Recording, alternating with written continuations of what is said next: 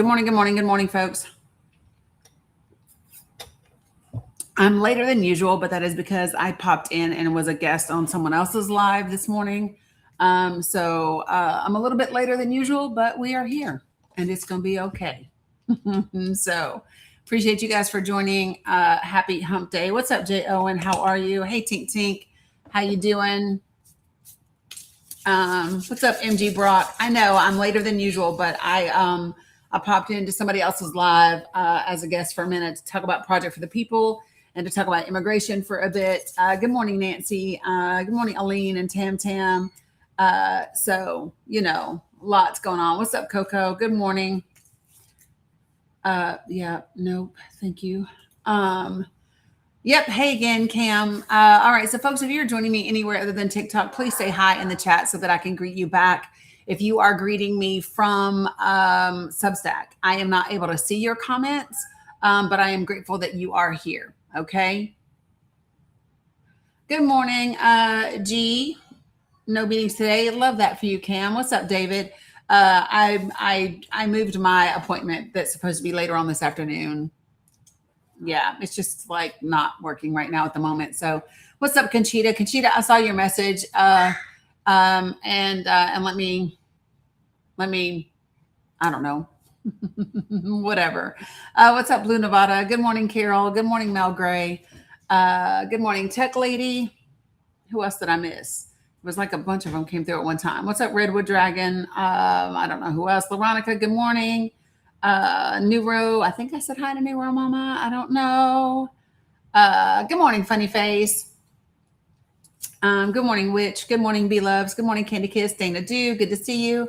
Learning Life. Appreciate that. Good morning, Grammy. What's up, Marky? Good morning, Trade. Good to see you all. What's up? Appreciate everybody for popping on in here. Good morning, folks. We have a lot to cover today, and I'm going to do my best to stay on task and not get distracted because, I've had several things pulled up here for literally a week. Dominic, Titan, what's in your room? Literally scratching at the door. Good morning, Miss Rose. How are you? Good morning, Winn-Dixie. So I've had some of these things pulled up here for a week and haven't gotten to them to talk about them, and they're just really important things that I believe wholeheartedly that we should have a conversation about. Appreciate you, Newer Mama. Ezra, I have some stuff coming. Okay. So listen, so let me just tell you what I'm not going to talk about today. Okay. I am not going to talk about the President of the United States' financial disclosures. And I'm going to tell you why I'm not going to talk about them. Because I don't believe that the people that should care about them are going to care about them. I don't think that, I think people that support Donald Trump support him regardless of what he does, right? So it doesn't matter what has happened. The only time that I think that people should be talking about those things is as it relates to the members of Congress who are not holding him accountable. So I'm just not going to spend my days talking about him or his financial disclosures. What I do want to talk about is the weaponization of Christianity. What I do want to talk about is immigration and how the root of our issue with immigration is actually racism and has nothing to do with immigrants. I do want to talk about third-party voting. And then I do want to talk about the United States and Israel and the war crimes that we are complicit in as a country. And I believe that keeps showing up. Thanks, Jennifer. I think that Gaza and Palestine keep showing up. I think it's one of the reasons why we just saw another Democratic Socialist primary and defeat a long-term Congresswoman. And thank you, Grammy. I appreciate it. That just happened yesterday. And so I do want to talk about it. So the other thing that I do have pulled up is, I think I still have it pulled up.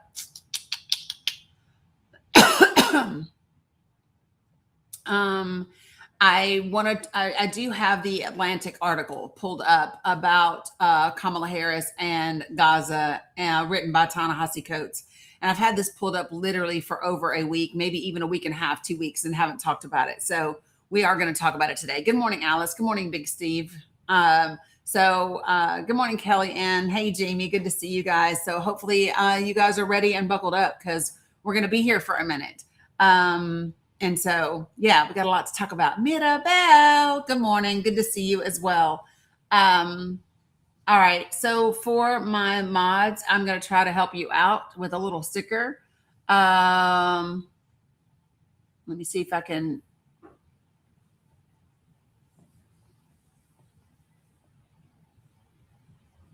Is that helpful? Hopefully. All right. Okay. So things that I want to go over really quickly. Good morning, Ella. So listen, we are going to be having our Project for the People meeting tomorrow night at 8 p.m. Eastern Standard Time. If you have not signed up for Project for the People, you can do that by going to makingamericatruly.great.com. When you go there, you will need to wait so that it verifies that you're a human being, and then it will forward you to the page where you can put in your contact information, and then you will receive an email with a link to the Google Drive. Okay. Do not share that Google Drive, please. Share the makingamericatruly.com site so that I can keep track of the folks that have access to the information. Good morning, Sunflower Fish, because there's power in numbers. And if I can't track it, then I don't know where we sit with things. Okay. So just operate with integrity. That's what I'm asking you to do. Okay. Other than that, it'll be fine. If you, good morning, Lion Lady. If you desire to weigh in, whether it is on the weaponization of Christianity, whether it is on Israel and what's happening in Palestine and Gaza, racism, immigration, or voting third party, all you need to do is to request. If you are on this side of the world, whether that is YouTube, the Book of Faces, Substack, or Twitch, you just simply need to let me know. I will happily put the link for you guys to join over here as well. So that you're not just listening. So those are just really important things that I hope everybody is clear on. If you are new to my space, I'm going to share with you how things work over here. It's very simple. Number one, I just ask that you be, I did. Thank you, Carla. Number one, I ask that you be respectful. Don't use slurs of any kind. If you use slurs here, you will be muted and then booted from my space because I don't get down like that. Number three, don't spam my comments. Don't say the same thing over and over and over again. Number four, don't type in all caps. And this one is pretty simple. And the reason is because all caps are reserved for my moderators and for my folks that are vision impaired. If you are not either of those two things, you should not be typing in all caps. Okay. Other than that, we're going to dive in and talk about the things. Okay. So really quickly, I need to pull this out for me. I did not. There my daggone phone goes again. Can I address content creators telling people not to vote in the Texas race? I haven't heard content creators telling people that. And I'm telling people quite directly to vote in the midterms. So I haven't heard content creators telling people that. And I think it's wild if people would just blindly take advice from somebody, right? You know what I mean? Well, the doctor, let's talk about it, period. Why don't you get up on the chat here? I'm going to give you a box and this box is going to tell you how to request. So the doctor 8310, just go ahead, click right here where it says request and you can come to the panel and we can talk about it. Good morning. M. Tom. Yeah, Cam, it did because the phone did something weird. Yep. No, Marky, he won't. But I'm going to give the doctor this opportunity before you get muted. Before I just get rid of the issue, I'm going to give you an opportunity to be heard and to have a respectful conversation about your opinion. So you can either take that opportunity or you'll end up getting muted. Y'all just do the wildest shit ever. It's crazy. So, if I thought that there was a channel, if I thought that there was a live or a creator, Salam Abu Binks, that wasn't based in reality or that gave out misinformation, do you know what I would do? I would just simply not go to that space. Do you want to know why? Because I wouldn't do that, right? You are correct. No free speech. You are correct. Muted. Just like that. That's how it works. You had the opportunity to have free speech on my panel. You chose not to. There you go. Choices have consequences, beloved. Okay. So, yeah, you opted out. So, yeah, listen, folks, you're not going to get me with the, oh, you don't believe in free speech. I sure don't. Not in here. Not in here. You are free to have your speech. There are just consequences for your speech, period.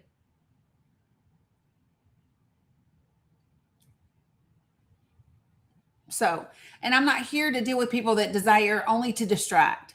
Like, if you actually wanted to have like a viable conversation, I would be down to chat with you for however long, for as much as possible or whatever. But when you just come in here spouting off fuckery and foolishness, and then you don't want to actually like,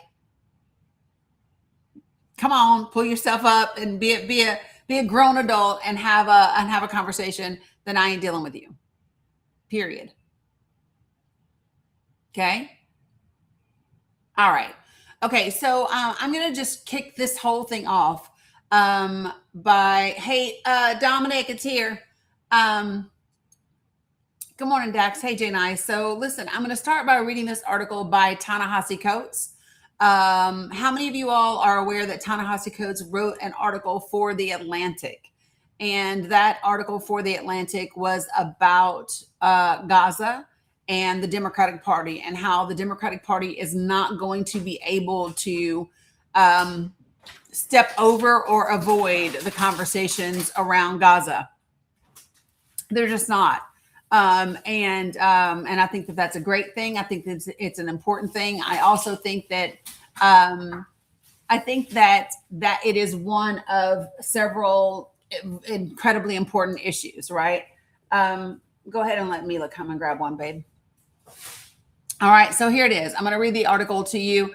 The article is in Vanity Fair, and the title is, Did Kamala Harris's silence on Gaza cost her the White House? I also, let me grab this other book,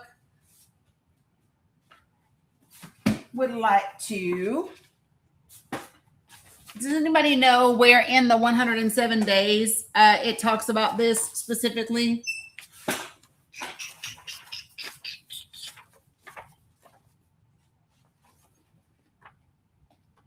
Does anybody know which section of, hold on, let me see if I can find it.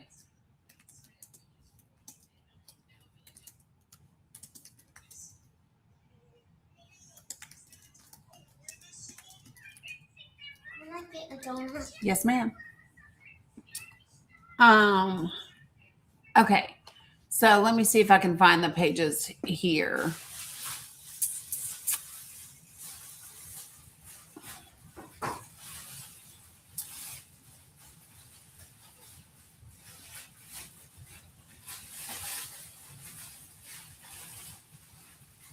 Oh my gosh.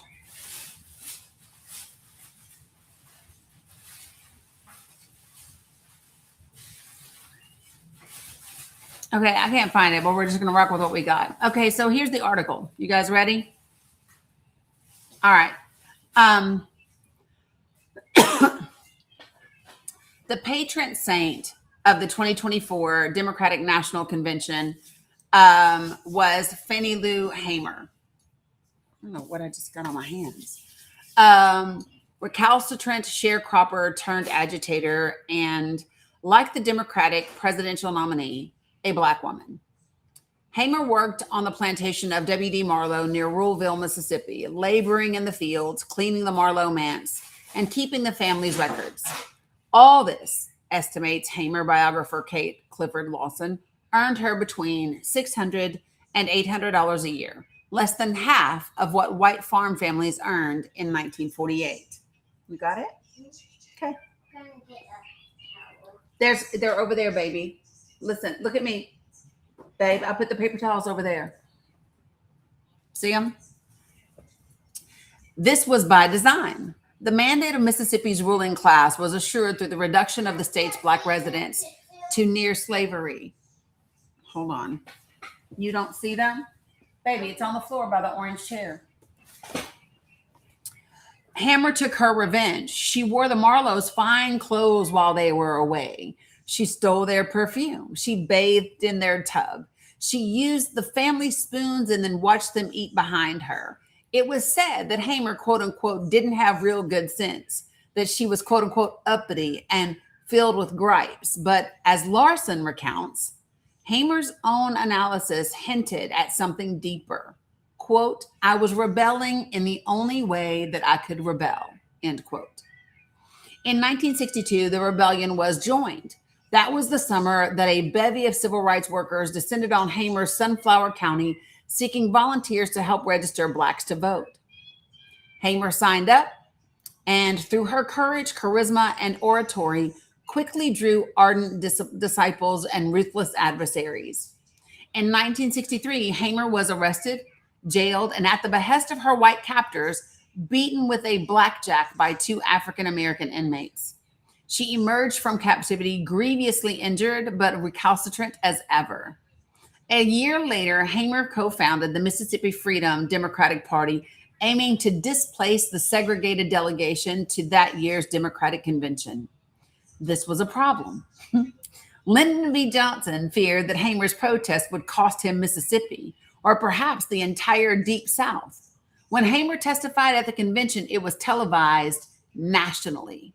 A flustered Johnson quickly called an impromptu press conference to, quote unquote, knock that illiterate woman, as he would reportedly call Hamer, off the air. The evening news broadcast Hamer's testimony anyway. Quote, if the Freedom Democratic Party is not seated now, I question America, Hamer told the convention. Is this America? The land of the free and the home of the brave, where we have to sleep with our telephones off the hook because our lives be threatened daily? Hamer died in 1977, but she has become a hero, particularly to Black women who see her in an ancient tradition of politics that extends back to their arrival on these shores. That same political tradition, 60 years later, delivered Kamala Harris to the top of the ticket. Oh, Frank, I don't think you know how it works here, sweetheart. You can join the panel or you will shut the fuck up. So let me share with you how it works, Frank. You will join this panel and talk to me like the grown man that your picture says that you are, or you will shut the fuck up, because in this space, I hold that power. You will be muted. You will have to shut the fuck up, because you have no power in this space. It all belongs to me.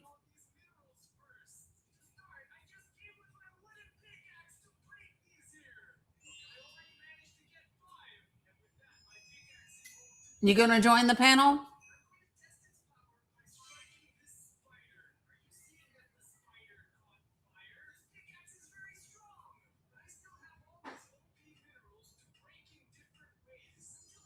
I'm just saying. For those of you all over here, Frank came in really, really hot in my chat and came in talking about shut the fuck up.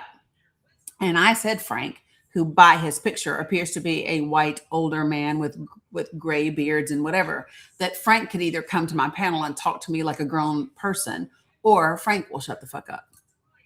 And it looks like Frank has chosen to shut the fuck up himself, because Frank is no longer chatting.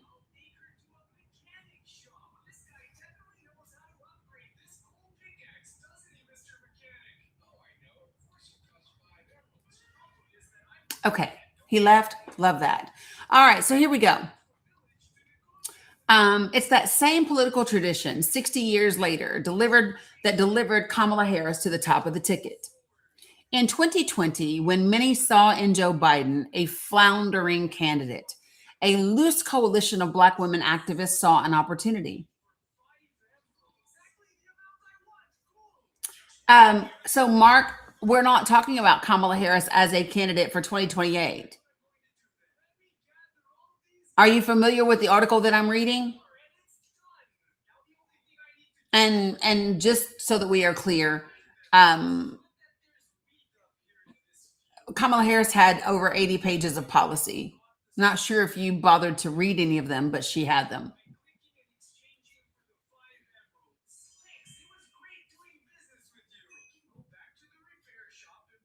And you all don't engage with the with folks. I got it.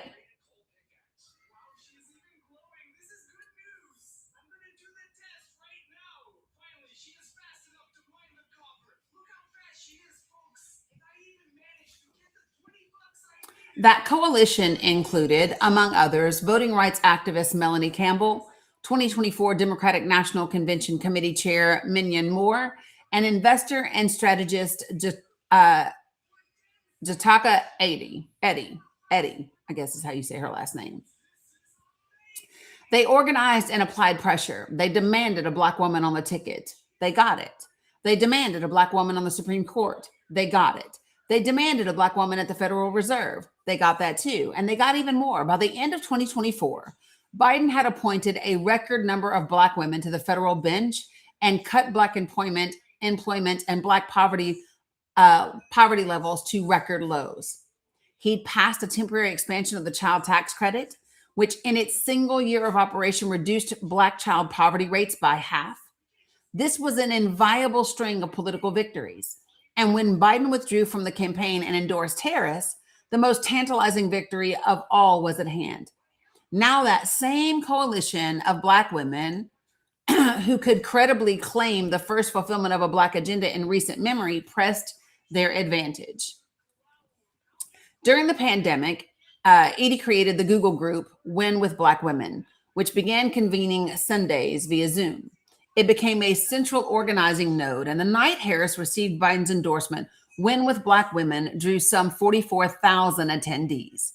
We didn't hang up until 1 a.m., recalls Edie. It was a reminder of what was possible. It was a reminder of our power, and it was a reminder of the connection to a struggle, a fight, and quite frankly, that baton that our ancestors had handed to us that we were collectively holding. No ancestor loomed larger over the convention's proceedings in Chicago than Hamer.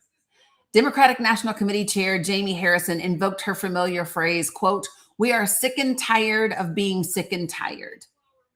The 2024 Mississippi Democratic delegation expressed their pride in representing, quote, heroes such as Fannie Lou Hamer. Maxine Waters praised Hamer and noted she was one of Harris's heroes.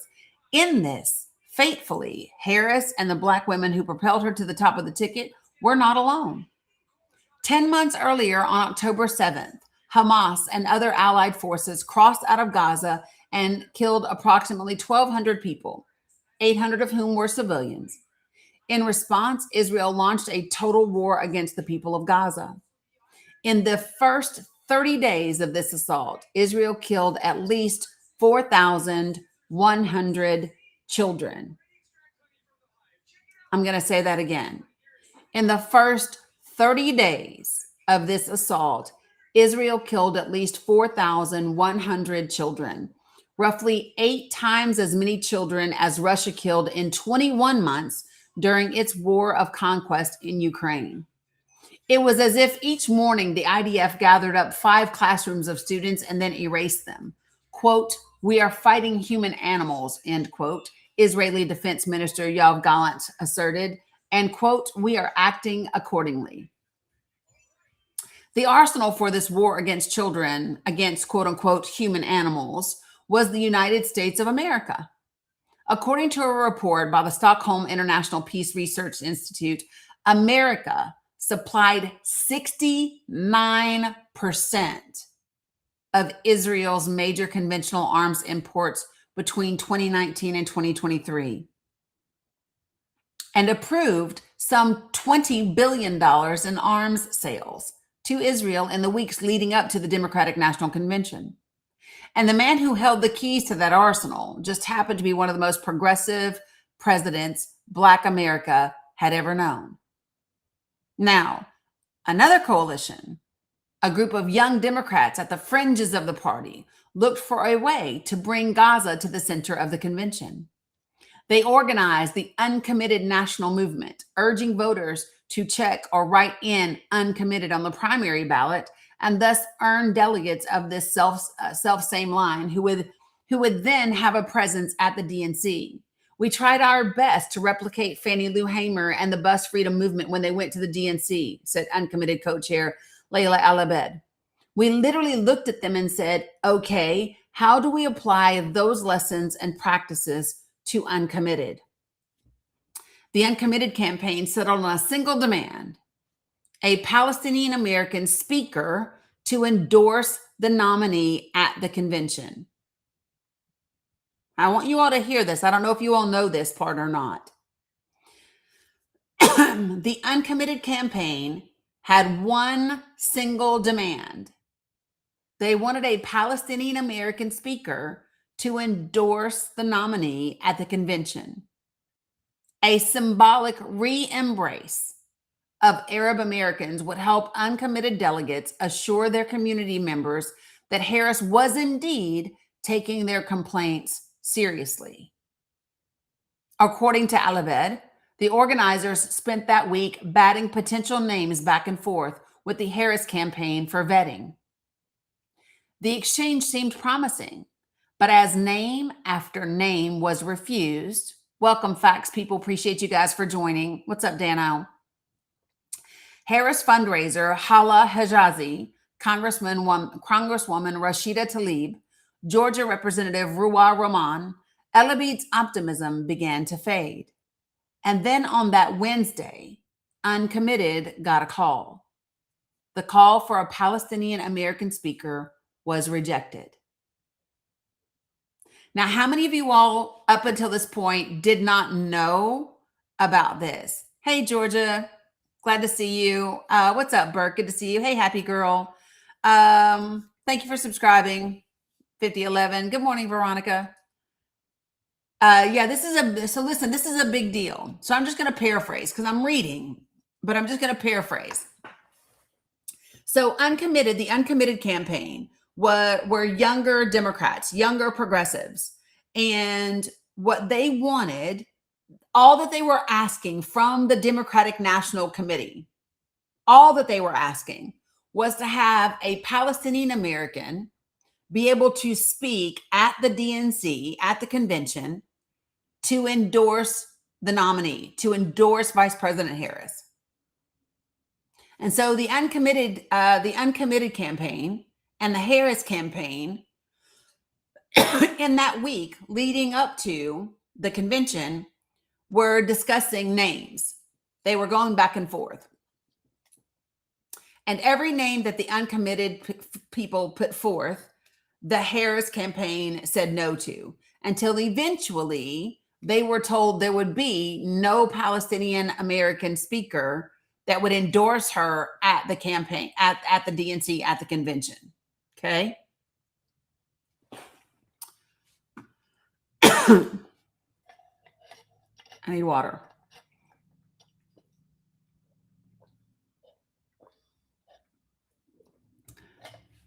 It's tough to identify a singular flaw that cost Harris the election.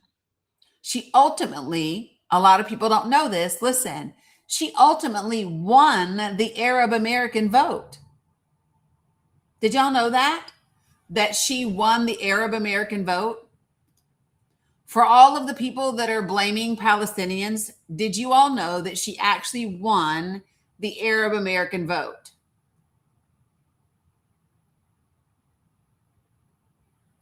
So, Jay, I would love to hear your take.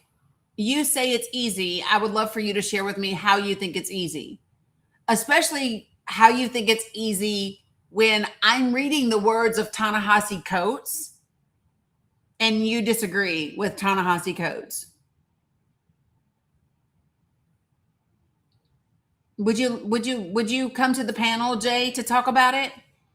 Because I would love to hear your thoughts. Again, I'm asking you to come to the panel to talk about it.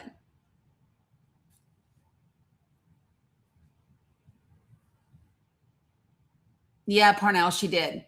So what I'm going to do is I'm going to actually include the link that Ta-Nehisi Coates included in this. Appreciate you, facts folks, for coming in.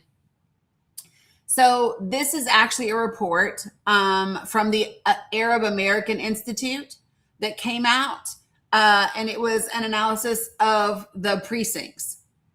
And it came out in September of 2025, so more than a year after the election. And it actually outlined that Kamala Harris did, in fact, win the Arab American vote. And so what I'm going to do, hella Raja, is I'm going to put this document, this report, in my link tree. That way you can reference it yourself and check it out, okay? So let me get really quickly. This is what I want. Okay, let me drop this in my link tree for you guys.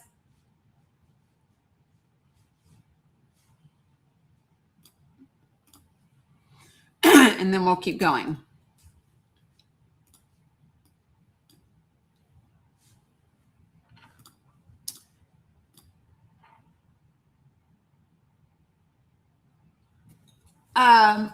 What is the difference between the Arab American vote and the Muslim American vote?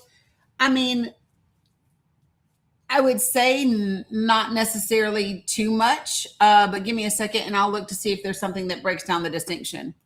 Hold on, y'all. Let me put this in here first, though, before y'all, you know, my brain will go off down that path and then forget the path that I'm on. Oh my gosh, please stop.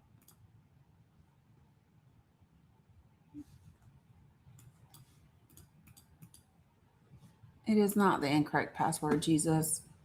It's the password I use every damn day.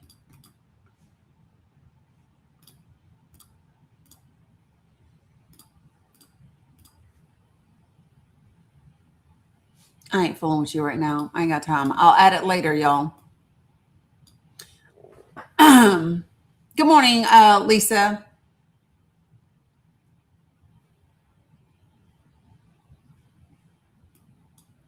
All right, let me finish.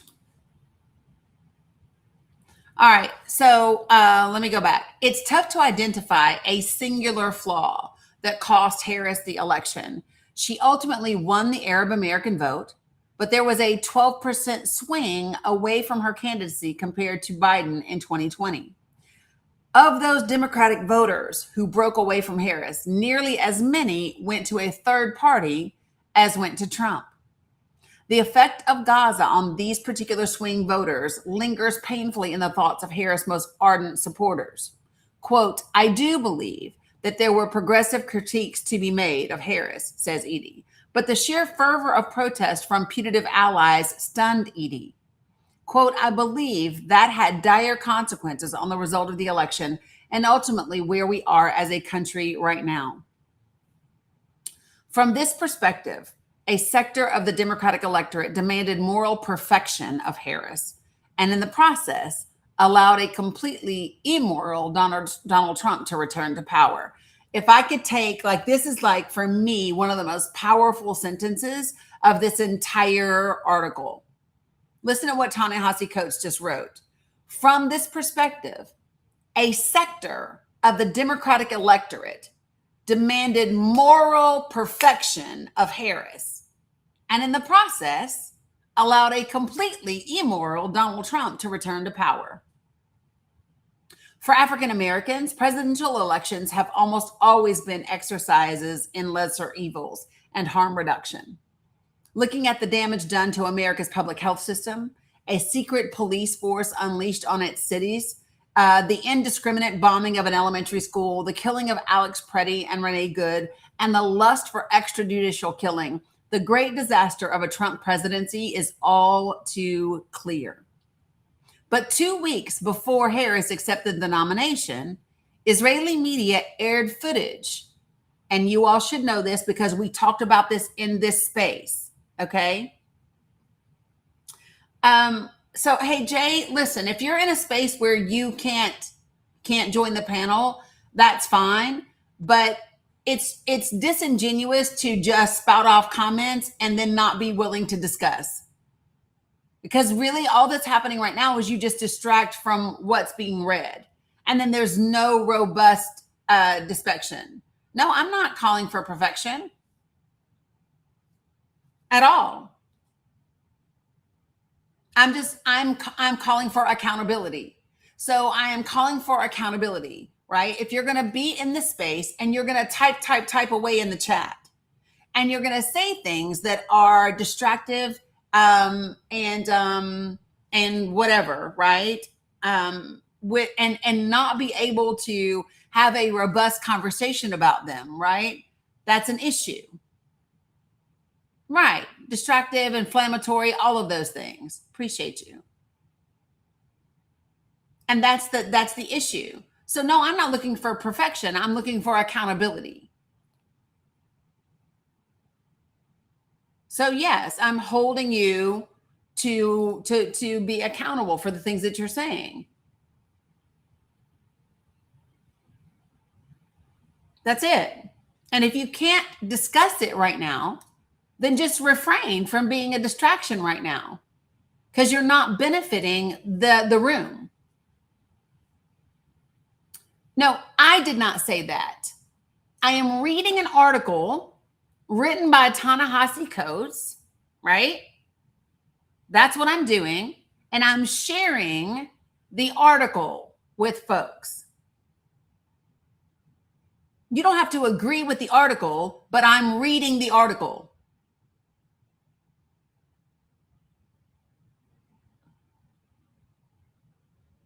Now, trigger warning for this next part, okay?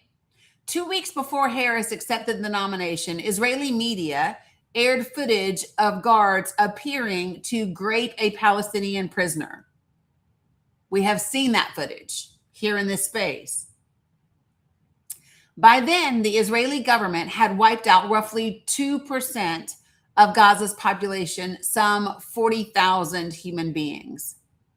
A letter published in The Lancet by 3 public health researchers estimated that 186,000 Gazan deaths could be attributed to the conflict, including indirect deaths, which would be 8% of the Strip's population. To preserve democracy, Palestinian Americans were being asked to support a member of the administration that repeatedly armed the agents of this carnage. Yeah, this is literally in 2024, before Vice President Harris accepted the nominee. So I don't think do you understand so let me just go ahead and bring you up here, because maybe you don't understand the purpose of reading the article.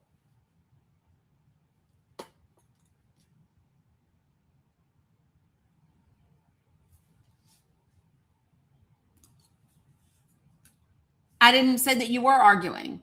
I'm asking, do you understand the purpose of reading the article? Because the article is brand new.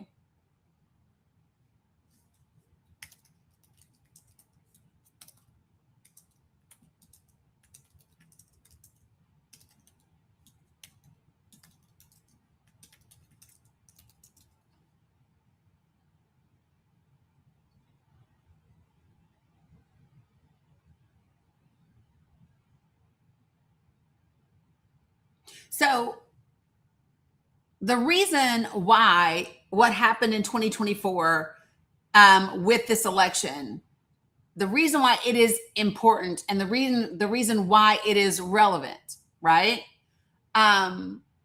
is because we are getting ready for the midterms right now. When we look at this article and we look at the data and the sequence of events, then it gives us context for the moment that we are currently in. It gives us takeaways for things that may be beneficial and helpful in the place that we are now, and before we get back to 2028.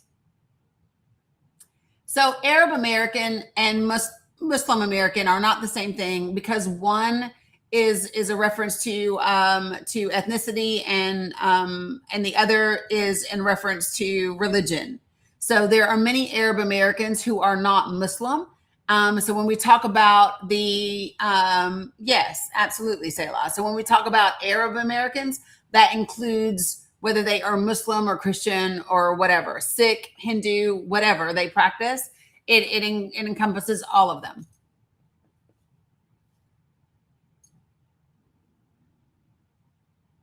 Right, Chaldean, not Muslim, right. So when the article says that she won the Arab American vote, right? That is something that is fact. And there's a report that kind of breaks that down.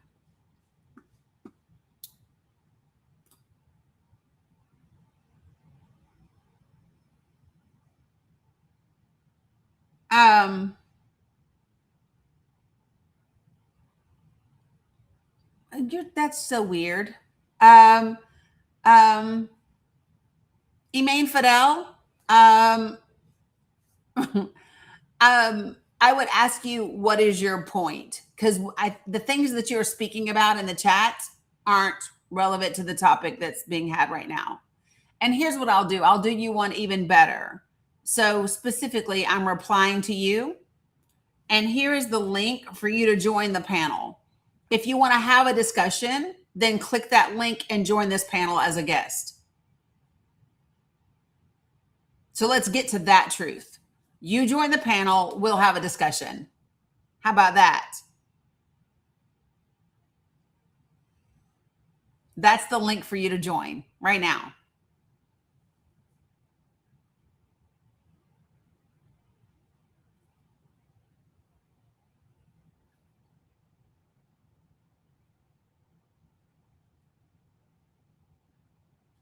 No? Okay. Here we go. A letter published in The Lancet by 3 public health researchers estimated that 186,000 Gazan deaths could be attributed to, yeah, it's Vanity Fair, Chris, but I think if you don't have a subscription, you won't have access to it. What I will do is I'll try to pull it down and put it into a PDF and then put it in my link tree. To preserve democracy, Palestinian Americans were being asked to support a member of the administration that repeatedly armed the agents of this carnage. And what I would say is, what I would say is that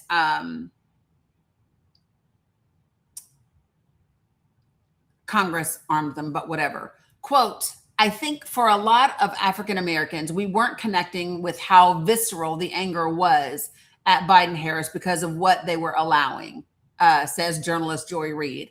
And because of her sort of political inability to speak directly to the G side, which I still don't understand, to be honest. I genuinely don't, because I know she's an empathetic person.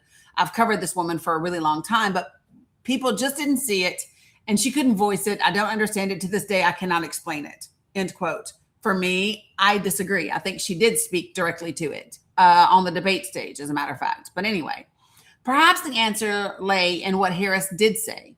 At the convention, the vice president pledged to, quote, ensure America always has the strongest, most lethal fighting force in the world. This language is fairly boilerplate for most people seeking the presidency. True, but it is also at odds with the very tradition that brought Harris to the brink. Hamer was a student of nonviolence, and not just for the protesters in Mississippi. As early as 1964, she opposed the Vietnam War, horrified at the prospect of American bombs being dropped on much weaker people half a world away. Quote, I am sick of the racist war in Vietnam, Hamer said at an anti-war rally in the 1960s, when we don't have justice in the United States. Yeah, I'm fine with that.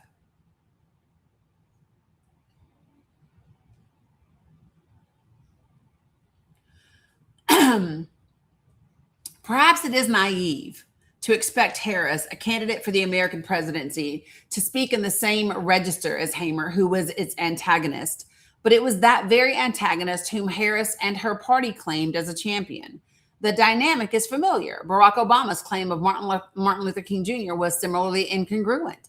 That is because a Black presidency is a contradiction. It owes its power to a movement against racial state violence at home, but seeks an office which has always practiced racist state violence abroad.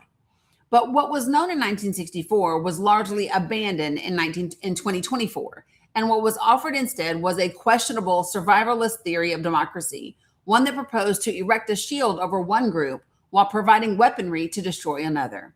For reasons moral, pragmatic, and perhaps mostly ancestral, the next Black presidency will have to think bigger.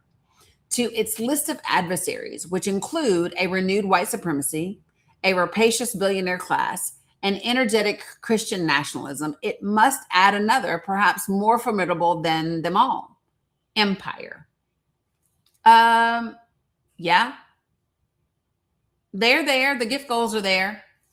Blessed and grateful, they're up there. The portrait of America as an imperial power cuts against itself self-image as a righteous cradle of democracy. But from its inception, the country has been aggressive and expansionist, seizing land from its indigenous population, paying off some European powers while menacing others. Quote, I am persuaded no constitution was ever before so well calculated as ours for extensive empire and self-government, end quote. Thomas Jefferson wrote to James Madison in 1809. Jefferson's quote-unquote empire of liberty, as he dubbed it, steadily expanded across the continent throughout the 19th century and the early 20th century. Then it turned to the oceans, annexing Hawaii, seizing the Philippines, Puerto Rico, and Guam, and then drawing Cuba and the Dominican Republic into its sphere of influence. Even as the United States expanded its rule, there was always remained a dim sense that an empire of liberty was a contradiction. The inveterate white supremacist Woodrow Wilson mouthed anti-colonial rhetoric before reverting to form at the Paris Peace Conference in 1919. Quote, Wilson spoke eloquently on behalf of smaller nations and their right to self-determination, yet he had Southeastern European nations in mind, writes Daniel Amoir in his book, How to Hide an Empire. After World War II, the colonialism considered passé. With colonialism considered passé, President Dwight Eisenhower embraced more clandestine means to preserve the United States' imperial reach. President Harry Truman, quote unquote, drew the line at plotting against foreign leaders, writes Stephen Kinzer in his book, The Brothers, John Foster Dulles, Allen Dulles, and Their Secret World War. Quote, that line evaporated once he left office. Eisenhower wished to wage a new kind of war. For those of you all who do not remember, right, Harry Truman said no to organizing a coup in Iran, right? Eisenhower said absolutely and sent his son to lead the charge from the ground in Operation Ajax. Anyway, Eisenhower's national security team subsequently plotted to overthrow no fewer than 3 different democracies on 3 different continents over the course of his 8 years. For oil, Iran's Mohammad Mossadegh was toppled in 1953. For fruit plantations, Guatemala's Jacobo Arbenz Guzman was deposed in 1954. And in 1960, fearing Congo and its vast resources moving out of the West sphere of influence, Eisenhower ordered Prime Minister Patrice Lumumba murdered. The Belgians beat him to it. Touring the world, a young John F. Kennedy was disturbed to find that America was, quote, definitely classed with the imperialist powers of Europe. Like Wilson, what are we reading? Ta-Nehisi Coates' article in The Atlantic. Like Wilson, he paid lip service to the anti-colonial spirit and at his inauguration pledged support for the Third World, quote, not because the communists may be doing it, not because we seek their votes, but because it is right, end quote. The Bay of Pigs was just 3 months later. Kennedy agonized over the failed operation to overthrow Cuba's Fidel Castro, but he quickly made peace with cloak and dagger imperialism. His CIA engaged the mafia to kill Castro in 1960, urged a military coup in Brazil in 1962, which would bear fruit 2 years later, helped apartheid-era South Africa locate and arrest Nelson Mandela. Do you all know all that? In 1962, and supported the Ba'ath Party in overthrowing the Iraqi government in 1963 and crushing its communist opposition. In Vietnam, the once anti-colonialist Kennedy first supported Eisenhower's hand-picked dictator, Nguyen Dinh Diem, I guess that's how you say his name, then facilitated a coup against him in which he was subsequently killed. When Kennedy was himself killed a few weeks after Diem, So prolific were his shadow wars that some close to him believed, as Malcolm X said, that the chickens had indeed come home to roost. Quote, Bobby Kennedy himself suspected the killings might be the work of the CIA, the mob, or Castro, writes journalist Vincent Bevins in his book, The Jakarta Method. Quote, Vice President Lyndon Johnson's first suspicion was that it was retaliation for Deem's murder. Fears of imperial boomerang did little to restrain Johnson or any other American president.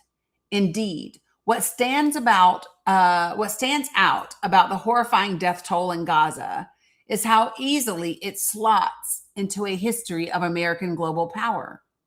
In the same year Johnson pushed through the Voting Rights Act, his CIA helped dispatch the Indonesian president Sukarno. Up to 1 million Indonesians were subsequently killed by that military regime, which the United States favored. 4 years later, in a bid to crush the Viet Cong, President Richard Nixon secretly carpet bombed Cambodia, which in turn led to the rise of the genocidal Khmer Rouge. Then in 1973, Nixon and Henry Kissinger, his Secretary of State, plotted the overthrow yet of another democracy in Chile, propping up the brutal dictator Augusto Pinochet. This history poses a discomfiting truth. Gaza is not a betrayal of American democratic tradition, but an expression of American imperial tradition. The tradition is literally generational. In 1893, John Watson Foster helped overthrow the Queen of Hawaii. 60 years later, Foster's grandsons, Alan and John Dulles, took up the trade. As heads of the CIA and the State Department, respectively, they engaged Kermit Roosevelt Jr. to overthrow Mossadegh. Roosevelt was himself a scion of imperial spirit. His grandfather was Theodore Roosevelt, who championed the annexation of the Philippines. The subsequent events are a dizzying whirlwind of horse trading and violence. In 1963, the CIA backs a coup d'etat by the Iraqi Ba'ath Party, which Saddam Hussein would eventually lead. In 1979, the American allied Shah of Iran is driven from power. In 1980, a frustrated United States backs Hussein in the Iran-Iraq War. In 2003, the United States topples Hussein and delivers him to his executioners. In 2026, the United States collaborates with Israel to kill Iran's Ayatollah Khamenei. The tally: 4 different regimes with 4 different ideologies of 2 opposing countries dispatched at the behest of one imperial power. Hey, Jeff. Hey, Michelle. Hey, Sandra. For those of y'all who are just joining and catching up, we are reading Ta-Nehisi Coates and his article in The Atlantic. The focus of the on the regime changes inflicted on the Arab world and the Middle East at large obscures the routine violence inflicted on its people. For Americans, the Iraq War is remembered as a case of bad intelligence. And George Bush's image has largely been rehabilitated. True. The estimated 200,000 civilians that were directly killed on quote unquote bad intelligence, less so. In November of 2008, an errant airstrike conducted under the auspices of a lame duck Bush administration killed 37 civilians who were at a wedding party in Wakbatu, Afghanistan. Quote, "We cannot win the fight against terrorism with airstrikes," end quote, pleaded Afghanistan's President Hamid Karzai. 5 years later, under President Obama, another airstrike hit another wedding party, this time in Yemen, killing 12 more people.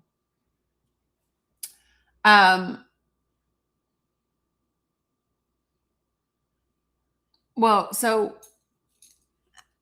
Azev, feel free. Thank you for joining the panel. Okay. So good morning and how are you?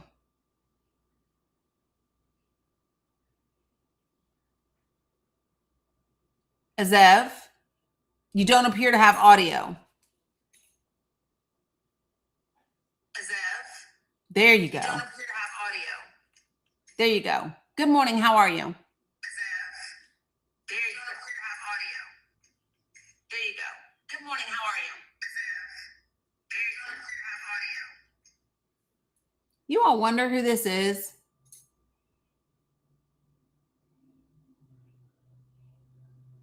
Azev, you're on Teacup. Could you come back?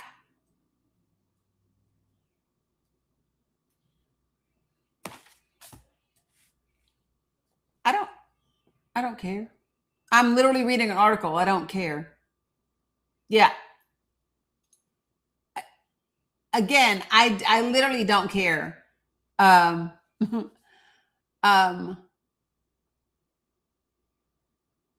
Veronica, no idea.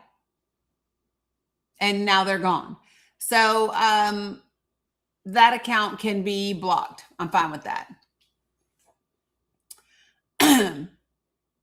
Oh, thanks, B Action. Appreciate it. So here we go.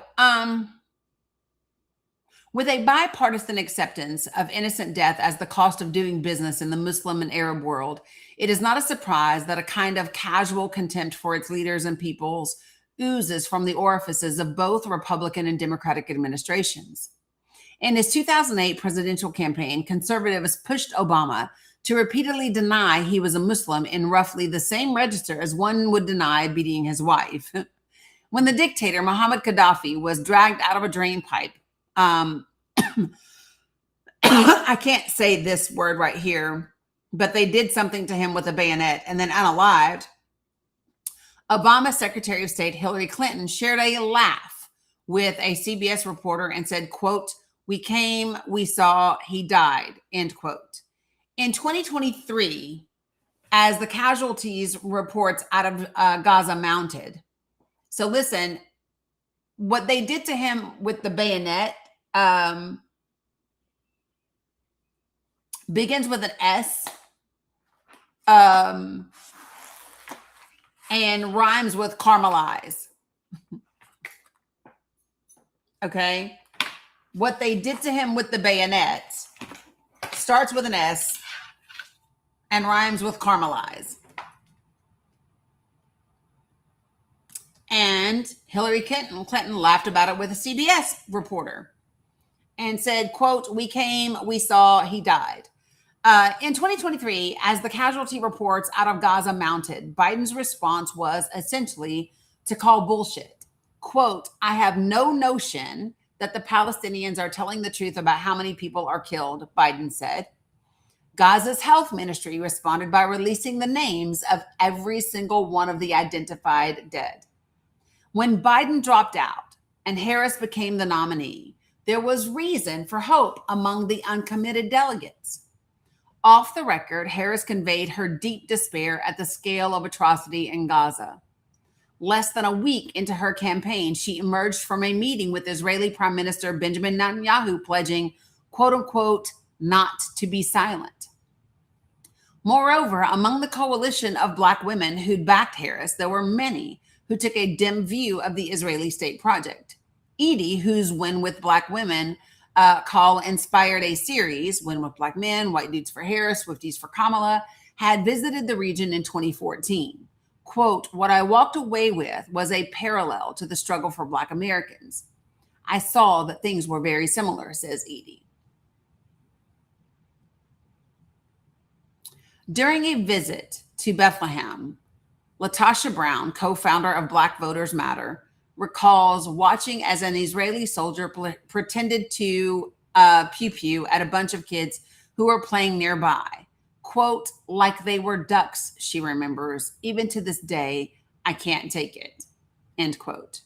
Journalist Tiffany Cross, author of Love Me, A Letter to Black Women in a Toxic Country, Career and Relationship, visited the region under the auspices of AIPAC. It did not go as her sponsor planned. Quote, "Oh, I know exactly what this is," Cross recalls thinking. "The Palestinians here are treated like Black people," end quote. There was a consensus among many of the Black women supporting Harris that a Palestinian speaker should have been allowed at the convention. But there also was a deep sense that the 2024 election presented a binary, Trump, or Harris. And many in the Arab American community had made the wrong choice.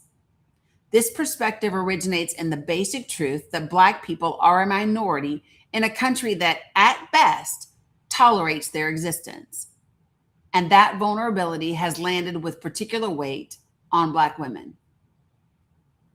The very American imperialism that so endangered Muslim life had its roots in genocide and enslavement, the latter of which always took particular interest in Black women. At its root, it was a system of grape, industrial in both scale and effect.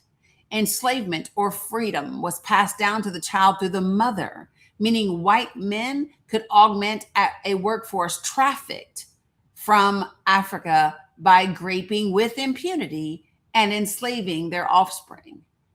Quote, she alone could give birth to a slave, end quote. The historian Paula Giddings writes in her book, When and Where I Enter, the impact of Black women on race and sex in America.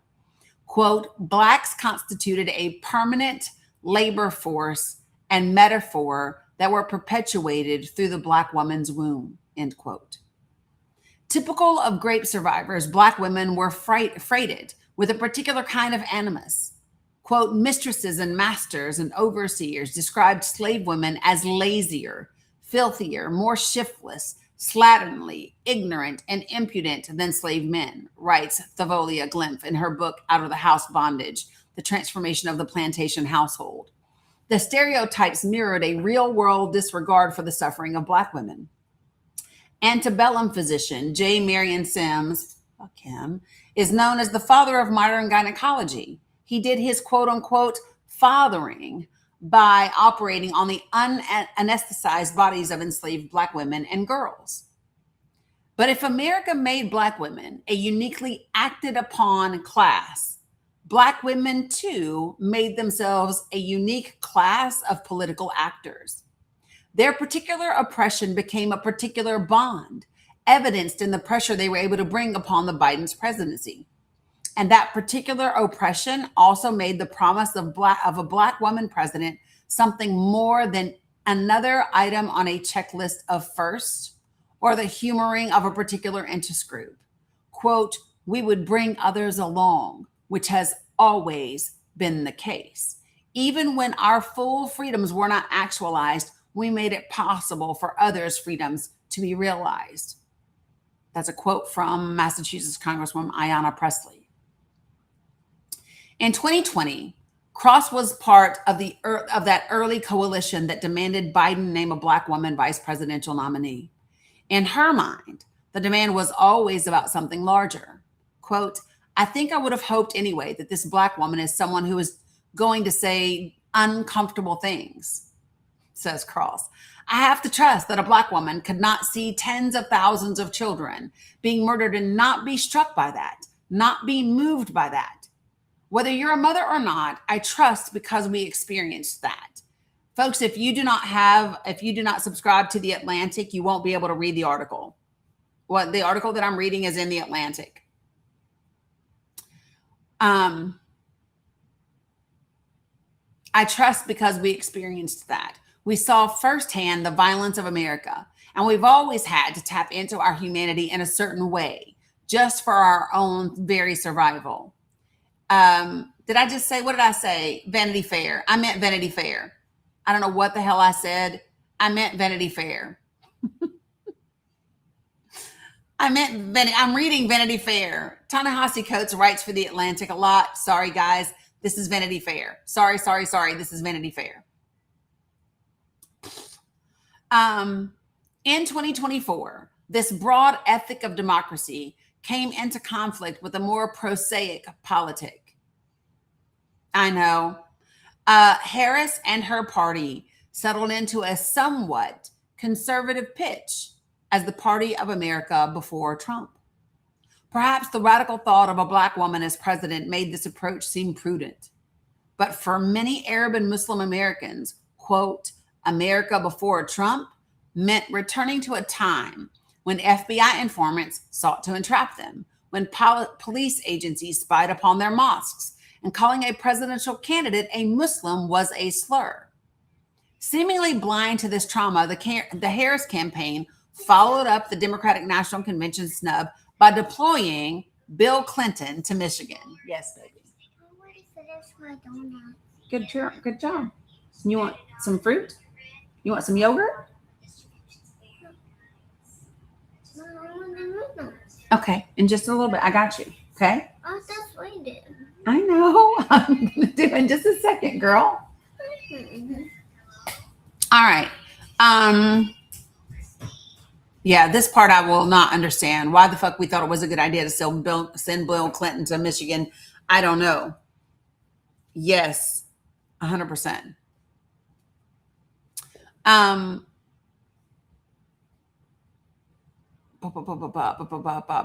just lost my place. Give me a second. There, in the state with the highest concentration of Arab Americans in the country, Clinton told an audience that Israel had been forced to, quote unquote, kill civilians by Hamas, and that the land between the Jordan River and the Mediterranean Sea belonged to the Jewish people because, quote unquote, they were there first. Meanwhile, Harris welcomed her endorsement by Dick Cheney, who was not a very popular vice president, but was a zealous defender of torturing Muslims.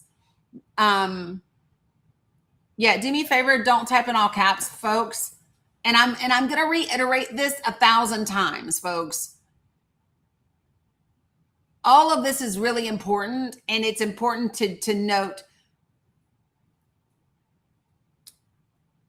At the end of the day, Kamala Harris actually won the Arab vote. The Arab American vote, she actually won.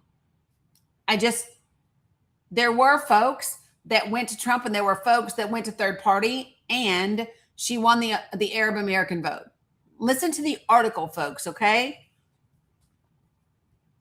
The cumulative message was not, quote, we don't need your vote. It was, quote unquote, we don't value your life.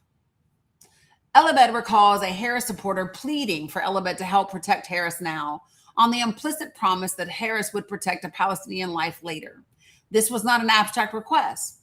For the Palestinian American Elabed, it meant telling other Palestinian Americans that they must support a politician who'd pledged to continue to arm the state that was presently annihilating their families. Quote unquote, who's protecting them? Who's protecting their families? Elabed recalls wondering. When I was 23 years old, Clinton bombed the Al-Shifa pharmaceutical factory in Sudan. American intelligence indicated that Al-Shifa was controlled by Sudan's fundamentalist government and was providing Al-Qaeda with chemical weapons. That claim quickly collapsed, like how the 2003 claims of Saddam Hussein's WMDs collapsed, like how the 1964 claims of a North Vietnamese attack in the Gulf of Tonkin collapsed. I hadn't been a fan of Clinton. Still, given a choice between the party of Jesse Helms and the presidency of Bill Clinton, calculating the quote-unquote lesser evil seemed easy. It was a calculation made through the exclusion of the Sudanese people. In March, I flew to Dublin with my wife, intent on seeing the math with clearer, if older, eyes. I had coffee with 20-year-old Dima Shamale, an electrical engineering student at University College Dublin. Shamali is among a cohort of young Gazans admitted to universities in Ireland and granted visas. There is no guarantee that they will ever return to Gaza or anywhere in Palestine. They have no idea when or whether they will see their families again. Shamali has light brown skin, an irreverent sense of humor, and a loner's mane. Her mother was a social worker. Before he died from wounds sustained in an Israeli airstrike, her father worked as an emergency doctor for UNICEF. Shamali herself had survived such a bombing. In Dublin, she walked into the small cafe where we'd arranged to meet, hugged my wife, hugged me, and then she told me over the course of a conversation, quote, I was born in Gaza City. I have 2 older brothers and a younger sister and a younger brother as well. One is 23, one is 25, I'm 20. My sister is 15 and my younger brother is 11. The best memory I have is going to the sea to talk to all the sailors by the beach. Everyone there knew me. So we would eat some bread, have some tea, and talk. Sometimes they would take me on the boat and go around, but you can't go far because the Israelis will shoot you. There was like a gifted school in Gaza. It's called Arafat for gifted students in Arafat for gifted students school in Gaza. It's a mixed school with girls and boys. Before you get in, you have to pass an exam which covers chemistry, biology, math, Arabic, and English. If you pass this exam, you'll go to the interview. Then after the interview, you'll be able to be in the school. So yeah, that was my school. I finished at the top of my class. I applied to some schools in the US before the war. I got full admission to Vassar College. So I picked Vassar and I was going to go there. But then the war came and then I wasn't able to get a visa or anything. And then Trump banned Palestinians from going to the US. To be honest, we all thought that it's just going to be like any other war. It's not going to last that long or it's not going to do anything. But we got displaced like 10 times or something. We were displaced in a house in Nusret. We were on the second floor, me and the woman, her name's Kafaya, and her baby. There was no warning and no nothing. They just bombed the house. The last thing I remember is just that everything was red. The sky, the window, all that was red. There was no voice, no sound. I remember when I was under the rubble and I thought, I'm actually okay. I thought nothing was wrong. But the moment they got me out, I felt like I couldn't breathe. While I was in the hospital, they told me, thank God you're alive and all that. And then I said, okay, what happened? They said, Farah is alive, like the baby. Her name is Farah. And Kafaya is dead. I was just, I don't know. I don't know. There's guilt. I know it's just not good to feel this way, but it's just the survivor's guilt, this kind of thing. It's like, okay, why specifically her? Why did she die and I live? Maybe she's better than me. Well, she's definitely better than me because she's a mother. She has kids and she has a lot of responsibility. These kinds of thoughts, and not just me, I think everyone who experienced this also has these kinds of thoughts. I didn't start school in September because I was here to do a foundation year. But then I went to the engineering office and I was like, quote, I don't need a foundation year. I know math and I know English. A foundation year is basically for international students who don't speak the language or who will find it hard to study in a different language. So they give them a year where they have to study basic things. So if you're doing engineering, you'll have basic maths or pre-calculus in English. So I went to the engineering office and I was like, you can do whatever. You can test me or interview me. And so I made an interview with them and they asked me a lot of scientific questions and I passed it. And then they said, okay, but you have to wait a month until we approve your application to go straight into engineering. I found out that my father was killed on Facebook. Some of his friends posted that he was a great doctor and all that.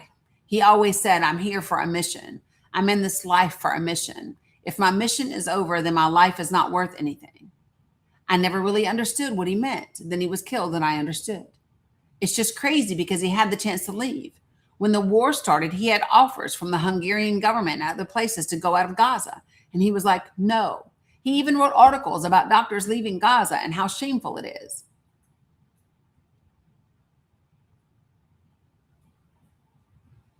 As a daughter, of course, I wish he'd left, but as a Palestinian, no. When you live as Black Americans do, in a constant state of emergency, it can be hard to look across an ocean and see what the long arm of your country is doing to people like Dima. What is already blurry is rendered almost imperceptible by the spectacles of American racism. Because when those whom America kills come to this country, the one sure way for them to advance is to become white. Ta-Nehisi, say that, sir. Listen to what he says.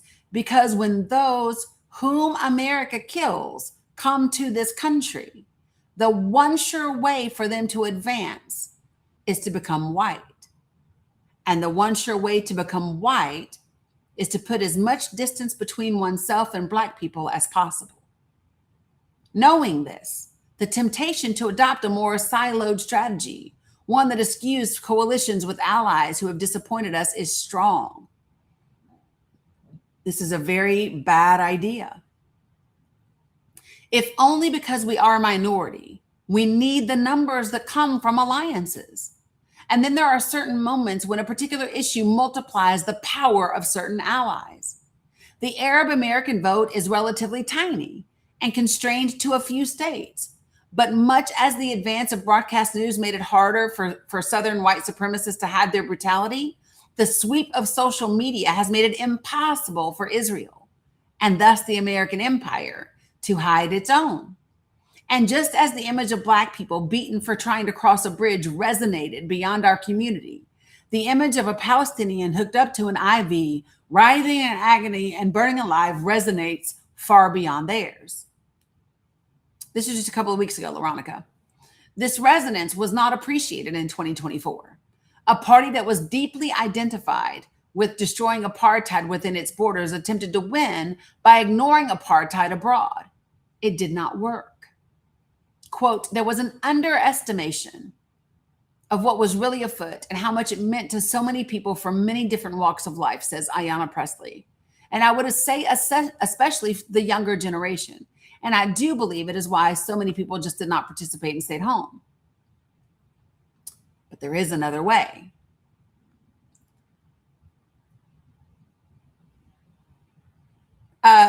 Yes, Chad, I am reading the Ta-Nehisi Coates article. And when I get done, I will open the panel. I am almost done, but I am not done yet. And I'm going to finish the article first. In late 2023, as Shamali and her family fled Gaza City, opinion polls showed African Americans, relative to the rest of the country, believed Israel should stop its military assault on Gaza. The earliest congressional call for a ceasefire on October 16th was co-sponsored by a Black woman, then Congresswoman Cori Bush. Half of her co-signers were Black and none were white. In January of 2024, a coalition of more than 1,000 Black pastors called for Biden to press for a ceasefire. The next month, the African Methodist Episcopal Church called for an end to aid to Israel, claiming the United States was supporting mass genocide. Quote, the average thought of my constituent is, why the hell are we always bombing some other country, said Pennsylvania Congresswoman Summer Lee. And there is wisdom in this instinct. We can't afford health care. We can't afford housing. We can't afford grocery bills, right? All of those things we're told are luxuries that if you work hard enough or you're special enough, you'll get. Well, we spend $1 billion a day dropping bombs in Iran. So those things are not disconnected. Lee is pointing to a different tradition of activism, one that does not accept a survivalist democracy in which the lives of one suffering people are balanced against another. We intimately know the perils of this balancing. Indeed, the history of American politics is littered with ostensible golden ages, the era of good feelings, the roaring 20s, the post-war 50s. Okay. The post-war 50s that can only be deemed such by our total exclusion. Out of that knowledge comes a tradition of broader democracy extolled by some of Black America's most celebrated heroes. In 1965, the year of the Voting Rights Act passage, Coretta Scott King stood before an anti-war rally in Madison Square Garden and rejected survivalist democracy. Have you often wondered, as I have, why it is that the same President Johnson, who speaks so eloquently for civil rights and who has been so moved by the struggle for the right to vote and the anguish of the poor, can be so callous about the Vietnamese and so apparently thoughtless on foreign policy? I think it is because we permit him to be. King's criticism of the Vietnam War preceded her husband's. It was neither popular with the FBI, which, as political scientist Jean Thureris notes, subsequently labeled her a subversive, nor with the Southern Christian Leadership Conference. Johnson had already passed 2 civil rights bills and in 1968 passed another. He was the best president Black America had seen in nearly a century. And here was King attacking that very president in the name of a people half a world away. But King's mandate came out of the empathy of having seen her people and herself excluded from democracy. It is broadly assumed that Harris is planning to seek the Democratic presidential nomination of 2028. There are those who would write her off, and perhaps her timidity before America's facilitation of Gaza's destruction has earned that dismissal. But if Harris were interested in a second act, I'm getting emotional. I didn't expect that. But if Harris were interested in a second act, one rooted not in failed pragmatism, but the courage of the hero she claims, Fannie Lou Hamer and Coretta Scott King, she would not have to look far for inspiration. Harris's maternal grandmother was an activist in India, sheltering women from abuse and leading education initiatives for them about contraceptives. Her maternal grandfather was active in the fight for Indian independence. Harris herself was born in Oakland in 1964, the same year Hamer made her stand. The Harrises were intellectual activists with a keen interest in Black struggle and its broader implications. They organized study groups focused on Black writers such as Ralph Ellison, Carter G. Woodson, and W.E. Du Bois. They debated apartheid and decolonization. They hosted Black writers like Amari Baraka, and even Hamer herself. Harris's parents saw Martin Luther King speak together, protested the Vietnam War, and marched for civil rights, pushing their firstborn in a stroller. These were my mother's people, Harris writes in her memoir, The Truths We Hold: An American Journey. From almost the moment she arrived from India, she chose and was welcomed to and enveloped in the Black community. It was the foundation of her new American life. Harris recalls the walls of her daycare center as decorated with posters of Frederick Douglass, Sojourner Truth, and Harriet Tubman. The nursery's matriarch made pound cake and flaky biscuits and played Aretha Franklin's rendition To Be Young, Gifted in Black. She recalls being sent on Sundays to the 23rd Avenue Church of God, where Harris and her sister Maya sang in the children's choir. They were reared in a social justice Christianity which called upon them, according to Harris, to, quote, defend the rights of the poor and needy. This does not strike me as the biography of someone who needs lectures on the nexus between the Black freedom struggle and its import to the broader world.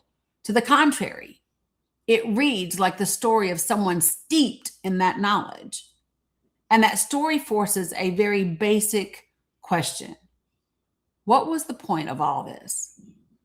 Why the invocations of Tubman, the readings of Du Bois, the visits from Hamer? And did the advocates of this collective pedagogy imagine their children rising to heights of power only to view the darker nations of the world through the same violent lens as their oppressors? And if they did not, if they believed that the quote unquote poor and needy meant those within the empire as well as those without, then what moral mandate does that place upon their children? And if their children have come only to praise, not check empire, then why have they come at all?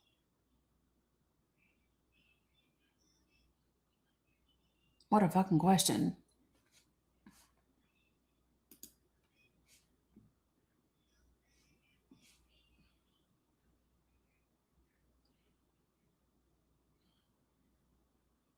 Thanks, Michelle. Yeah, 100%, the one and only 100%.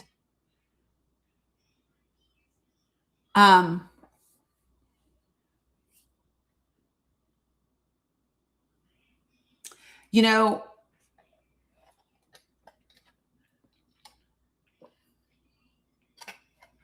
for me, when I read this article, it's not just about did Gaza was Gaza the sole reason? Because I agree with Ta-Nehisi Coates. I think there are points of intersection. I think racism plays a part. I think sexism plays a part. I think Gaza plays a part. I think that there are a multitude of things, right? I think there are a multitude of things that got us to where we are. I also think that that article helps lay the groundwork for the next progressive candidate for president, whether that be Kamala Harris or someone else. It lays the groundwork. It tells you what is needed. It demonstrates why it will be effective. it outlines what we cannot repeat. And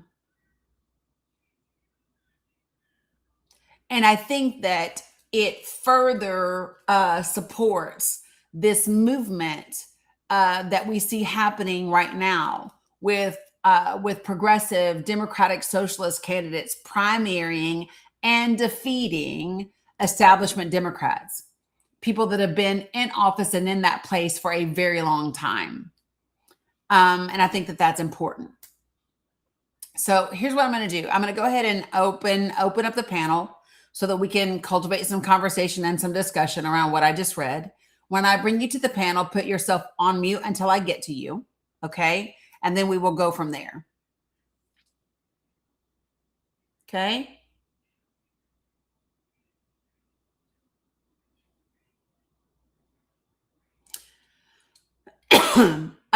Chad, you requested, I accepted. You're not there. Don't know why.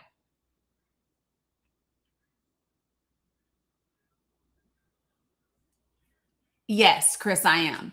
So yeah, currently we're on TikTok, we're on Facebook, YouTube, Substack, and we're on Twitch. All the above. Ta-Nehisi Coates is the author of the article. The article was written for Vanity Fair. Thanks, Speech Bone Wannabe. But did you all notice something in this? I think for me, reading it was pretty amazing because he did a balance.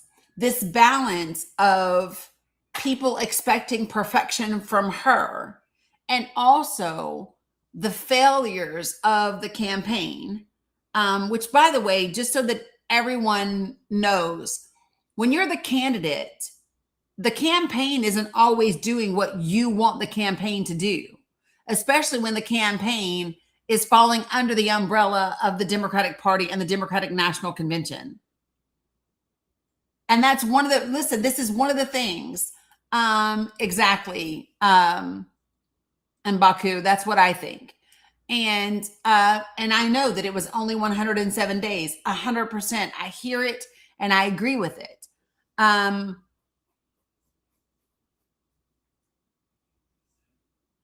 I think that though there is this beautiful balance of providing all of the context for what took place, addressing the places of potential failure, and also the absurdity of the perfection and purity tests that were given and that were placed on Kamala Harris when they were not placed on any other candidate prior to her. Good morning, Ren. How are you? Hi, I'm good. How are you? I am fantastic. What would you like to share this morning? Well, first, so I am a friendly. I am from Steve's live. I hop in here after his lives end kind of often, and I don't really ever say anything in the chat. I just kind of listen.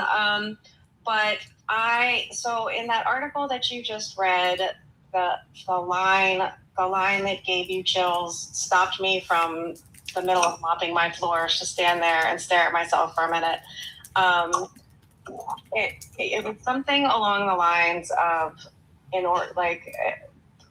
reference to the people who are unalived in Gaza, the only way to assimilate here is to become white. It wasn't just about the folks from Gaza. It was all immigrants that come from countries that we kill. So give me a second and I'll read it. Because yeah, it's a fucking sentence, is it not? It was a sentence. But yeah, it struck me because I had this recent experience with this man who is of Indian descent, but he's young, a little younger than me. I'm about to be 45. He's like 40 or 39 or 49 or 39 or 40. Sorry.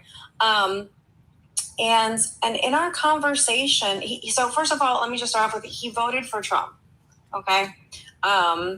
And it always boggles my mind when I speak to anyone who has any kind of obvious descent that is not a white Anglo-Saxon, quote unquote, American, okay, who votes for Trump, because you're voting directly against yourself and they just don't see it.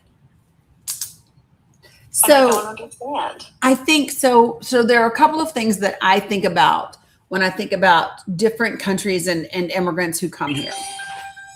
So I think one of the things that I always keep in mind is India has a caste system that is very much discriminatory and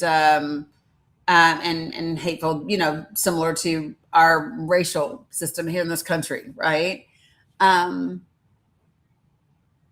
so I'm not often surprised to see, I'm not surprised, and this is just me personally, if I see people from India or Asian immigrants who vote Republican. That doesn't tend to surprise me.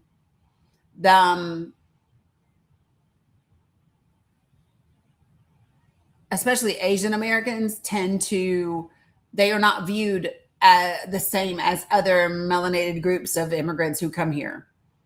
Right. They are the right, Cam, especially the men. But it's just not. I'm just not surprised to see that, right? Yeah, but the line. So for those of y'all who don't know the line that she's referring to in this Ta-Nehisi Coates article,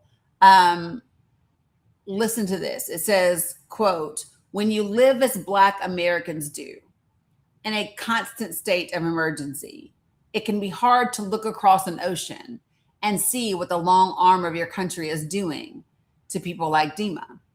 What is already blurry is rendered almost imperceptible by the spectacles of American racism. Because when those whom America kills come to this country, the one sure way for them to advance is to become white. And the one sure way to become white is to put as much distance between oneself and Black people as possible.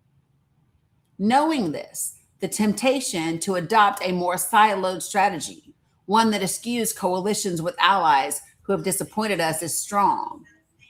And this is a very bad idea." I agree with him. It's a very bad idea. But that's the part that you were talking about. And it's so true. It's one of the things that I hear within Black spaces on this app, where people are frustrated. I specifically will hear Black men talk about immigrants who come to this country and their lack of involvement in racial justice for Black Americans, right? Yeah, 100%. Chief, why don't you come to the channel and to the chat, to the panel? And the reason why I'm asking that is, number one, what you're talking about is completely irrelevant. And number two, I just like to address racist shit head on. So come on to the panel. Hazel Art, let me handle Chief. But yeah, no, Ren, 100%, I got you. So, and to further that, I had this other conversation with him where he was saying basically that, he asked me what of my rights had been taken away, like specifically me. I live in Maryland, okay? Mm-hmm. I am a white woman. I live in Maryland. That is what it is. So I can't say that any of my specific rights have been taken away as a white woman in Maryland yet, of course, but I can't say that, right? So when he asked me what of my rights have been taken away, I said none. And this was in terms of, one of the reasons why he voted for Trump, and that, Trump hasn't taken away anybody's rights. And I'm like, okay, none of my rights have been taken away, but you do realize that there are women in other states who are in these United States who are no longer allowed to do certain things with their bodies because it has been outlawed. And he was like, oh, well, they can just go to a different state. And I said, my good sir, that's not how it works. Like, these women who can't take care of themselves in their own state and then try to leave their state to go to another state are at risk of being persecuted for that. Prosecuted, persecuted, thrown in jail, all of the things. And he said, but it doesn't affect you because you live in Maryland. Right. And so my response to him is that I don't know. I don't know where you were raised. I don't know who raised you. I don't know what value system you have. But, you know, the way that I was raised was to be an individual that didn't care only about myself. Maybe that's you. And I understand if you weren't raised like that, then that's on you. Right. But for me, the way that I was raised, the human being that I am, is a human being that does not, just only vote and only act upon what's in the best interest of myself. Yeah, for sure. I mean, to set the tone a little, I was sitting at the bar minding my whole own business. Your whole ass own business. my whole own business. Drinking my Guinness, looking at my phone, whatever. And he came up to me to have this discussion, I guess, or to have some discussion with me. And I just unloaded on him. And I said, you need to take a fucking look in the mirror because, sir, they're coming after your rights soon, too. I'm like, don't sit here and tell me that you voted for somebody who isn't taking away your rights just because it's not happening yet. Like, fuck you. Chugged my beer, asked for the check, and left. And, like, I hope he never comes back up to me again at that bar because, for one thing, it's in my neighborhood, so it really pisses me off that we live in the same neighborhood. But for another thing, it's just like, how can someone be so disrespectful to everyone? Mm-hmm. Everyone. How? Right. I don't know. And sometimes I wonder if people are, sometimes I wonder if people are who they, like, is this really you or is this just who you want to be? Like, you know what I mean? Like, is this a persona? Is this who you're pretending to be at the bar because you want to be the dude? Or like, is this really how you are? Sometimes I wonder. Well, so. And now this isn't the only conversation I've ever had with this person. Okay. Oh, like, okay. Well, then never mind.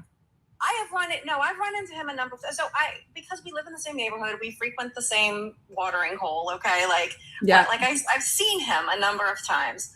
And the first time that I met him, he was sitting next to this white ass dude who also voted for Donald Trump.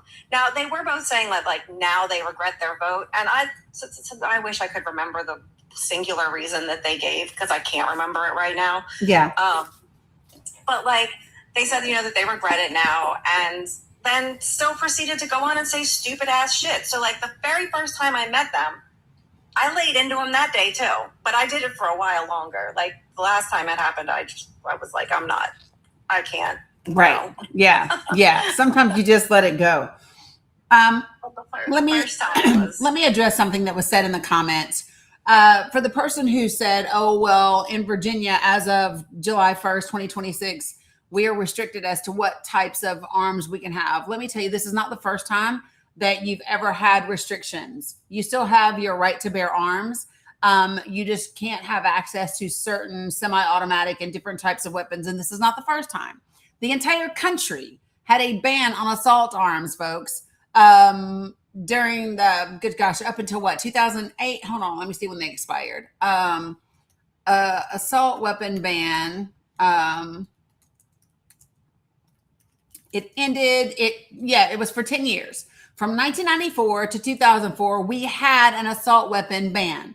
So miss me with the bullshit if y'all are mad because you can't have access to an assault weapon. This is not the first fucking time. It was there for an entire decade and you were fine. No, you were fine. So I don't want to hear it. Jesus. Sorry, Rand. Just that stuff irritates me because I'm just like, you got to be kidding me. But most people don't even know we had an assault weapon ban for those 10 years because nobody was running around trying to buy AR-15s at the time. Anyway, but no, I appreciate you, Ren. Of course. And just for Marky, who was saying that they wouldn't get out of that bar alive. So again, I live in Maryland and we are pretty much majority blue here. So when you run into people like this, it really is like an actual like body shock to see people live in the wild in your neighborhood. It kind of boggles your mind. But the bartender knew. The bartender knows me, saw where the conversation was going, watched me get visibly upset, and knew I was going to be asking for my check soon and was ready for it. So the bar is great. Otherwise speaking, it's just this one individual that makes it really awful.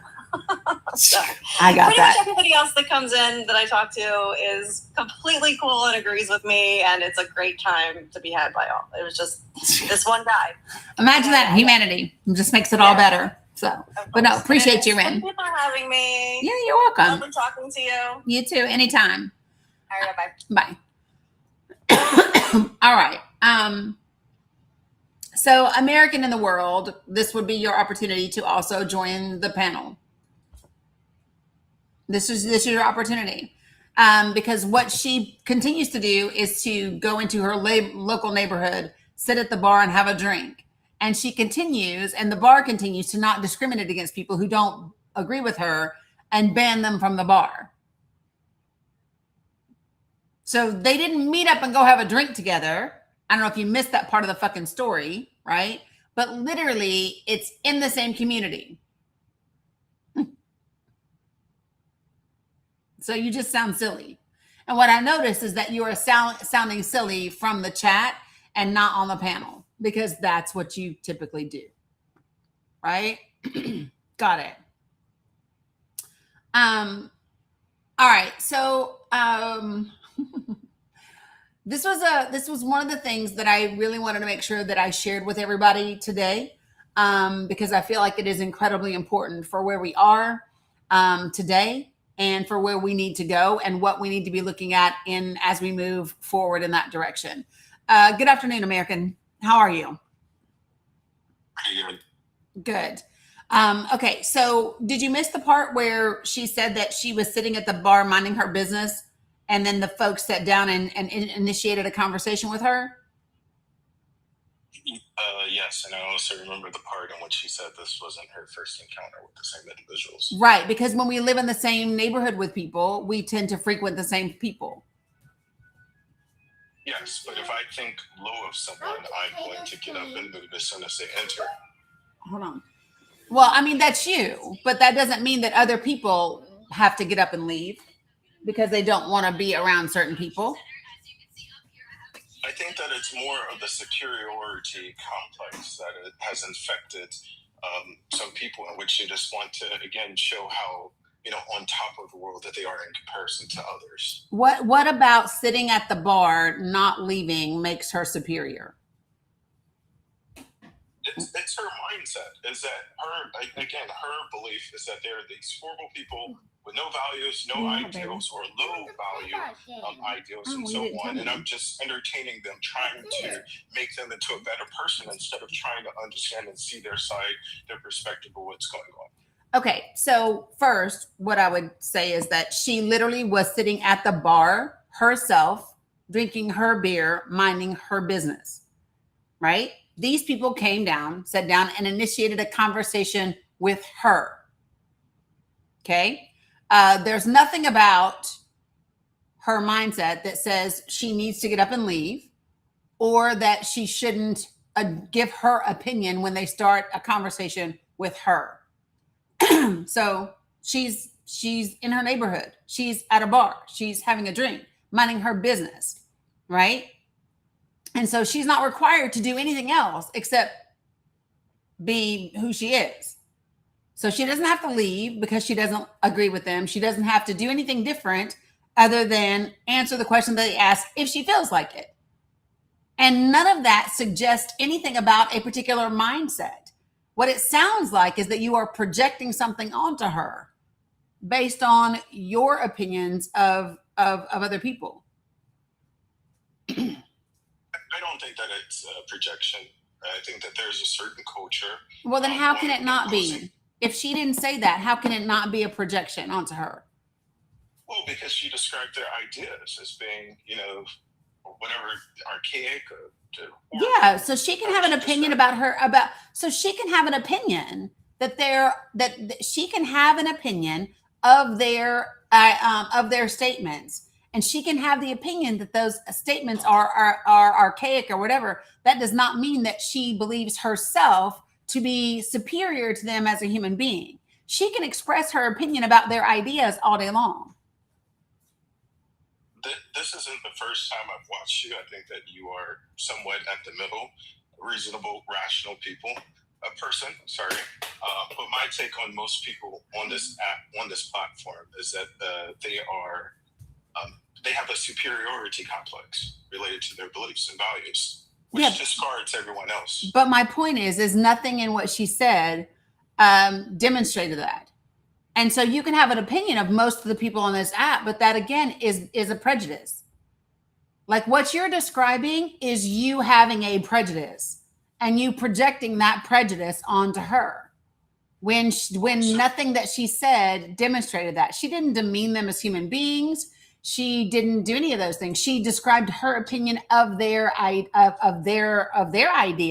of their ideology, but that's it. That sounds very valid, and I just hope that you apply that in other areas as well. For example, you have one of the things that's racism is the problem, not immigrants. You discount. But wait, we're pivoting now. So before we go on to another subject, I want to make sure that we finalize where we are right now before we move on to another one, because then you just pick something up off there. And so I just want to be clear that there's nothing in what she said in her verbiage that demonstrated that she thought she was superior, that she demonstrated anything different. It was that literally that was what you assumed because of what you think about people on this app. Okay, so I guess the gentleman that she met, they are not able to engage in discourse conversations, and therefore they are exactly what she said. No, if that's the she case, didn't then say. I agree with that. They can do whatever they want, and she can have an opinion about what they do as it relates to her. Right? So she can have an opinion if they sit down beside her and they ask her questions and she answers those questions, right? And they provide their opinion about the things that about what they ask her. And she can go, "Oh, I think that's an archaic mindset. That's an opinion about their ideology." And there's nothing superior or supremacist in that thinking. They asked for her opinion. She gave it. And then she gave us her opinion of their opinions. That's it. There was nothing added to that. And everything that you added personally based on your own prejudice about people on this app. Okay. I just wondered their side of the story, whether or not she was actually willing to engage in conversation, dialogue, whether or not she was willing to be sincere. Well, no, but you judged her. You said, "Oh, but yet you drink with them." But you judged her. From the comments, you literally said, "Oh, but you get drinks with them." She didn't get drinks with them. She didn't go for drinks with them. She was minding her business, literally. And then they sat down and started a conversation with her. So if you have profiled an individual yourself, you and you're drinking, if they come to sit next to you. What do you mean profiled an individual? What does that mean, profiled an individual? If you profiled an individual to be right-wing extremists, whatever you want to call them, right? If they come sit next to you, you've already, figured out their profile. They sit next to you. Aren't you going to get up and move? No, because I was there first. Absolutely not. So let me just be clear. I'm probably even more so not going to move because I don't have to move myself because of who other people are. And just because I disagree with someone else's ideology doesn't mean that I am discriminatory and think that they can't sit beside me. I don't have to agree. I can think that someone's ideology is archaic. Matter of fact, I have people that I know that I think that their mindsets regarding certain issues are very archaic. That doesn't mean that they don't have a right to sit at the bar beside me, and it damn sure doesn't mean that I'm going to get up and move just because I don't like their ideology. Okay, sure. Yeah, like why would I do that? No, it's a bar. Like people can sit wherever they want to sit. And if someone asks me my opinion, like they did her, and then I express that opinion and they express theirs, and I believe that their opinion is archaic, then I can just say that. And that's that.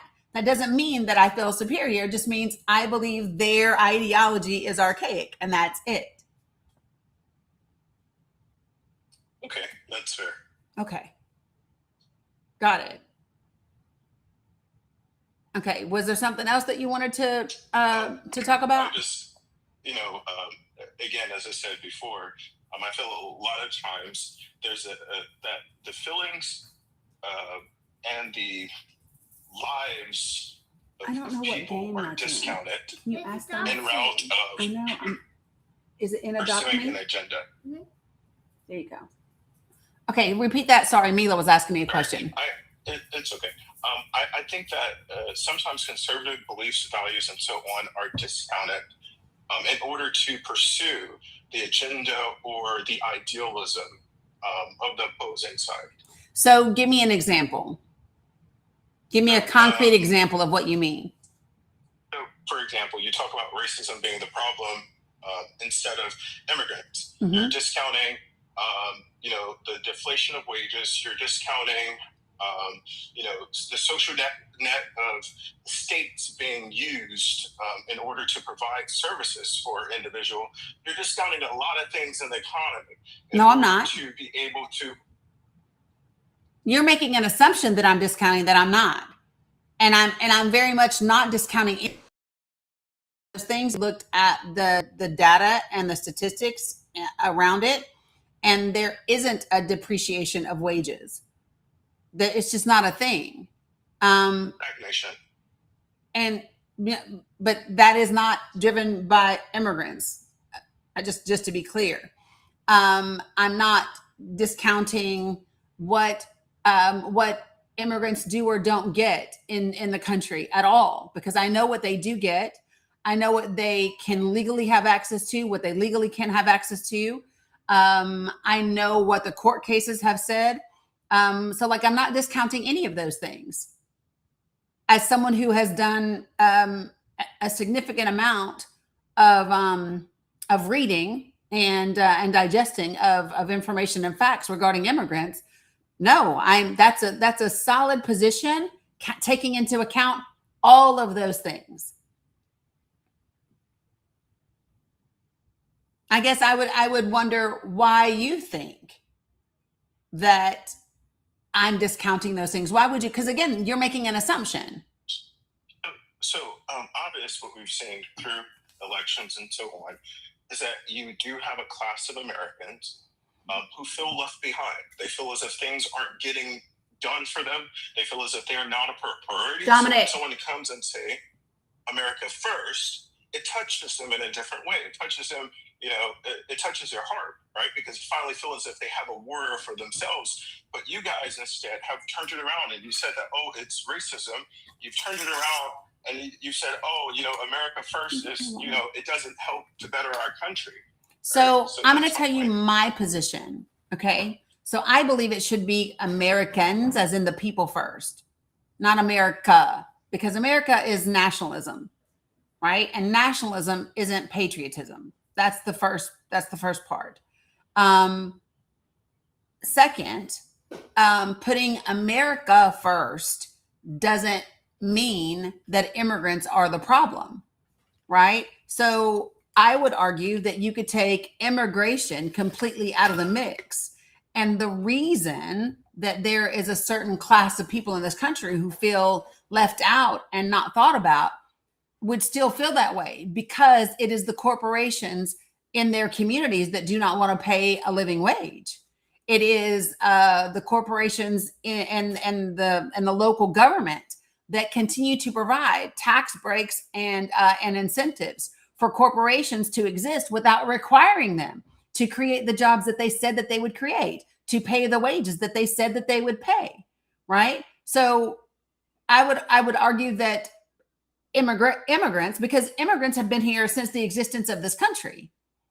And in the 1950s and the 1960s, 1970s, people weren't feeling left out. This particular class of people wasn't feeling left out. Why? Because we had a booming middle class. We had corporations and businesses that paid a livable wage, right? Wages had kept up with the cost of living. We don't have that anymore. And it's not because of immigrants. It's because we have a vulturistic capitalist society. Drill Troll, feel free to come on up here. Oh yeah, we Thanks, do have a Happy Girl. problem. We have a problem, for example, with Nixon. He, takes most of the jobs abroad, which actually positively impacts us, right? Who? Right I'm sorry, I now, didn't hear what's you. needed- Who did you So, say? For example, you have Nixon and Reagan, getting the jobs, putting jobs abroad, which really helped us, right? It helped to lower costs and so on and boosted our economy. But now we're at a point where, we have one part of the aisle that says that, hey, we should start producing and manufacturing in America. And we feel that it is the left that is stopping us from being able to make those strides, and the strides necessary for our economy. So I want to be clear. So it wasn't the Democrats who sent the jobs abroad, but you somehow think it's Yes. the Democrats who are wanting the jobs to stay abroad? Because you literally just said who created an environment where the jobs went abroad. Help me. I'm just trying to understand what you're saying. Well, it's a fact that happened. The Republicans are the ones who, opened up this capitalism. China wall comes down into one. That's correct. But now we're living, we're about 45, 46 years later, in which you do have the Democratic Party that doesn't want to, they're like, oh, we can't bring any jobs back. Right? Name for me. Hold on. Name for me a Democratic candidate who said we were not bringing any jobs back here, or we don't want jobs here, because that's not a thing. Let me make it clear, because maybe my sentence wasn't clear. They're saying that it's not ideal. I've never heard that either. Not from a single Democrat. No, I've heard that many times. President Joe Biden has said it. No, share with me where he said it. When? One moment. Drill Troll, good morning. Good afternoon. How are you? All right. Yourself? I'm doing fine. You said something in the comments that you said, "Oh no, this isn't true." What did you say? What were you referring to? I forgot what you were talking about, but the Democrats want these immigrants here. Oh, I was saying people don't have a problem with the immigrants. It's the illegal immigration. The Democrats want the illegal immigration here by a bunch to replace the black vote. Okay, so can you share with me when that happened and how that happened? What do you mean when that happened? It's happening when Biden said himself he's going to flood the border and then flooded the border. Biden never said that. I would ask for you right now to bring up a source. So he never said in the debates when he said it about immigration, he never used the phrase flood the border. So Droll, I would like for you to go demonstrate to me. Bring up your data, bring up your facts, because I can do that. He did say, he said those exact words, going to flood the border. I'm asking you to bring up your information. Well, so I'll let you listen to what he's saying, but yeah. Or did he say surge the border? One of the two. Well, not one of the two. Can you tell me what he said? I just told you what he said. I would like for you to go get it. I want you to pull it up. TikTok doesn't work like that. It does. You can teacup and pull it up. It absolutely does. And then once you tell me, you just tell, and I'll pull it up for you. Because what I'm telling you is that when I pull up, did Biden say he was going to quote unquote flood the border? I don't get shit. That doesn't come up. It's not anywhere. It's on YouTube. Search candidate Biden calls on illegal immigrants to search the border. It's in a debate with Elizabeth Warren and Bernie Sanders. So you're talking about a primary debate? Yeah, it was a primary debate. In what year? That would have been 2020. 2019, 2020. 2019, and you're looking at a primary debate, And Joe Biden says what? He's calling on us. To be fair, he's calling on asylum seekers. He said, the immigrants and asylum seekers just surged the border. Use the exact words. In what? Hold on a second, Joel, because you don't even know what you were quoting.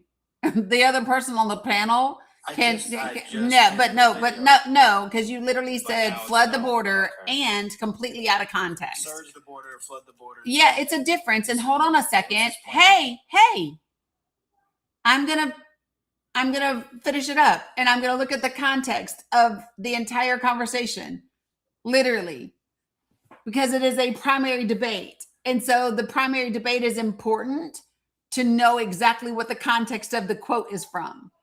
YouTube in and of itself is not a source for information. You need the information, and then I'm going to finish speaking. You need the information, and then you need the context of in which the information is said or not said.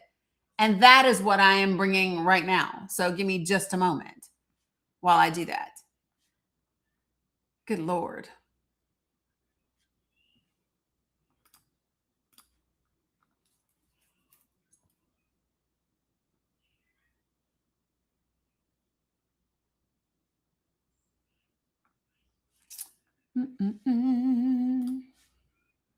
Oh, wait, this is not it.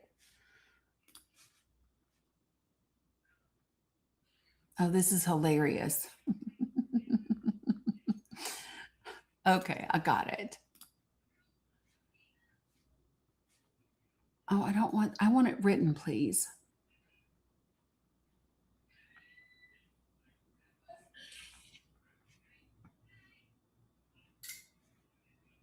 Maybe I can find it here. I want the text.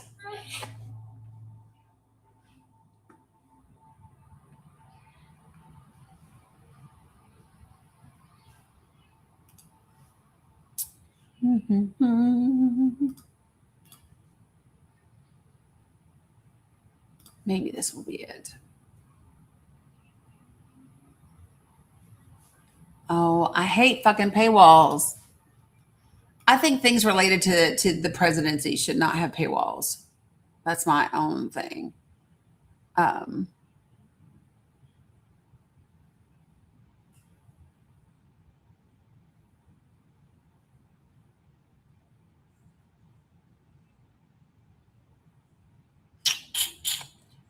I can't put the link in the chat, how am I supposed to show it? Can you what? What's the link? What is the link? I just sent. I guess I'll send it to you personally now. No, I just tell me where the link is. It's on YouTube. Oh dear God. Hey, Aaron, hold on one second. The whole political debates. It's not real. Joel, hush for a moment, please. Hey, Aaron, you said you have it pulled up. Hello. Yeah, I've got the clip. It's actually a 13-second clip that the Republicans keep. Speaker McCarthy sent this out over 5 years ago. Yeah. So I would like to play what he said. Yeah. And then can we get the entire? What's the date of the debate? This was it was the debate, the Democratic debate in 2019. It was a Democratic primary debate. Yeah. Okay. So let me just see if we can. So that would have been 6 years ago, July 30th. Does that sound right? Or around that time, yes. Okay. So let me see, because there's a July 30th, 2019, which I think. Well, let me see if this is the one or not. Are they just shit up at the top? Can you see? On there, and they're talking about the all the people that are at the border when MPP went to place and the border crisis was happening before the Democrats took office. Yeah. They're addressing how is it CNN? What they should do with those people. It's it's ABC. No, ABC. Damn, that means I got the wrong one. Hold on. I've seen it. It was it was called ABC. This comes from ABC News. Okay. Yeah, might be just a clip from them. Okay, go ahead. So on the stage, because here's what I have on the stage, there's like 1, 2, 3, 4, 5, 6, 7, 8, 9. I have like, holy shit, there's a ton of them. Democratic presidential debate, July 30th, 2019. Go ahead, though. Go ahead and play it. But yes, you're correct. The thing they focus on is Biden's use of the word surge. Yep. Okay. I got it. We immediately surge. All those people are seeking asylum. We heard. That's who we are. We're an institution that you want to and your freedom. You should go. Got it. That is what they are upset about, because he said that if people are fleeing oppression, yes, it's absolutely, because they kept calling it a surge. He says, let them surge. They deserve. They were calling it a surge. I got it. To be heard. That's what I was looking for, was the entirety of the conversation. Yeah. Let me see if I can find really quickly, because I like to. Hold on a second. Is this? Hold on one second. Do we know at what point it is that it's in here? Because I've got the whole debate. Oh, I'm sorry. I just saw what's the boy from Texas? Beto. I just looked up and saw Beto. I hadn't seen Beto's ass in a minute. And I forgot that he was here. Why don't I see? What debate is it again? Because I swear this ain't it. It's got to be a debate with Republicans. No, Elizabeth Warren is there and Bernie Sanders. Yeah, I'm looking at both of them. I'm The debate in scrolling. 2019. I know. I'm there. I'm looking. I see Amy Klobuchar. I see Beto. I see Elizabeth Warren. I see Bernie. Why don't I see Joe Biden in this debate? Maybe this is when he wasn't. Maybe I'm just looking at the wrong damn debate. Sorry, y'all. Because you know me, I like to see if I can pull the whole thing myself. So is it George? I think this is the one you're going to watch. I think this is the one. There's Bernie. There's Pete. There's Amy. There's Elizabeth. There's Joe. Okay. I might be onto something now, y'all. Appreciate you, Aaron. Well, what's the reason I'm looking this shit up again? What was your claim, Joel? What was your claim? Doesn't matter. I won't believe it anywhere. Well, what's your claim? That the illegals are here to come and take the black vote. Okay. And so, yes. And so again, so what I ask you is, I'm just saying, y'all. So what I ask you is, so here's what I ask you. Okay.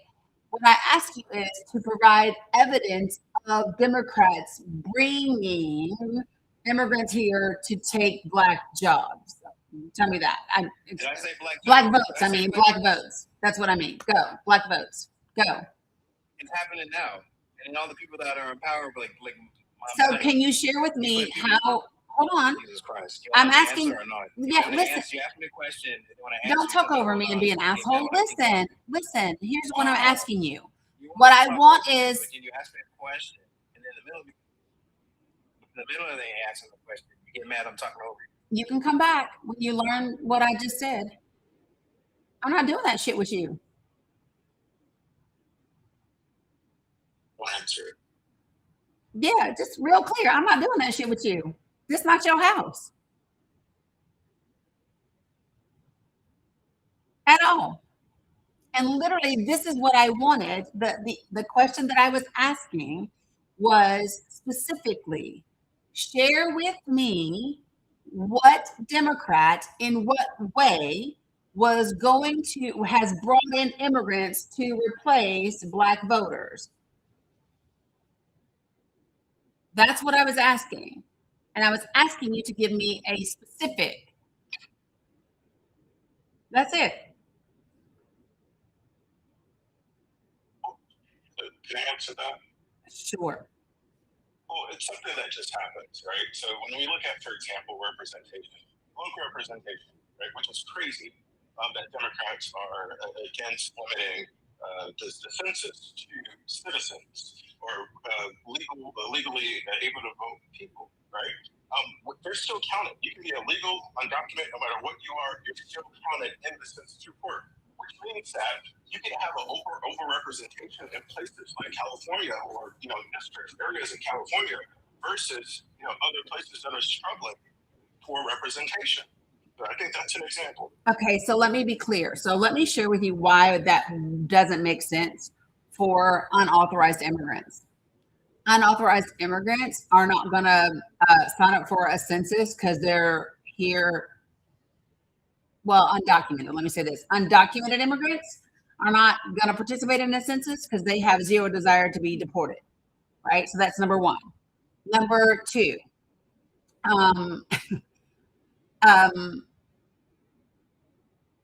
yeah, I mean, I'm just saying. I don't know if you've ever like organized or attempted to talk to people within the Hispanic community about voting. It's not something that they just run and flock to. And whether it is an unauthorized immigrant or an undocumented immigrant, they cannot vote. They cannot vote in federal elections at all. And then your state determines whether or not people can vote in state or local elections. And as someone who actually was an enumerator in the last census, you don't know the process of actually how a census is collected. Correct. You clearly don't even know why a census is collected. It is not for voting power. Well, partially for voting power, but it's also for resources. New schools are being built, allocations for the local government to make sure that the needs are being met, right? Unlike Dani is saying, undocumented people do not fill out those census. Black people do not fill out those census. That's why it is still showing that Black people are only 13% of the, give or take, of the population, because we have an innate distrust of this government for a reason. Correct. If you know anything about the history of the United States and how the system is set up, you wouldn't be saying the things that you're saying right now because it is simply not true. According to you. Like literally according to the data. So, and this is the thing that, because we've already talked about this, right? You don't have to like the facts and you don't have to like the data. But no, it's actually fact. And no, you mean the one dude, he didn't leave. I departed him because he didn't have any impulse control. And what I wasn't about to do is to have some little young whippersnapper talking over me like they ain't got no damn sense. I'm not doing that today. At all. So do you know that the estimates are that the Black population in the United States of America has a net undercount of 3 to 7%, depending upon like who's doing the estimates. But even at the lowest, it's still sitting at around 2.5 to 3% undercounted of Black Americans because they do not participate in the census. So this idea, right, of just like overdoing whatever, it's not true. And the undocumented immigrants do not vote, period. And by the way, show me, and nobody has still been able to explain to me how Democrats are bringing them here. Share that with me. That's what I would love to see. Show me the pathway from Venezuela, Honduras, Mexico, where Democrats in leadership brought them here. Share with me the path. We can start first with Texas versus Biden, right?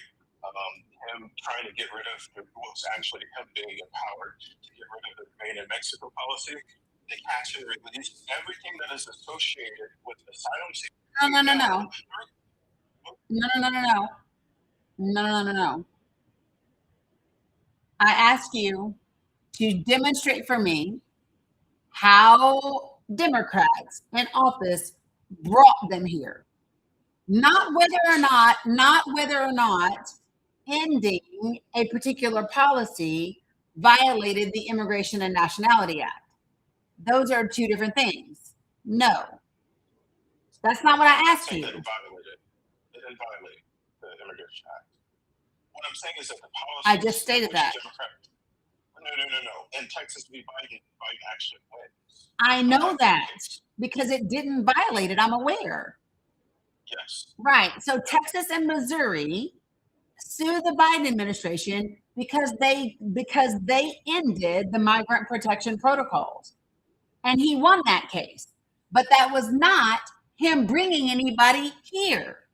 He ended a policy that was enacted by a prior president. That's it. That is not facilitating the migration of people here. That's not what that case is. So you can cite a case, but that doesn't mean you're correct. Well, I'm sorry. The judicial ruling of that case is that Joe Biden had the executive power to be able to keep it on or to get rid of it, and the state cannot stop that power. That was the ruling. What I'm saying is that it's the policies of the Democrats. Because immigration has always been federal. Immigration is a federal law. Correct. Right, which is all that ruling said. That states can't overrule federal policy, which has always been the case. And then when he's putting the cart before the horse, why was MPP ended? It was because the humanitarian crisis that was at the border. It was trafficking that was happening, people who played the traffic that was happening into the United States. It was the children that were being stolen. It was all of these things that were caused because of this process and not following our immigration laws that were on the books by the previous administration. When the Trump administration came into power in 2017, they were handed a immigration system that was at a net negative, whether you like it or not, meaning sure was. we were deporting more people that we were bringing into the country. Trump gets in office, mucks everything up, so much so that in 2 years, he had to put MPP in place to stop the crisis at the borders that started during his administration in 2019 before the panorama. When Biden got into office, I'm sure you can look at the pictures and the articles on both sides of the border, international, of what was happening at the United States border. So much so that there was talk of the United States being sanctioned for the first time in history. Yes. Because of the crisis at the border. So it did not matter if Trump, Biden, or Mickey Mouse was president in 2021, they were going to have to address the issue at the border. Because remember, Donald Trump ran off almost 100 judges and lawyers in the immigration courts. The backlog doubled under the Trump administration. It damn near tripled. Tripled because it went from approximately 542,000 to almost 1.3 million by the end of his term. And when she talks about running off the immigration judges, I got you, sissy. When she talks about running off the immigration judges, one of the specific ways he did that was when he changed the performance plan for immigration judges. We immediately lost like 45 immigration judges, boom, like right off top, because of the change in the performance plan for immigration judges. Whitewashing. What did you just say, America? We're just whitewashing an entire story. No, it's called a fact. You don't have to like the fucking fact. Well, no. So let's be. So what is? So wait, tell me what it is about about a change in a performance plan, or about the impact of a previous policy that is whitewashing a fact. Well, so I was regarding her MPP argument, right? Which her was MPP. As a result of the C thing, it was not in result of. C did not hit our shores until March of 2020. Correct. Don't do that. C did not. The panorama did not hit our shores until March of 2020. Correct. In November of 2019, I was actually on the last flights leaving Italy to come to the United States before Italy shut their doors, and we had no protocols in place when we got here. I was at dinner with vendors and my colleagues when the border shut down and all that crap happened in 2020. So no. What you will not do is retell history, because I know facts, dates, data, statistics, evidence. I know this because this is part of my industry. If you don't believe me, look it up. Yes, but the strong enforcement of that came as a result of the C thing. No, it was not. It was not an issue. Donald Trump at that time, per the recordings, per Donald Trump's own words, it was just a head cold. It wasn't a big deal. Everyone thought this will blow over in the wintertime. It's not a big deal. And if you don't know, so American, by the way, Remain in Mexico didn't have anything to do with C-19 at all. The only thing that was implemented as a result of C-19 was Title 42, which was a public health policy, and it was not an immigration policy. It was a public health policy that was implemented in 2020 by the Trump administration. Correct, because MVP came into power. It came into place January 2019, and per the Trump administration, it was to deal with the influx of asylum seekers at the border. But the point I'm trying to make is that the strong enforcement of it happened following the C thing. No, it didn't. He said that it was just a flu. No, but you said that he said it was just a flu, which you're completely correct related to that. But later in the month, things started to change regarding him to the point in which they said that he was a racist. Listen, American, here's what you are confusing. When you say the strong enforcement of migrant protection protocols was because of C-19, is false. It was in place for a full fucking year and 3 months before C became a thing here. So what you believe was the strong enforcement of MPP was actually the implementation of Title 42. They are not the same thing. And to prove her point, the reason why the border, quote, shut down, it was because of Title 42, which was a health crisis that let you circumvent all of the normal protocols of allowing people to come into the border. Correct. That is when you, quote, shut down the border. Correct. And then now we fast forward to Biden's administration, the border was shut down until March of 2021, when the conservatives and the Republicans wanted the health declaration to be nullified so they can get back. Sorry, not 2021. 23, so that they can get back to business as usual. Yep. Once they did that, you saw those numbers at the border quadruple, because now we can no longer deny people coming in. We have to process per our normal laws on the border, because we were back to Title 8 and no longer Title 42. It's killing me to be over here. I'm fixing the baby something real quick, but let me just say this. So yes, so this is the important thing. If you're going to come up here and talk immigration, you really need to know what you're talking about, because those of us that are in this space, Aaron and myself, we know it and have dealt with it a ton. So let me just be clear.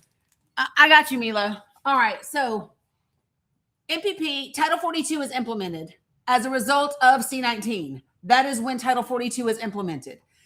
The GOP actually blocked the Biden administration from lifting Title 42 all the way back in 2022.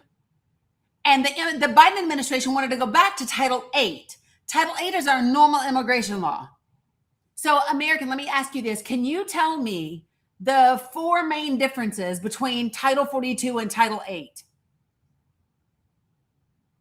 No, I cannot. Okay, so let me, just for everyone who's in here, because this is really important so that people understand, okay? So, I'm going to do this and then I'm going to go back for just a second. So follow me. So Title 42 is a public health policy. It is not a law. Therefore, that means if you violate the policy, it's not a crime. It is not a civil crime. It is not a criminal crime. It's not a crime, right? So under Title 8, if you illegally enter this country, it is a civil offense. You might get a fine, you might not, but you get a notice to appear. That's it. Title 42, no such thing, because it's a policy, not a law. Okay, so that's the first thing. Number 2, if you are coming here during Title 8, the average processing time to see if you qualify for asylum, to see if anything else, That process is 90 minutes. Under Title 42, because it was a public health policy that was closed, it took 15 minutes and you were sent right back out the damn door. Okay? That's difference number 2. Because it was a policy and not a law like Title 8, 8 USC is the code, that's the law. Title 8, if you try again after the first time and you get that second time, you also get caught. It is now a felony. You can face 2 to 5 years in prison and you can be banned from asylum in the future. Under Title 42, public policy, there is no felony and you can have access to asylum no matter how many times you try. So when you look at the immigration statistics that are at Customs and Border Patrol for the southern border, and you see 2.1 million encounters, that is not 2.1 million people coming into the damn country. That means we encountered them at the border. That's what it means. And during the Title 42 years, what that also means is 27% of them were trying it again. 27% of the people that attempted to come into this country under Title 42, 27% tried it more than once, which means those numbers do not represent individual people. They represent repeat offenders because there was no teeth to the policy at all, which is why the Biden-Harris administration wanted to lift that policy and put the law back in place. But guess who blocked that? Spoiler alert, the fucking GOP Senate. That's who blocked it. That is why Title 42 did not expire until 2023 when the normal C-19, when all of those things expired. So nobody brought them here. Democrats weren't fighting to do shit. You need to understand the difference between the policy that was enacted and you need to understand the law that usually exists. Okay. So we have a situation in which if you go to Customs Border Control, you find that about, I think it's 60 to 70% are denied because they are economic migrants. That's a reality of what the border is. We think that we should have stronger border policies. You don't believe it. You believe that everyone deserves a just evaluation, that we should waste taxpayer dollars when these people. International asylum law. You're wrong. We believe in following the laws on the books. If you want that, then the immigration laws need to change. Correct. Because what you're saying right now is not what the law states. The law states that anyone that comes to the border does not even have to cite asylum, does not have to start it until 366 days after they are in the United States on soil. They have a year and a day to start it. What you want what's happening now, where you can't even get to the border just because you're, quote, at economic asylum. You want something that's not on the books. So if you want that, then Congress needs to change the laws. Correct. You cannot fault people for following the law. The Supreme Court has ruled, I think 2 days ago, that coming to a port of entry doesn't mean that you've actually entered the United States to claim asylum. Okay. International asylum law is that you go so to the you first clearly don't know. Okay, country. and this is the problem. You don't know what the immigration law states. Just happened 2 days ago. He doesn't know what that. We know. We listen. Sorry, Aaron. So listen, American, you think you're about to quote that court case and make a point. And what I'm here to tell you is that you don't.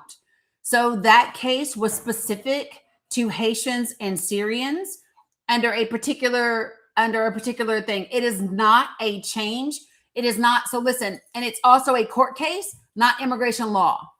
So the Supreme Court doesn't change law. Only Congress does. And the only thing that Supreme Court case was about was whether or not they could end the temporary protected status for Haitians and Syrians. That's it. Title 8 still exists exactly like it did fucking 2 days ago, 2 years ago, and for the last 50 years. It is still the same law. And if you do not know, 8 USC 1158 is your asylum law. Go look it up. Not only does it say I don't even have to come through a point of entry, it says I can come from the fucking sea. It does not matter. As long as once I am here in the United States of America, I have 12 full months to apply for asylum. And as long as I do that within those 366 days, I'm here legally. So go ahead. The Supreme Court reiterated that when it says just because you're at a port of entry does not mean that you can start the asylum process because you are not on U.S. soil yet. Because the law states, people got in the uproar because they did not read the law. The law states that you have to have 10 toes on U.S. soil. If you are outside the border of the United States trying to claim asylum, you do not have a claim yet because you are not inside the United States. The law literally makes people break the law to claim asylum. Literally. Yep. 100%. You're talking about Mullins versus Al. Yes, that's the one that you brought up. And then Dani went back to Title 8. You brought up that the Supreme Court just 2 days ago ruled that just because you're at the border does not mean you can start your asylum claim.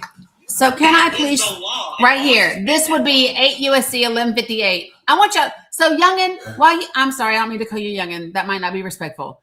American, listen, you are talking to somebody that has created a whole immigration and border information resource for people. This would be me. This is in my Google Drive. This is in my link tree. This is the law. Title 8 USC 1158. That is your immigration law. If you want to look up 8 USC 1325, that's if you first time you come here illegally. 8 USC 1326 is it the second offense. 8 USC 1611 is whether or not an unauthorized immigrant can get access to federally funded benefits. If you don't know these laws, please stop quoting court cases, because the court case in itself is a judgment on a particular case referencing a particular thing. It does not change the existence of this law. Yeah, but I like to contend against that. What? I understand what you're saying, which is completely correct. But they do determine what the interpretation of the law is. For that case. So basically, yes. Well, not just for that case, that birthright citizenship. No, example, for that case. case. For real defendants. Listen to me. They are making that. So listen, they are deciding for that particular case. It does not change the law that is on the books. They are making a determination based on the facts of that case, the standing of those respondents, and they are making it based specifically on that. It does not change the law, and the law requires for asylum for you to be on U.S. soil, but it literally says what? But courts don't change laws; they interpret laws. I just said that. So, I don't know why you keep saying change. So let me break it down for you another way, American. Did the court rule that the asylum law was unconstitutional? Yes or no? Which asylum law? What are we talking The about? only one we have. Any asylum law, have they ruled that the asylum law was unconstitutional? No. Yes or no? Okay, that is how you know they were not interpreting the law. They were interpreting the policy and the specific case, right? Yes. They were talking about the case. They didn't nullify USC 8. If they did, then that would be an entire different conversation, because that would quote, and I'm broad stroking here, end asylum in the United States. All they did was talk about that specific case. What you are trying to do is you are trying to make an argument for the law itself and say that the Supreme Court ruled on that, and they did not. Can I respond to this? The Supreme Court reached that it does not violate federal law in which the government turn back asylum seekers before they can reach the U.S.-Mexican border. Right, correct. Because what does the asylum law state? You have to be on U.S. soil. You have to be in the United States to but claim they can asylum. turn them back before ever reaching it. But if they never reach the United States soil, then they are not subject to the jurisdiction thereof. Correct. Meaning, if they never cross that line, they are not beholden to our policies and our rules. That is why asylum seekers literally have to break the law of crossing without papers, crossing at any point, so that they can then be eligible to claim asylum. But in this case, the point I'm trying to make, I think there's something missing. The point I'm trying to make is that the government itself, based on this Supreme Court ruling, could have an impediment in the way. In this case, what you said that was related to the Haitians, a Haitian surge, they stopped them, they turned them away before being able to reach U.S. soil or port of entry. And the Supreme Court says that, hey, it does not violate federal law, which means that if Trump decided that, hey, I want to do that tomorrow, he can do it because the court has already interpreted that action. But that action doesn't have anything to do with the law. This was okay. So I don't think you get, and none of this, by the way, supports what the fuck you were claiming to start with. Right? The claim that you and Joel kind of made together was that Democrats are bringing immigrants here to replace the black vote. That was the claim that you made. And neither of you has been able to demonstrate anything that supports that claim. Like absolutely nothing, not a zilch. You cannot tie Democrats. You cannot tie Democrats with bringing immigrants to this country. Do they have at least past Obama, do they have the most lax immigration policies? No, because we have the same fucking law. Immigration law doesn't change based on who's in office. Well, the numbers are wrong. The law is the same. The numbers are wrong. What numbers? Okay, this is Come on, let's be fair. No, what's happening here, and I'm going to use my catchphrase. You are being a headline hoochie. You are not understanding what you are reading. The Obama immigration coalition, we'll call it that, followed the laws that were on the books. So much so that they call him the deporter-in-chief because they followed the laws. Correct. Trump got in, decided that he wasn't going to follow the laws. He was just going to stop reporting the numbers, change the way you report the numbers, only count certain things, but have the headline that he's being tough on the borders, he's doing remain in Mexico, he's doing all these things to keep these vagrants out of our country. And you believed it. And then he caused what was a net negative, meaning we were deporting more people than we were accepting at the end of the Obama administration. And he created a border crisis before the Ponderosa. Correct. He created a shitstorm, right? And then y'all then got ginned up. It's the Republican strategy that was, I think it was Scuba Living. I can't remember who it was. It's break it, then blame it. You break the system, blame other people, and now you have to create a fix for whatever problem you Republicans/conservatives have broken. And now when Biden came in, Biden was not only given a border crisis caused by Trump, he was then inherited a Ponderosa. And then a government that had not been functioning for the last 4 years literally took 7 months to figure out where everything was, because that's how bad that administration was. And then he systematically, from day one, the first bill, and I'm not a Democrat, the first bill that Democrats put forward in Congress was an immigration bill. They then put forth, I believe, 7 more bills, including the Langford bill, which was the Republican bill to fix some of the holes in the immigration system that you're talking about.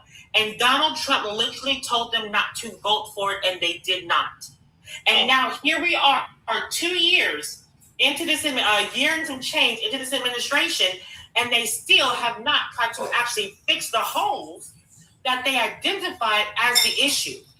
And you still want to blame Biden for following the laws, trying to actually fix the law and not do a post-it note, which was an executive action, which he had to do towards the end of his term because Republicans blocked finally the last-ditch attempt to actually fix the immigration system. I love it. Keep going. I'm coming. Yes, talk facts. No. So Anderson Cooper, CNN, he did an interview of Kamala Harris, Vice President Kamala Harris, in July, and it was related to what she's talking about. In June of 2024, Biden used an executive order to restrict asylum seekers and so on. And he got sued because it was illegal. He got sued because it was illegal. So And what happened in May? And that was in June. That was in June with executive action. What happened in May? What happened in May? the numbers stayed down and they kept No. In the legislative branch of the United States government, what happened in May? Unless you're talking about, The Langford bill? They Langford bill. the Langford bill and voted it down. Correct. Yes. So now, And would you like to know why? Yeah, I agree. I know why. Number one, it was about the quota, and one said No, there was no quota. And I'm going to show you. I'm going to show you. I'm going to play a clip for you. And I love playing this fucking clip because it is literally Senator Langford himself, the author of the bill, on Fox fucking News saying, no, my colleagues are getting it wrong. That is not what this bill says. There was no wait for 5,000, and it was the president that shut it down. Jesus. So it eliminated discretion. That's what you're saying. No, I'm gonna tell you exactly what it says because y'all are wild, and I don't understand why this is so difficult. Oh, he literally says, no, my Republican colleagues got this wrong. That is not what this bill said. They misrepresented it. And he literally said, the president, my colleagues were on board. The president said, shut this shit down. That's what he said. And then he said, the president has a campaign to run. My job is to do what needs to be done for the people when I have the opportunity to do it. And unfortunately, this got caught up into politics. That's literally what he said. It's not unfortunately. It's understanding the executive branch. They execute whatever they want to. That's why in June, no, those restrictions, stop it. And numbers can go stop down. it. As my Stop president it. Said, stop it. Stop it. Because stop it. Stop it. Stop it. Stop it. The executive branch doesn't write fucking law. And the executive branch, while they can implement policy, when that policy is illegal, it gets challenged in court and it gets overturned. Just like it has gotten overturned repeatedly with this administration. The same way Joe Biden's administration got sued. And by the way, so did Barack Obama's. And the only reason those lawsuits weren't successful is because he was following the law. It was shitty law, but it was law. Correct. Because like the Mullins case you're mentioning from this week, I agree with the ruling from the conservative justices because that literally is the law. You have to be on U.S. soil. You see, what they're trying to do is they're trying to, with some of these rulings, following the law, they know that in this polarized world nation that we live in, people are only going to see, they're denying people asylum. But they follow the law of how asylum was written, right? And so even the liberal justices in their dissent wasn't that this was breaking the law. They said that people were unalive, which what I agree with. But if you don't like the law, then Congress has to change said law. But otherwise, you have to follow it like it is. If you don't make it into the United States, as callous as that sounds, you aren't subject to our jurisdiction. Correct. And that's the way it is. If they have something stopping you from getting to the border, then unfortunately it's causing you to go to the coyotes or take a more treacherous route or do something that may unalive you to get to the United States. That's the way that inhumane law is written, but that is the law. And so people who are outraged at that ruling, they're gaslighting you because they didn't read the law. So what I'm doing is I'm showing this because TikTok will get me if I play the video and it's not me. But now that you see it, this is who's talking. I'm getting ready to turn this damn thing around so TikTok can get out my face. And we're going to listen to what he says with regard to the border and the bill. And then Lioness, I'm going to get you in. Yes, baby. Yeah, they're sitting over there for you, honey. They're right there for you. All right. So here we go. Republican who had crafted together that bipartisan deal that looked like it could have removed any of this separate palace intrigue, but it never happened. The senator kind enough to join us. Senator, good to see you again. Good to see you again as well. You think about it, Senator, your work and working with others to come up with a plan to at least address some of these pressing issues at the border.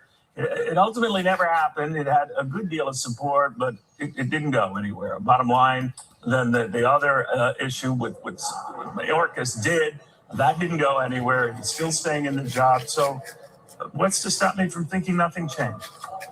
Yeah, well, 5,800 plus yesterday crossed the border illegally. That continues to be day after day. The media has just looked away from what's happening at the border, but it continues to be chaotic. My issue has always been, I'm going to work with anybody on either side of the aisle that's willing to be able to stop the chaos of the border. If we can negotiate a deal to actually get this done, we'll do it. The White House has things that they could do, they're choosing not to do. Congress has things that they could do, they're choosing not to do. And that leaves us with 5,800 people a day still crossing the border while everyone's pointing fingers at everybody. At the end of the day, we do have to solve this. This is a major national security risk. And yesterday's impeachment trial, which was painful to be able to see for the future of the Senate, was one more painful moment to say, if we're going to do something, let's do it. But yesterday was more drama than actually getting anything done because Schumer was unwilling to actually have a trial after we have an impeachment. And again, we have 5,800 people crossing, including special interest aliens that are known terrorists. They continue to be able to come, and we're not stopping it. Do you think had they passed that measure, which would have at least put a ceiling on that sort of number, we wouldn't be looking at what we're looking at now, and we wouldn't have seen or pursuit of Mr. Mayorkas? Well, I don't know if we wouldn't have had an impeachment vote or not. Obviously, the House still has major problems. There's a major issue with Mayorkas basically telling false information to the House. You've got all kinds of other areas where they've chosen not to enforce the law. Don't know whether the impeachment would have moved in the House, but we wouldn't have had 5,800 people illegally crossing the border yesterday. There's no way that would have happened. We'd had double the number of detention beds. We'd had double the number of deportation flights, a change in the asylum standard, a quick turnaround process that was in that bill. So, no, we would have had a much, much smaller number than what we had just yesterday. I've raised this issue, Senator, with your colleague, John Barrasso, on where that finger pointing started, and more to the point, some of the expectations for President Biden to do something, the executive order. I'd like if you can sort of respond to this. If this president, by executive order, didn't do enough, and this measure wasn't enough, it's fair to say both parties dropped the ball on it. Well, this president did 94 executive orders his first 100 days in office, throwing the border wide open, inviting people from all around the world to come here. Over 150 countries, many from communist China, are here, 20,000 this past year alone. This is a president who refuses to enforce the law and who has new So now you're going to hear him specifically ask about immigration. More people in.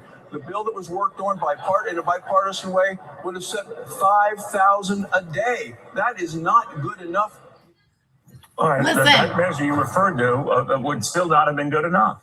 Listen. Yeah, I get it. This common misnomer of the 5,000 a day, several of my colleagues have mentioned this. That's actually factually not true with it. The way the bill was set up is the very first person they came across would have been detained, quickly screened, and deported.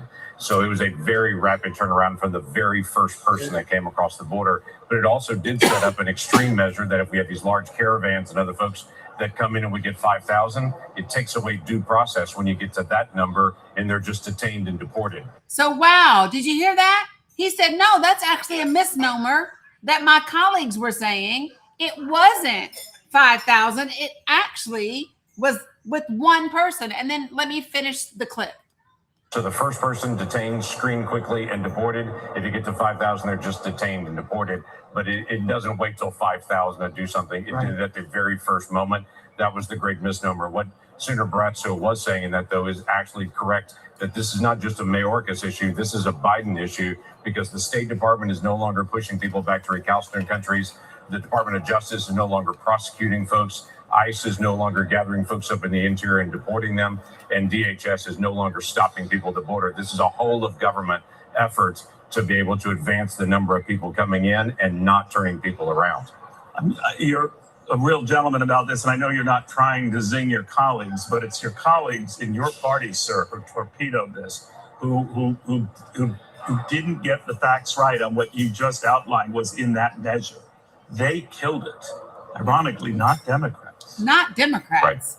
Right. It was, and it was painful to be able to watch it. It got stirred up in all the presidential politics, and several of my colleagues started looking for ways. After President Trump said, don't fix anything during the presidential election. It's the single biggest issue during the election. Don't resolve this. We'll resolve it next year. Quite a few of my colleagues backed up, looked for a reason to be able to shoot against it. And then. Wow. Look at that. It was Republicans who shut it down, Wow. not Democrats. Let's talk about it. I mean, I just wonder, because you make me feel as if there's legislation needed in order to fix this problem. I wonder, why isn't MAGA crying over the border crisis right now? I wonder, whether or not the daily, the monthly numbers are the same as they were in his last year as president, or whether or not that they're lower. Well, you want to know why? That's something that I wish you'd tell us. Well, wait. First, Actually, I want you to answer that, Aaron. But before we do that, American, I would like for you to acknowledge that you were wrong. I'm going to say it nicely, and that number one, the 5,000, not a thing that you claimed, not a thing. Number two, yes, we're pivoting now. Yes, Parnell, that was the pivot. Oh, okay. Yeah. Okay. So There were the thing that you claimed, two versions. not accurate. Not two versions. This is the Lankford bill, the final version. No. Well, there was one that failed, right? Did that not happen? Did it happen or did it not So happen? no, the standalone immigration bill. What, Mila? Well, then get it. The standalone Lankford bill It failed. was not. Why? It failed because of quotas. That industry. No, That's it why did not. wow. I just played 5.5 minutes telling you why the bill why the bill failed. And I played it from Senator Lankford himself, the author of the bill. One of the most conservative members in the Senate that we have. Just told you why the bill failed. Because the president said, don't pass the bill. The bipartisan border security and immigration bill, negotiated by Senator Lankford, failed its first critical test in the U.S. Senate on February the 7th, 2024. She's talking about months later, in which they took out the addition. They tried to take out. No, they didn't. No, do you know the only thing that changed? It wasn't a standalone bill. It was not a standalone bill. So can you go and try to look to see whether or not there was quotas? Can you go try and look to see? Because I already know it's the damn bill. Because we already know what was taken out of the bill, why the Republicans voted for it in February. We know what they want to remove. Because what they removed, they then passed as a standalone bill and then did not pass the immigration bill, which was a clean bill. Because we actually read and know what's happened. Yep. It did not pass back then because it was not a standalone bill. But when they separated that funding that they didn't want in it, it passed by itself.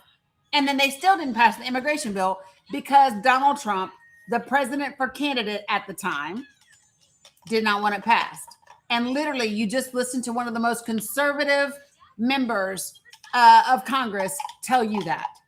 And it is wild. It's crazy work to me that you think you know more than the dude that was in the Senate who devised the damn bill and was there for the votes. It's wild to me that you think you know more than he does about why it didn't pass. Center for Immigration Studies, okay, in which they evaluate this bill and they talk about why people decided the Republicans went against it in the first try.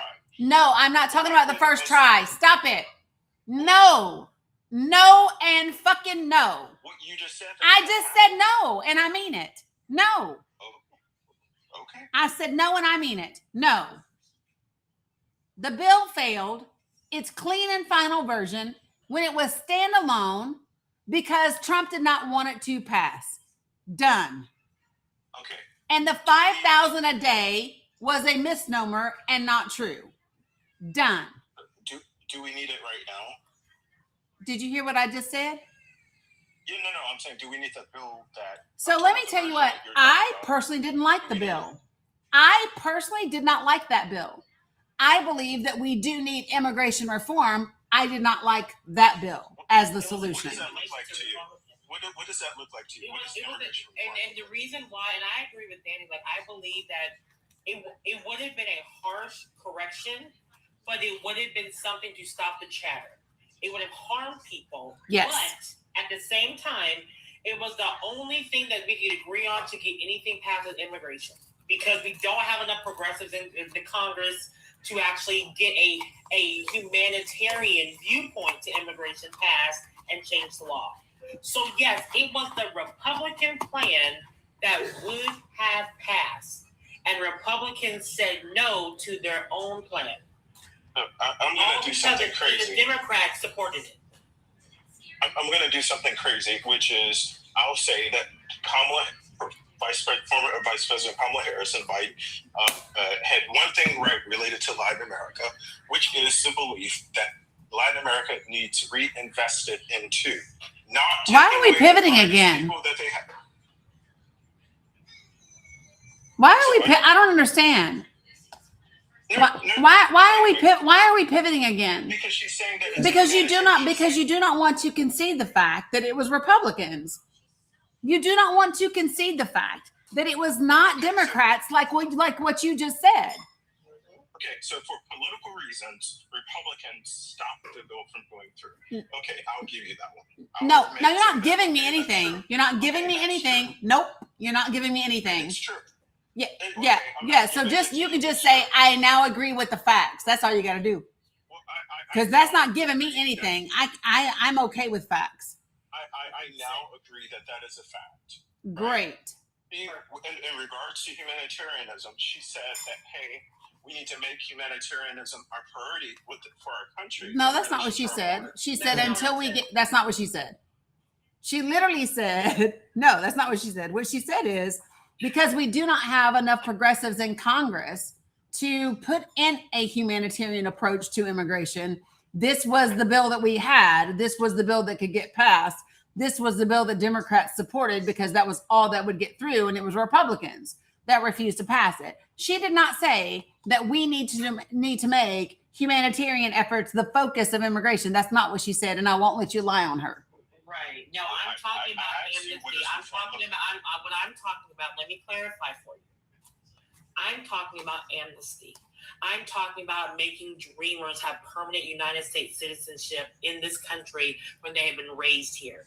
I'm talking about doing it without paying thousands and thousands of dollars, because how are we going to punish children for the acts of their parents? Correct. Most of these children came in here as minors, and now we are punishing them by trying to deport them and or making them pay thousands of dollars to become a United States citizen when they had no choice.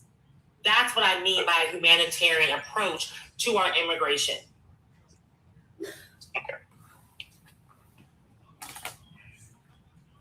Okay. They should be paying, again, a part of the social contract that some of us sign up to, that we believe that we're part of, is that our social welfare net is supposed to take care of Americans, right? When others start to become a part of that social network, that's when, safety net, that's when you mean when too many brown people are coming over and white supremacy is threatened? Because this is what I love about that talking point, right? Because we can actually learn by the head of the Heritage Foundation and his papers that he's written.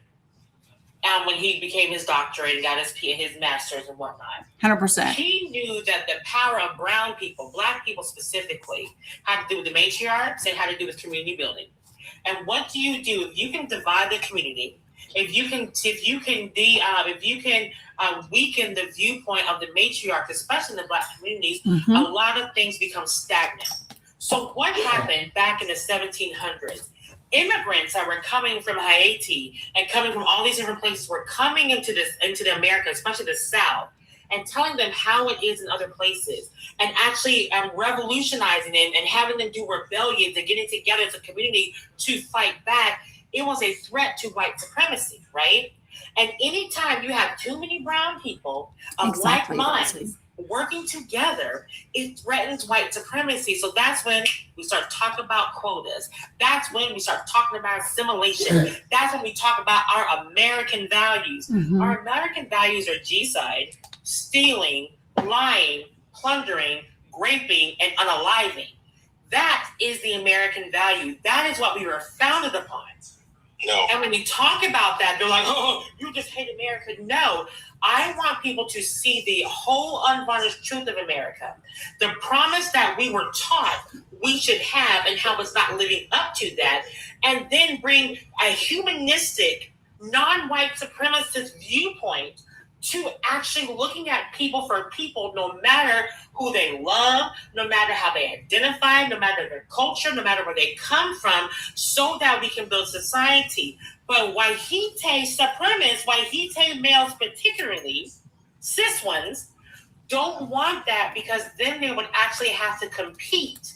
And it's a threat to their storybook image of that they saved this country by enslaving Black people. And now being 2026, we want to enslave brown people and all these C camps all over the country. We want to deport and arrest nuns and teachers and children. And that is supposed to tell us that we're feeling safer because we have a 13-month-old almost unaliving in the Dilley Detention Center because they were a threat to national security. Yep. It's not fair how you paint American idealism. So you're acting as if fair. Can you define fair for me? What does that mean exactly? What I would like for you to do is state for me, instead of saying it's not fair, what I would like for you to state for me one thing that Aaron just said that is not factually accurate. Because you can feel it's not fair all fucking day. But what I would like for you to do is I would like for you to state for me, what did Aaron just say? Any part of what she said that is not factually accurate. Well, what it does is nope. What is factually not accurate? I'm trying to explain what I mean by that it is not fair. It doesn't matter to me what you mean. Hold on. It doesn't matter to me if what you... Okay, let's go into it. There were people with ideals in the Constitutional Convention that cared about... American, you're not answering the question. But that's... No, this is what's important. Listen to me. I do not care what you consider to be fair or not fair. The question that I am asking you is... name for me what Aaron just said, because you came off mute. Hold on, you just came off mute to say nope, right? So share with me what she said that is factually not accurate. What was this country founded on? That American identity is G and all that other stuff. So you're telling me the United States of America was not founded on G side? Yes or no?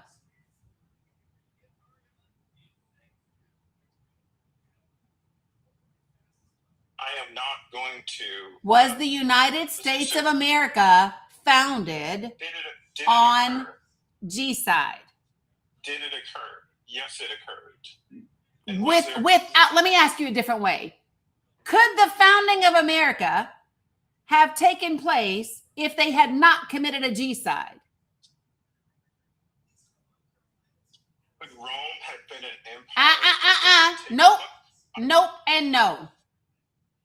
Did the United States of America commit a G-side in order to take a land and become and found itself? Yes or no? But that was a... No, not that. Yes or no?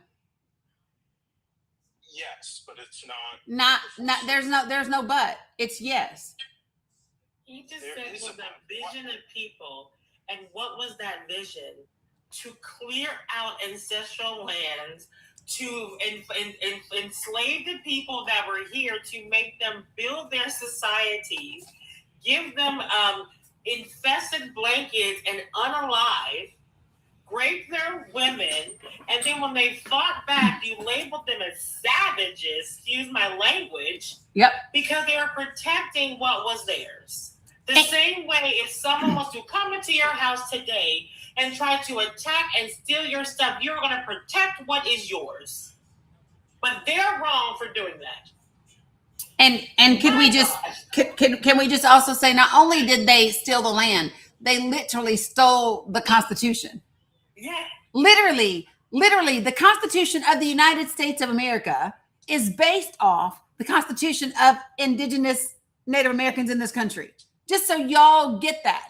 That's why it says a more perfect union, is because he said, surely, sorry, Dugald, I'm going to get you in here. He said, surely, if these quote unquote savages can have such a perfect union, surely we could create, us white folk, us superior white folks, surely we could create an even more perfect union. That's exactly what the fuck they said. Shut up. Respectfully, I did not put two and two together. More perfect. Oh, A more perfect union. Yes, ma'am. oh, you just blew my mind. That's exactly what he said. He said, surely if they can make this shit, we can make an even more perfect one. The white people are a monolith. All of those people are horrible. So people. I'm They talking don't care specifically about the United States of America, American. They are to America. I am talking about the United States of America. And you came off mute and you said nope. And the fact is, we are a country that is founded upon, rooted in the acts of G-side. We absolutely have the diaries. We have the letters written from the Brits asking for infected fucking blankets to give to Native Americans, which, by the way, had they not given the assistance to the Europeans, who weren't even smart enough to arrive here at the right fucking time of year, thought they were coming in spring, got here in the winter, would have froze to death if it wasn't for the grace and the kindness and the compassion and the humanitarianism of those people, wouldn't even be here.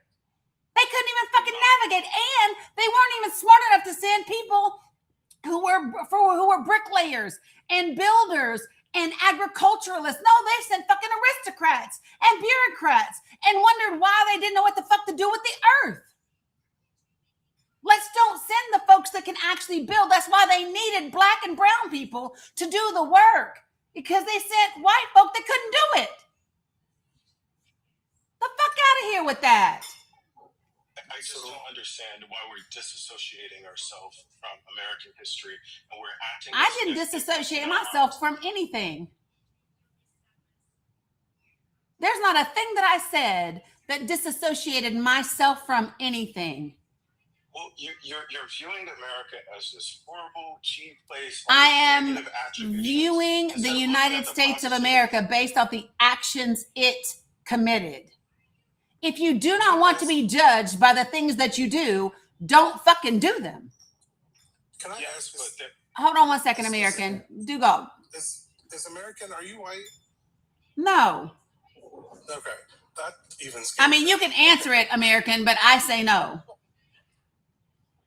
Well, that's even scarier if you're not, because first of all, I came up to tell what Dani actually just told you about. We stole a little bit from the Roman Republic as far as representation goes, how we form representation. That's where the democracy part comes from. But the Republic part comes from the Iroquois Confederacy. We stole our exact structure from a confederacy that already existed, and they existed mostly in part to band together against us because we were colonizing them. We as white people were colonizing them. Nobody else was doing that. Black people were enslaved, and the Native Americans were obviously considered savages and were being fought against. That's why they banded together. That's where that confederacy even came from. Like, to deny that, and what you're saying is that why we have to focus on the bad and not the good, it's because the bad is still hurting us today. If we're not willing to admit our faults, admit our problems, and deal with those, they are never going to change. You can't ignore problems. You have to deal with them. Sitting here saying we need to focus on the positive is bullshit when the positive is out or is laid upon death, destruction, and mistakes. You can't say, let's move on and look at the positive when the positive is covered in blood.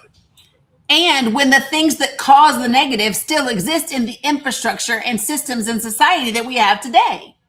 The same thoughts, the same racism, the same sexism, the same ableism, the same, all of that shit, that the same manifest destiny, all of that still exists within our society, our infrastructures, our systems, and our Congress right now.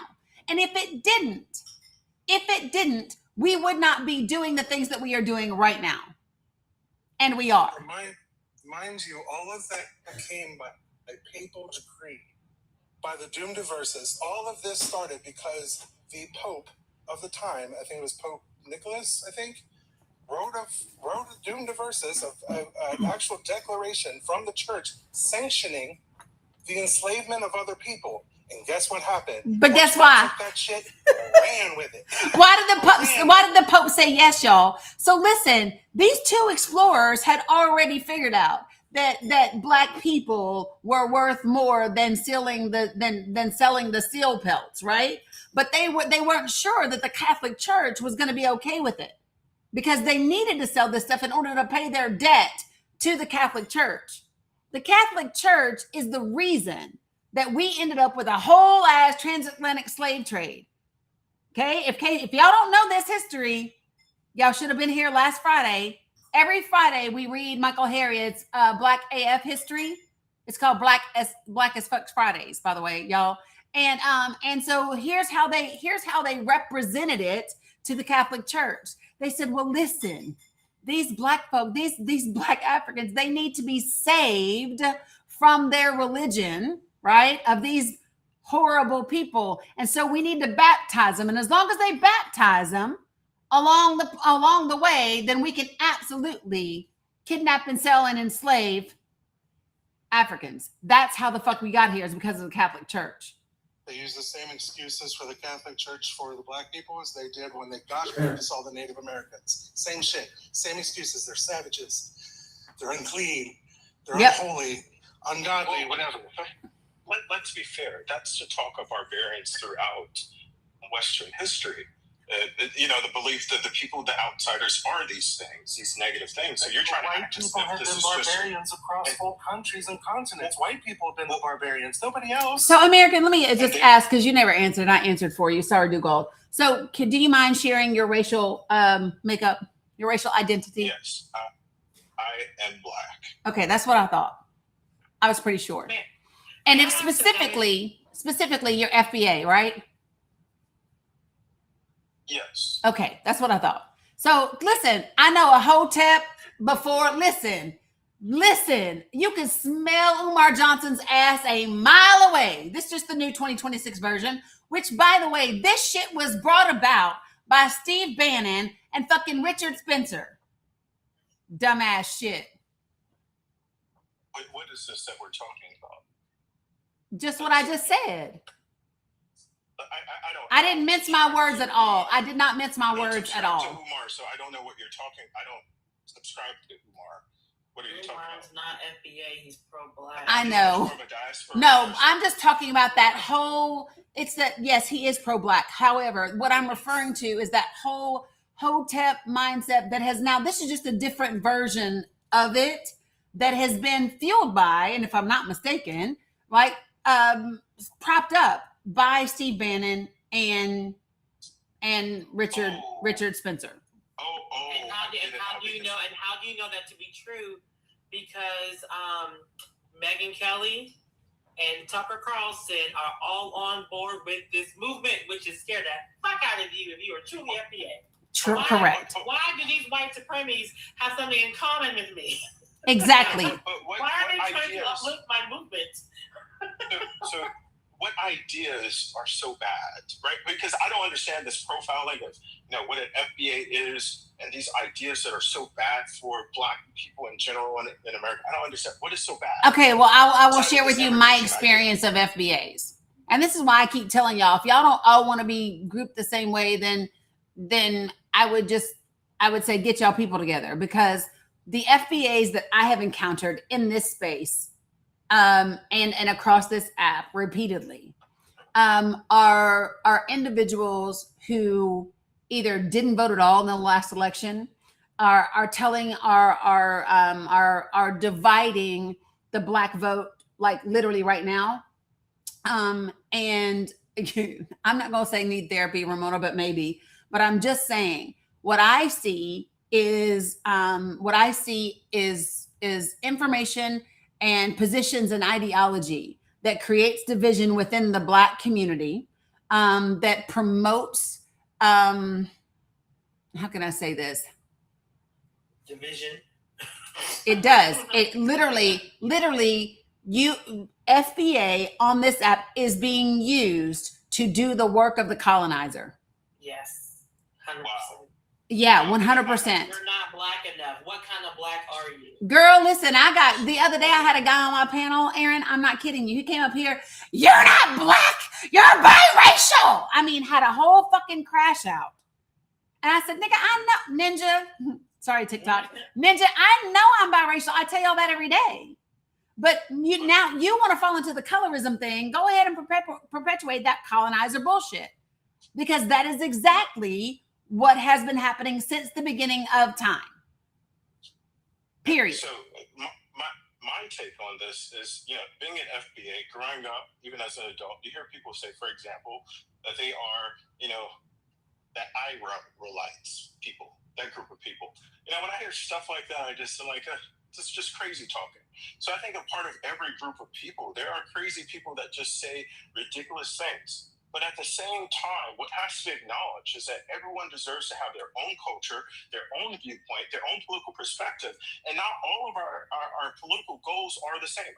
You're not going to go to Asians or Japanese, Chinese, and so on and tell them that they have to vote or look the same way as, as another group of Asians. You'll say, hey, you be yourself. So I don't understand dividing and splitting. No, everyone should be going for their own. You said dividing and splitting the vote. Well, because you are. But when you vote for, we shouldn't be like, I'll give you a little bit of leeway because I agree. You're better than me. How to vote. However, if the vote is for a white supremacist who says they're going to attack the Black community, absolutely people should be telling you how to vote if you're thinking about voting for that person. Absolutely. Here's my thing. If your ass is looking at the possibilities, and the possibilities are Kamala Harris or Donald Trump, and you are uncertain of who to vote for, someone should absolutely be telling you who the fuck to vote for, because that should be crystal clear. No, regardless of what you think and believe, the civil rights movement was for people to choose to vote whichever way that they wanted to vote, not the way. Exactly. And the thing about it is this, American, yes, it was. And what we would hope for, and maybe this is too much, but what we would hope is for you to not be so focused on yourself, on voting for who makes you feel warm and fuzzy, instead of voting on, and which, by the way, let me ask you this, because this is the shit I hear all the time. So share this with me, American. Because what I hear y'all say is, we ain't voting for Democrats. I have to put on this sound right here because this is how y'all sound in my head. Even though you try to sound like this, you sound like this in my head. So we ain't voting for no damn Democrats until we get reparations, as if the Democratic Party alone could, in and of itself, give Black people reparations. Y'all act like it is not going to require Republicans to give you reparations, and y'all act like Republicans couldn't have already given your ass fucking reparations. And then you act like by not voting for Democrats, things aren't going to get worse for your Black ass in this country under these Republicans. Okay, so can we both agree that social media amplifies ideas and beliefs that just might not really be widespread? Like you're talking to like a subset of people. You probably, let's say you talk to 10, 3 of them said whatever you're saying, right? So what are you saying? I'm just trying to say, it's not a monolith. Asking, are you a headline hoochie and get ginned up on headlines instead of actually doing the research. I don't know, like all your PowerPoints, all your things on your link tree, all the reading that we have done to actually know what the policies are and the impact, disparate impact of those policies. He's saying, do you do those research or do you get upset like he does by watching TV? That's what he's at. Yeah, no. This is what.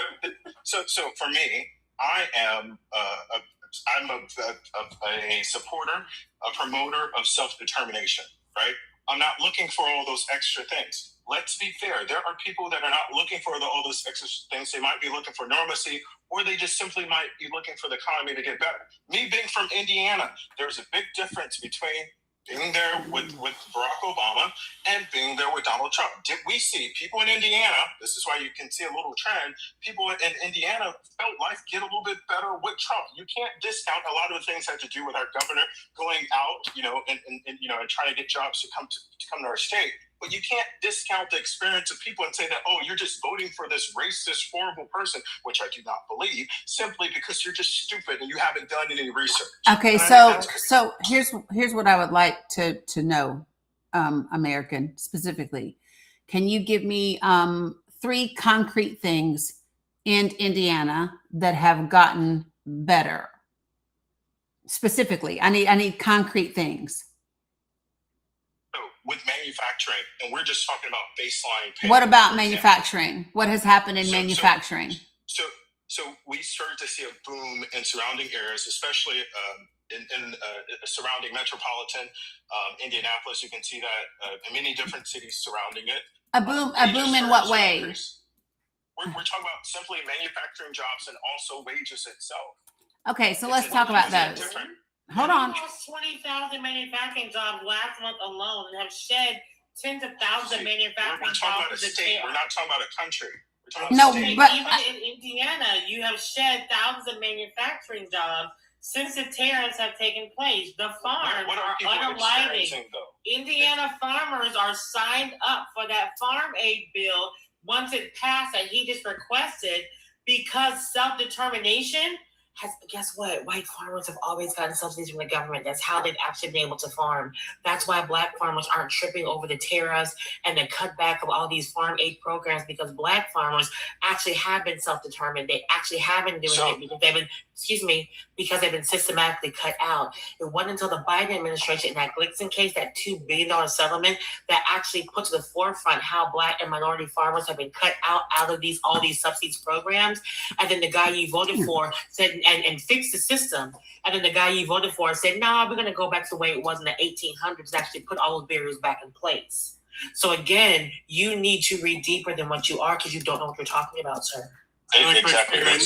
Aaron, I appreciate you. I love you pieces. You know that. Dani, I'm going to have to drop it. I want to say this before I do because I'm live in like 3 minutes. Yes.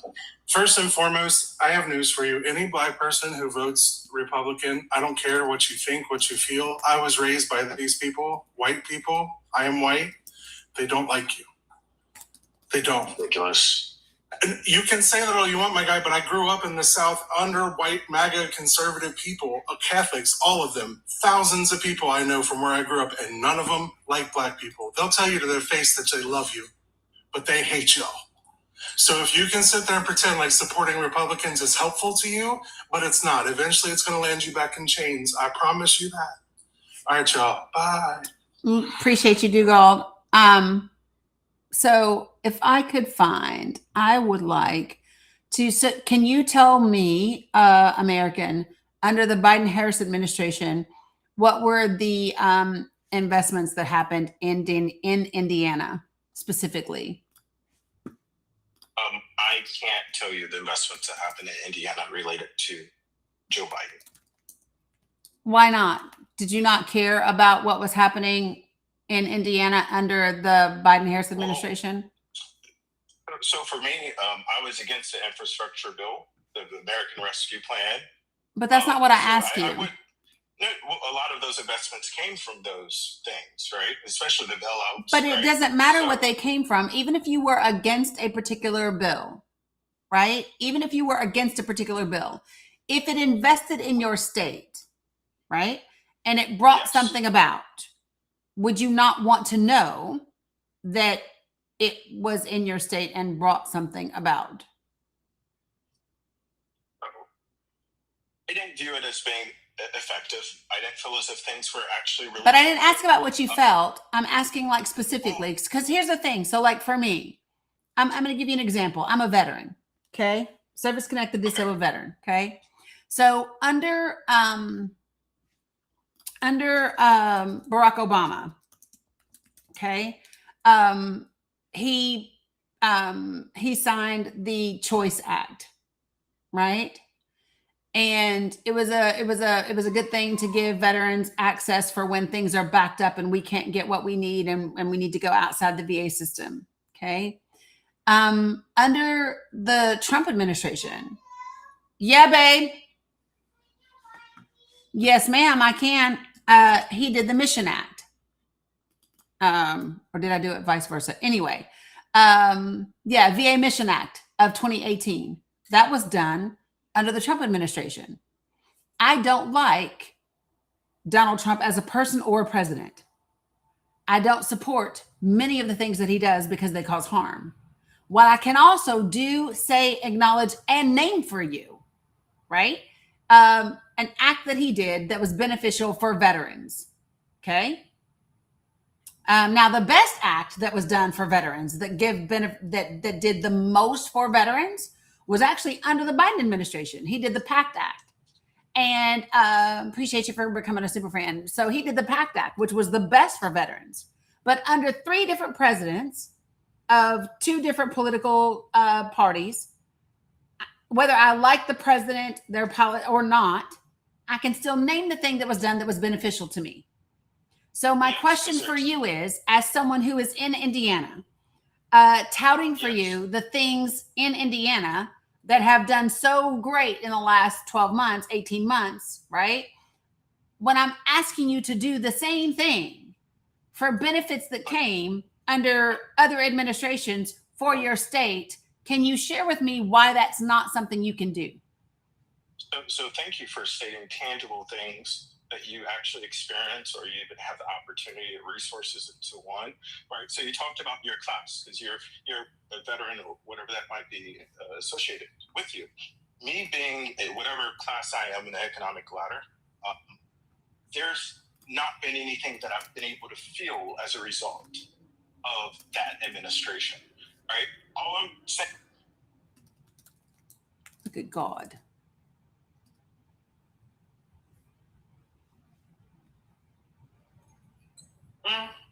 I just said, look at God. Give me 1 second. Hold on 1 second. Can I point out again that you are using the word feel again? What you haven't been able to feel.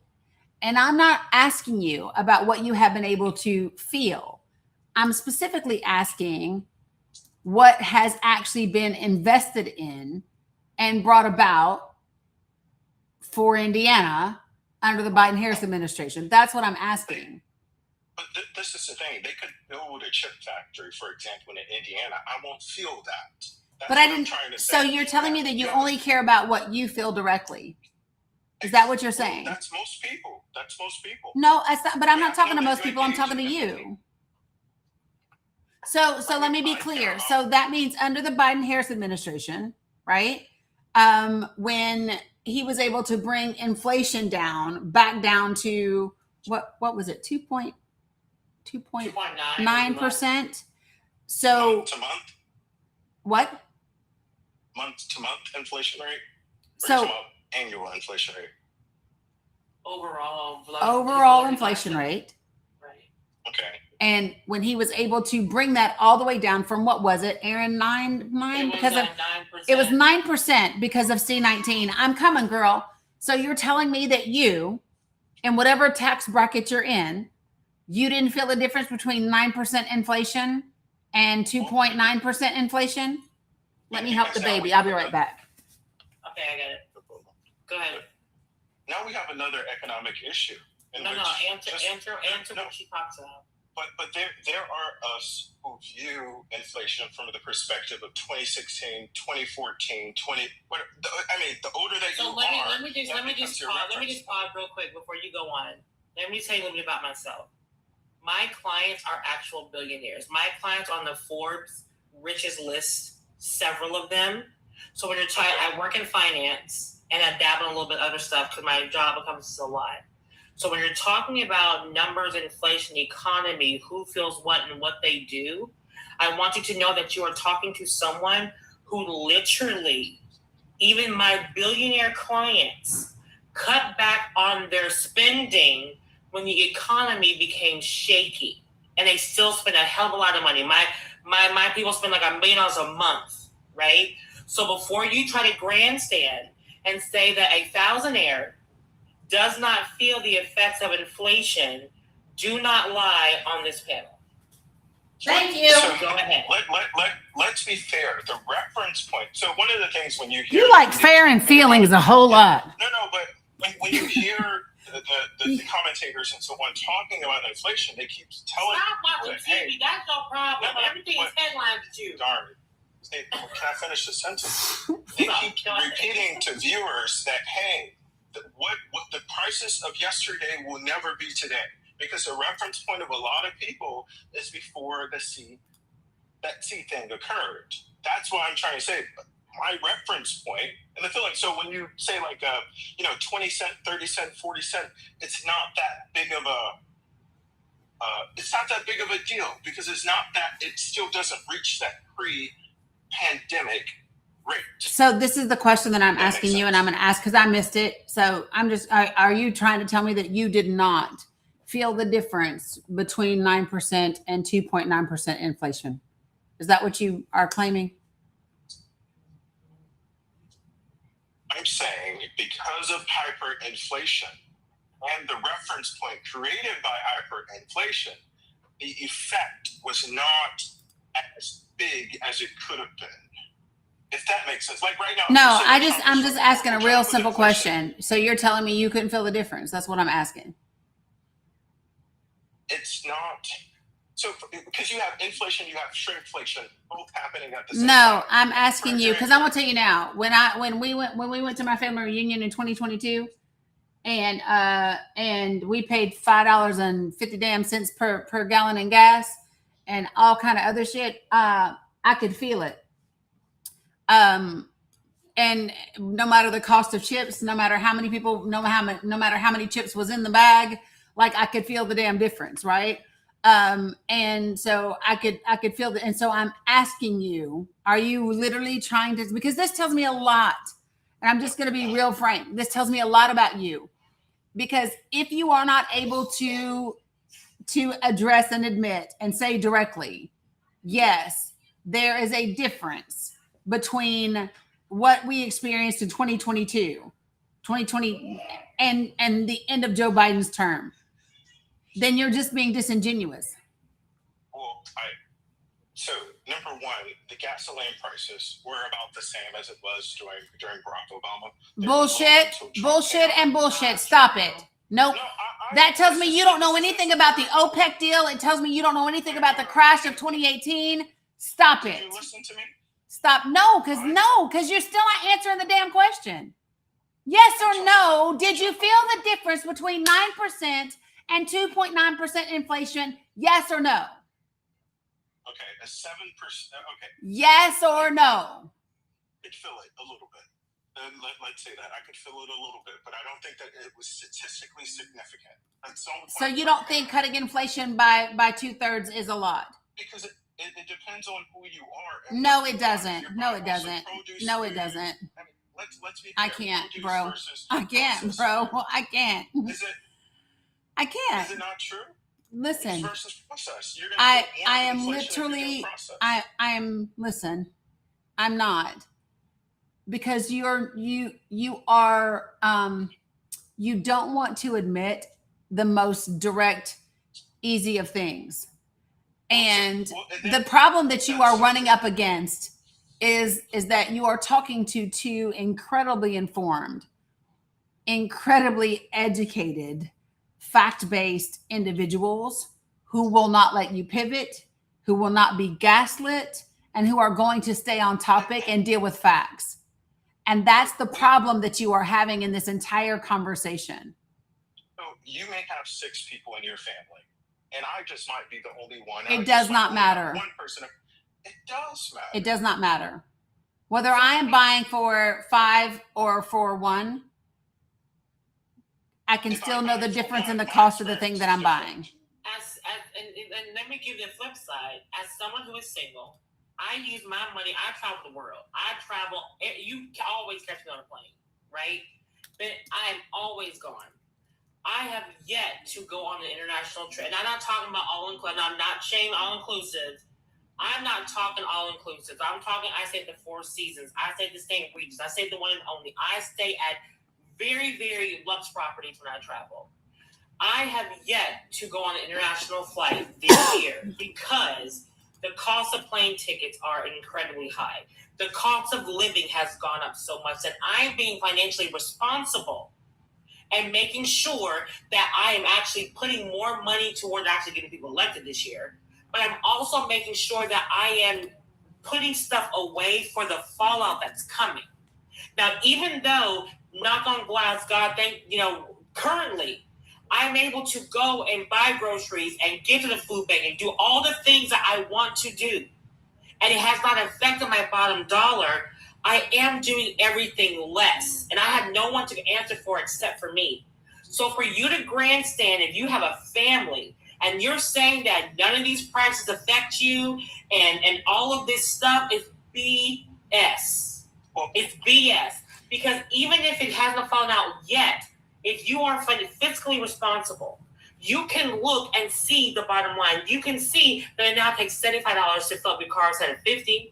You can now see that $200 you spend on groceries for the month is now $300. You can see that the packages are getting smaller. You can see everything has gone up around you. And for you to try to grandstand and gaslight us like you are so aloof that you don't see this. And like I said, my clients who are literal billionaires with a B, multi times over, are cutting back on their expenses, but you're saying that you're not? Because, all right, let me just say this. I spend $90 a week on groceries. I'm just trying to say, like, I went from 60 to 90. Okay, I'm just saying that because of things that I've already established. Okay, so hold on a second. Hold on. Can I say this, that I don't care if the $90 doesn't hurt your pocketbook. What you are saying is that your grocery bill increased by 1/3. Correct. And if it did that for you, it did that for everyone else. And while you may be in a position that doesn't devastate you, that's on you. That is not the same for everyone else. And so let me just, and while we're going to do this, I just want to be clear about a couple of different things. Since you don't seem to know, I'm going to share with you how Indiana fared. Okay. So under the Biden-Harris administration, and let me just ask this question. If you never went to invest.gov under the Biden-Harris administration, please put a 1 in the chat. If you never went to invest.gov and went to your state's page, put a 1 in the chat for me. If you don't even know what the fuck I'm talking about, put a 1 in the chat for me. See, this is what they should have run on, Aaron. Dear God, this is what they should have ran on. Yep. So let me just be clear. I'm going to give you an overview. Okay. Under the Biden-Harris administration, $2.5 billion worth of student debt was canceled for 52,590 people in Indiana.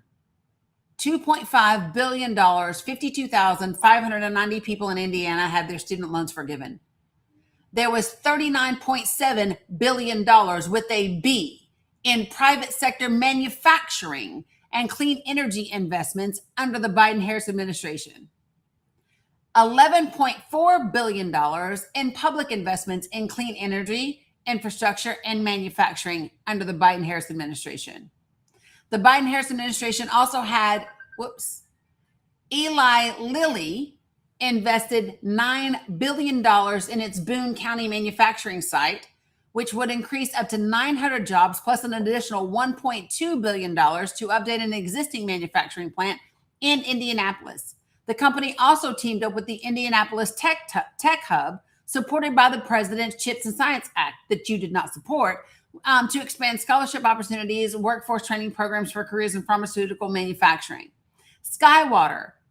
signed up to build a $1.8 billion semiconductor R&D, research and development, and manufacturing facility through a public-private partnership with the state of Indiana and Purdue University. The project expects to create, the project expects to create 750 new permanent jobs. No, those are fake, Linda.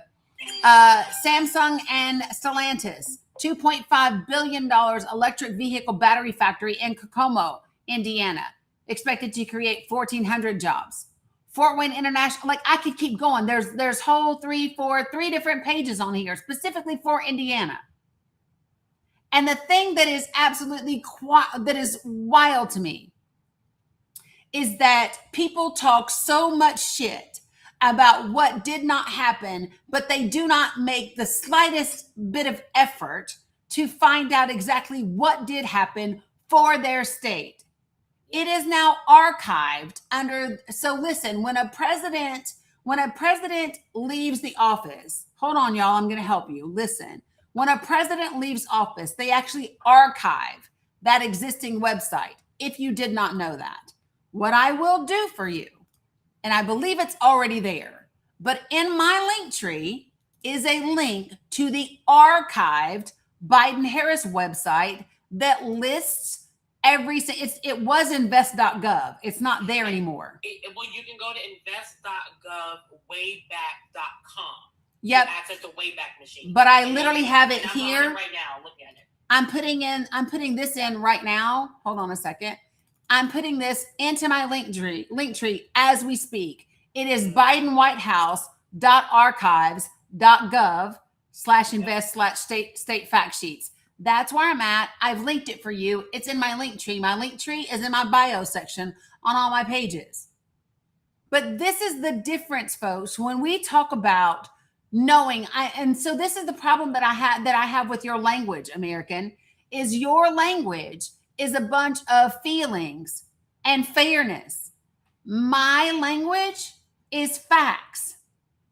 I'm not a Democrat. I'm not a Democrat and I'm not a Republican, but I do like facts. Because no matter how I feel about something, facts actually do matter. Because what I understand is that when things happen in the world, I am one piece of this huge, ginormous world that exists. And just because I don't feel the benefit of a particular thing doesn't mean that particular thing should not be recognized, should not be celebrated, should not be told to people, and is not relevant and important. And that is the difference when you actually participate in society, in the social contract that you were just talking about. You were talking about signing up to participate in a social contract, but you don't. You participated in it as to how it fits you. You're not participating in a social contract with the rest of us. Your contract is for you. And that is the difference. I don't believe that facts are just numbers, right? There are people who migrated, for example, to Indiana, to Northwest Indiana, and they migrated 40, 50 years later. Their descendants migrated to the metropolitan area because of the manufacturing boom in Indiana.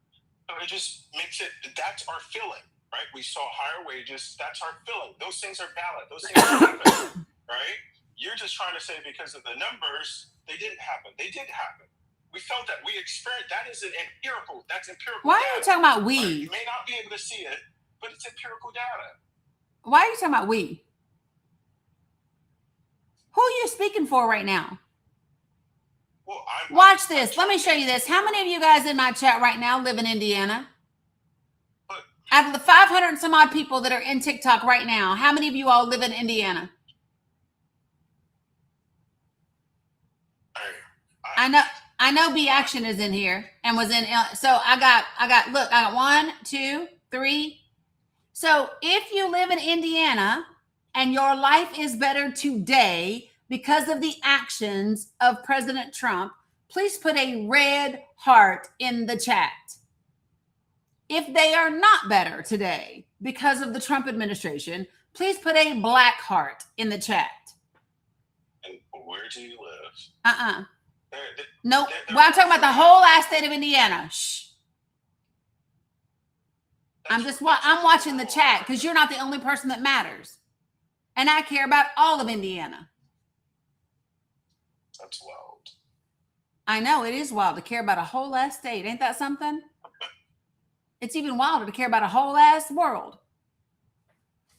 I don't know about you, Aaron, but I ain't seen a red heart yet. Nope. But you know what I find even ironic? And he's like, that's why I like numbers. Because numbers don't lie, people do. Now you can't twist numbers; they are what they are, and then you can either fix it or you can be or do whatever with the numbers. He mentioned moving down to the boom, the industrial boom in Indiana. I had to look that up, and I'm using Google. This is Google. I used the Google. I said, did the manufacturing boom in Indiana happen because of federal funding?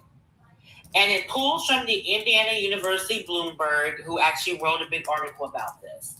And it says, yes, federal funding has been a major catalyst, but it's only part of the story. The recent manufacturing boom in Indiana is a hybrid result of federal policy, aggressive state tax incentives, and private sector adaptation to new technology. By the way, none of this is self-determination. All of this is government.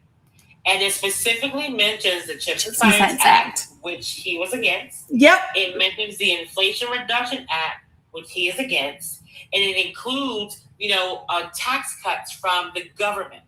So the manufacturing boom that he is saying is so great came from Joe Biden. From Joe Biden and the damn Democrats. And none of it is self-determination. When you were against the Inflation Reduction Act and all this government spending, guess what? Most of that government spending went to hire contractors who were entrepreneurs and their businesses to build, to do whatever the government needed them to do. And so you want self-determination, but when a contract goes to people who are entrepreneurs, who are literally having their own business, you don't like the government spending. You want people to pull themselves up by their own bootstraps, even though boots don't have straps. You're doing doublespeak. And it does not make sense because no one, I hear you, no one has made it on their own. You need resources. You need capital. You need workers. Even if you say, well, I'm a business owner and I took out the loan, guess what? You got a loan from somebody. And if you fail, you can wipe that debt away. You did not do it on your own. Yes. Only thing that you can probably say that to is the athletes. Because it's their body. They did it on their own, and people paid them for their body. Mila, come here and stop, please. I can tell when it's a fake cry. Yeah. Listen, Aaron, I swear she's going to get me an EGOT one day. You watch. That's my EGOT winner right there. I love it. Just listen. You'll hear it. Come here. What is it? How? Are you hurt somewhere? Are you hurt somewhere?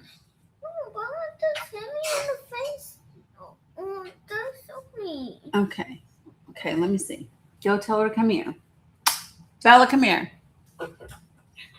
Now, can you give an example, American, of someone you look up to who did it on their own without anybody's help, anybody's money, anybody's resources? They made it all on their own. Can you give me an example of that?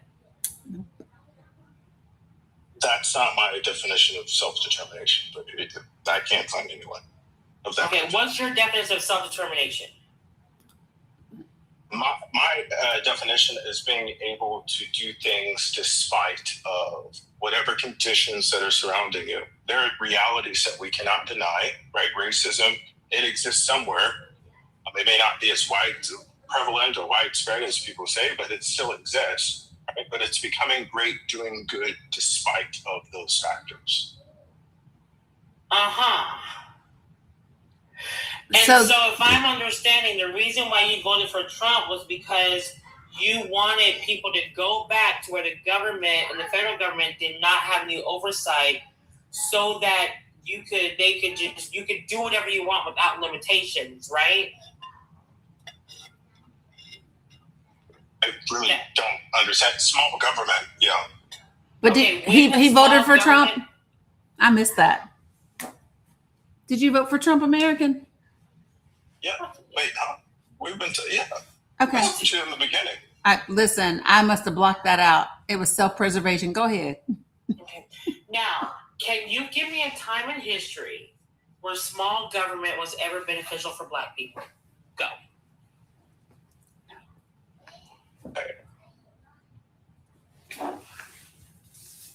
I don't. I'm sorry, I'm laughing.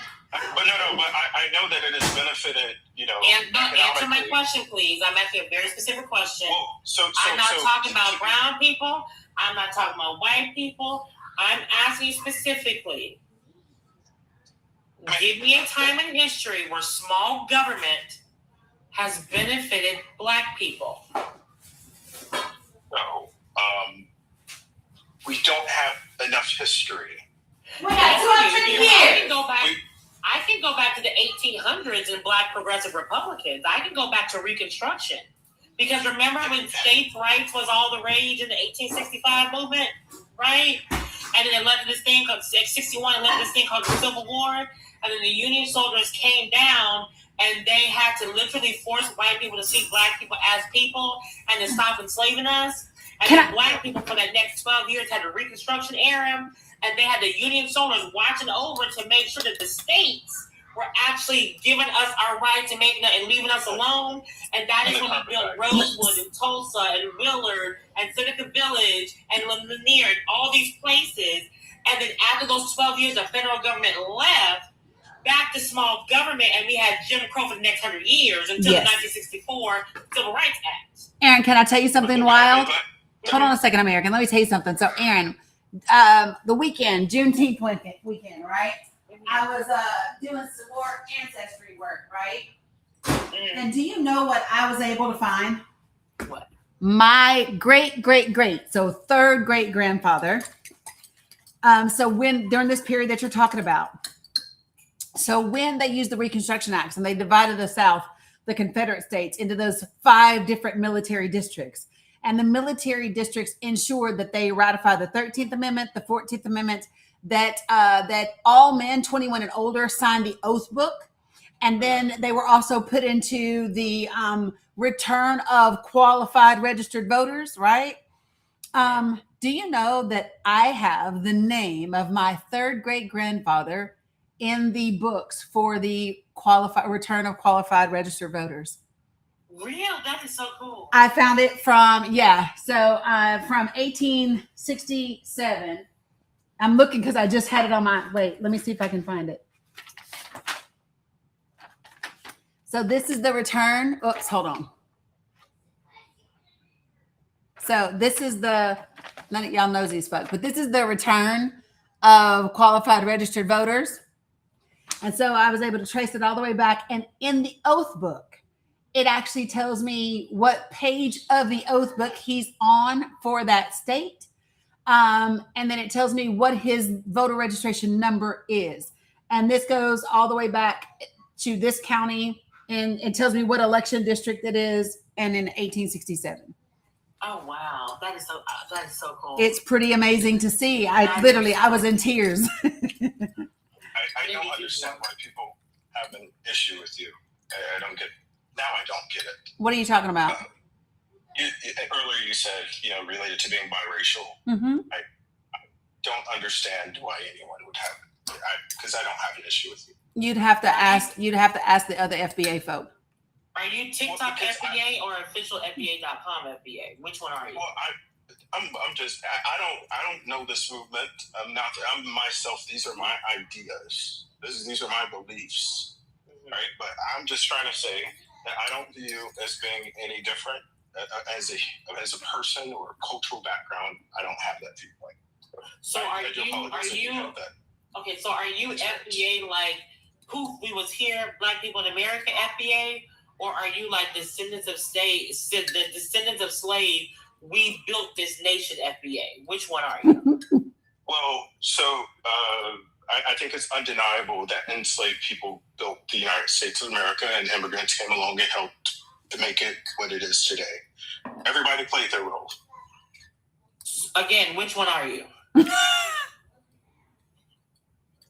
So the FBA folk that I've run into say they are FBA because they can trace their lineage back before 1865, which I don't even know what that means because the first transatlantic slave trade folks got here in 1619. So I don't even know. Do you know, Aaron? Well, okay, so according to official FBA.com, they came with the Spaniards, the Portuguese in 1562. They came here, and then them and the indigenous people got the fisticuffs with the Portuguese and overthrew that settlement. The Portuguese ran to South America, and then they married into the indigenous people, and that's what official FBA.com said of the 1500s. Then they all became slaves, and then that's why they're foundational, but they still were brought over by slaves. Now, as slaves, at some point, either Right. 1500 or 1600. Now, TikTok FBA is black people in America. I can find 1865, y'all. Right, exactly. We's here. And I'm like, boy, if y'all been here this whole time, why you let these white people take y'all over? Right. Why did where is the FBA landmark? Like, where is y'all settlement? Where can I find where y'all are from, right? Because if y'all say y'all are from South Carolina and Georgia, nah, baby, that was a slave colony. Y'all are not FBA. And if you are FBA and you're asking for reparations, how are you asking for reparations when you not from Africa? You was from here, so you are American. You're not part of the slave trade. And you should have pulled yourself up by your bootstraps. Right, exactly. So you're talking about people, the black people that believe that they are Native American. They're the real Native Americans or the real Israel people, whatever that is. No, that's what I'm saying. There's about 3 or 4 different factions. there's about 3 different 4 factions. I don't know those people. Whatever. So for you, what is the definition of FBA for you? Because for me, I'm just gonna be honest. I call FBA fuckery before accuracy. But so for me, I live within my identity. I am the descendant of my people who migrated from the South. That's my identity. I don't know what FBA is. I've heard of it, but I don't like it.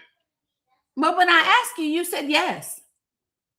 Well, so I am according to the term, which means that I am not the child or connected to an immigrant from Africa within probably the last 80 years. That's how I would define what that is for my definition. But have you ever done a DNA test? I've not only done that, but I've met. So what's your haplogroup say? Does your haplogroup say that you got people from this soil? Because there's different haplogroups. Like when you do a DNA test, if you got the Africanness at some point in your DNA, there's a lot of it. You're not indigenous, because if you're indigenous, like foundationally from America as a black person, you would actually have more indigenous people, Native American in you, and then just a little bit of a Negro. So what did your results say? So what I'm going to say is that my family has met at least 100 years, or for about 3 generations of people. So that from early 1900, late 1880. So I don't view, I don't have this discrepancy about my Americanness, if that makes sense. And my DNA report shows, me being connected to those who come from the southern region of the United States. So then you was a descendant of slave. If they're okay. Yes. I'm sorry. Let me break it down. Okay. If you can trace your lineage to the southern states of the United States, your people came over on ships and were slaves. They were not foundationally black. They were brought from somewhere. You are from somewhere in Africa. And then at some point, your great granny or granddaddy was brought over. And then they were brought over by the colonizers to America. And that is where your lineage in America started. Now, if you're doing a play on words that because it's like 5 grades, you're foundationally American, yes, I get that. Because don't tell me I'm from Africa, I'm from here. I get that. But calling yourself FBA, that is a very toxic thing because some people call them pretendians, where you pretend that you were both black people here in America. That did not happen, and you are erasing. You're doing the colonization of erasing the indigenous people that were here. Like, for instance, let me tell you a little bit about me, right? On my mama's side, I can trace my maternal grandmother back to the Methodists in the 1700s, the white folks, because great. To the white folks that actually threw like fundraisers for Lincoln on my mama's side. On my daddy's side, I have Cherokee, and then they also intermarried into Cherokee on my mama's side from South Carolina. And so I've got white, Cherokee, and Negro on my mama's side. On my daddy's side, I have my great-great-great-grandmother, and I have a picture on my phone, oil painting. There's a white lady named Alice from Ireland. And my great-great-great-granddaddy was from Charleston area, was indigenous, and then married into and then they had babies.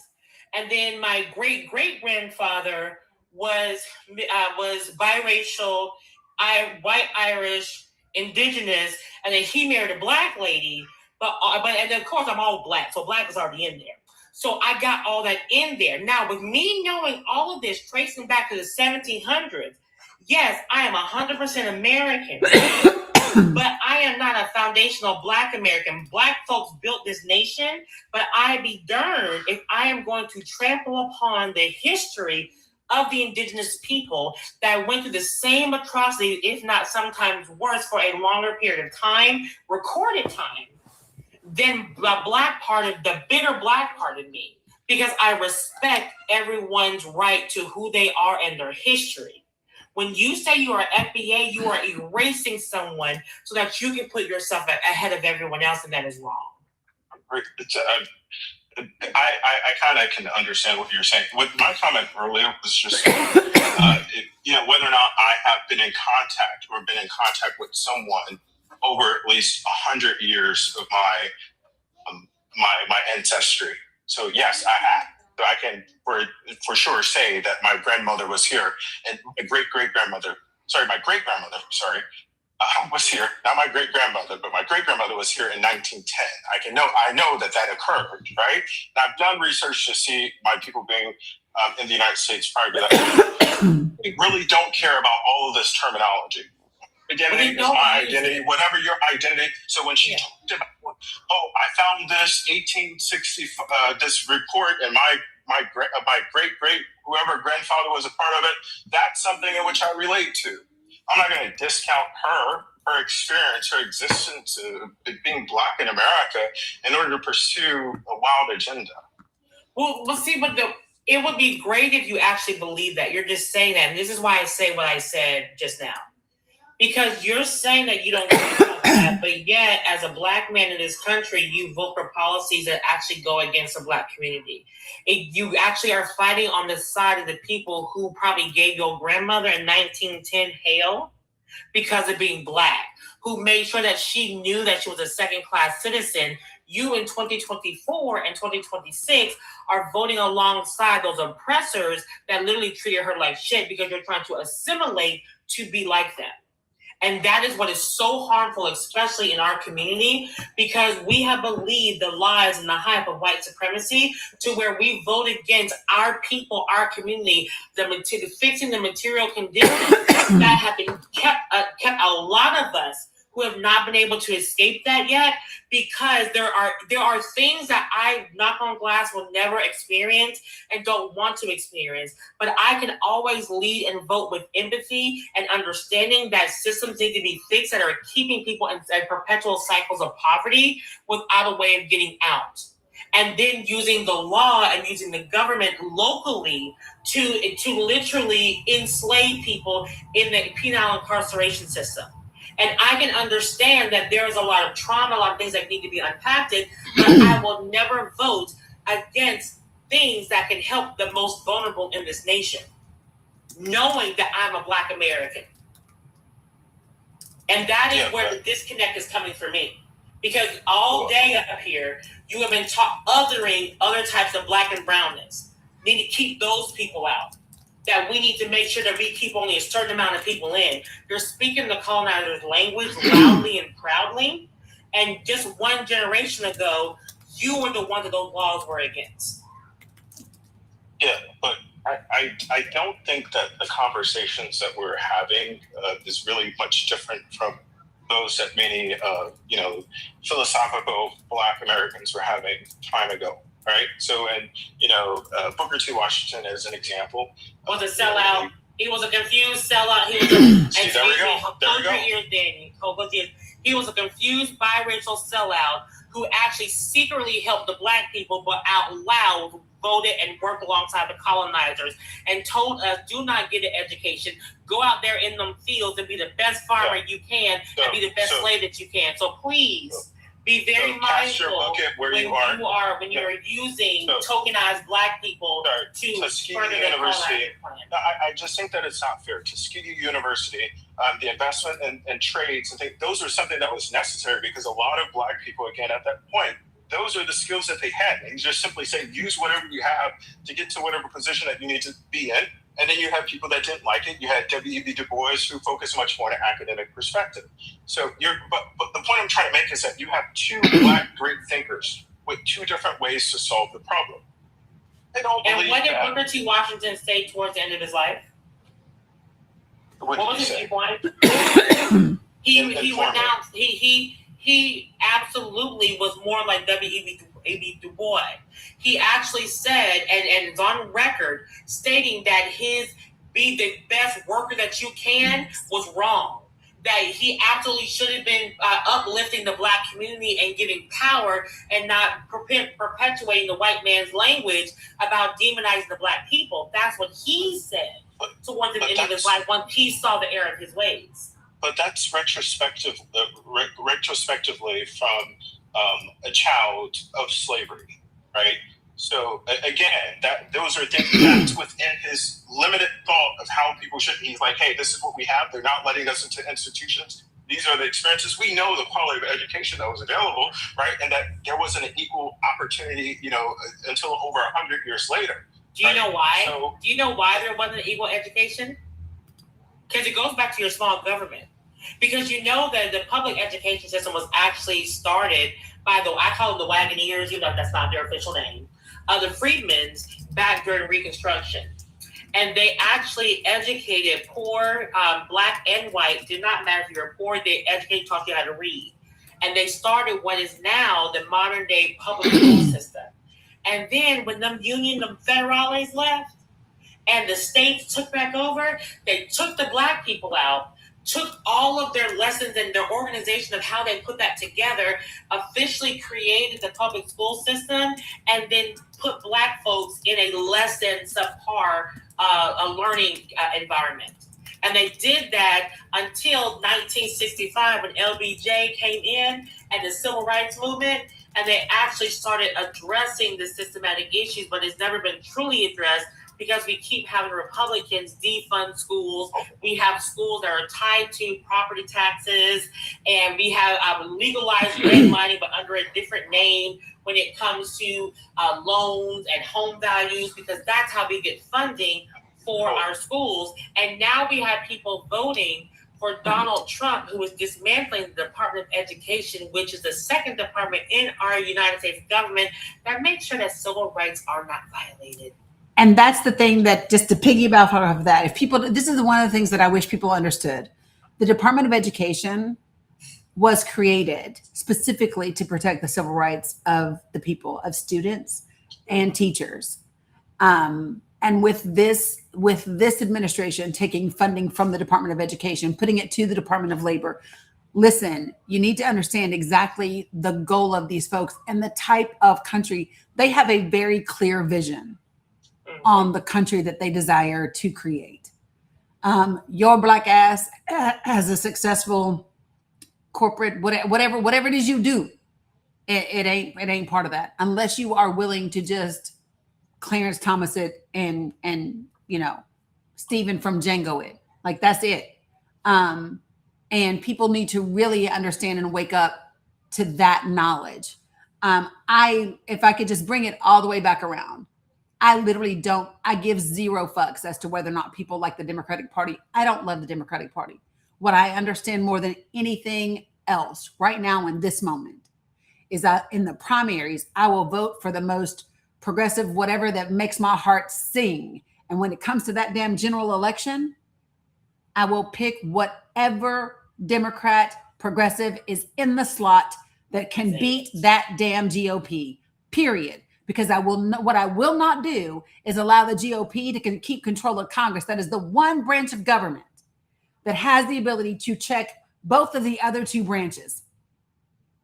And it is literally the time period that we are talking about, that 1967, 1968 time period, demonstrates for us why the Congress is so powerful, why having Congress is so important, why we must do this. Because y'all, they challenged the Reconstruction Acts, just so you don't know.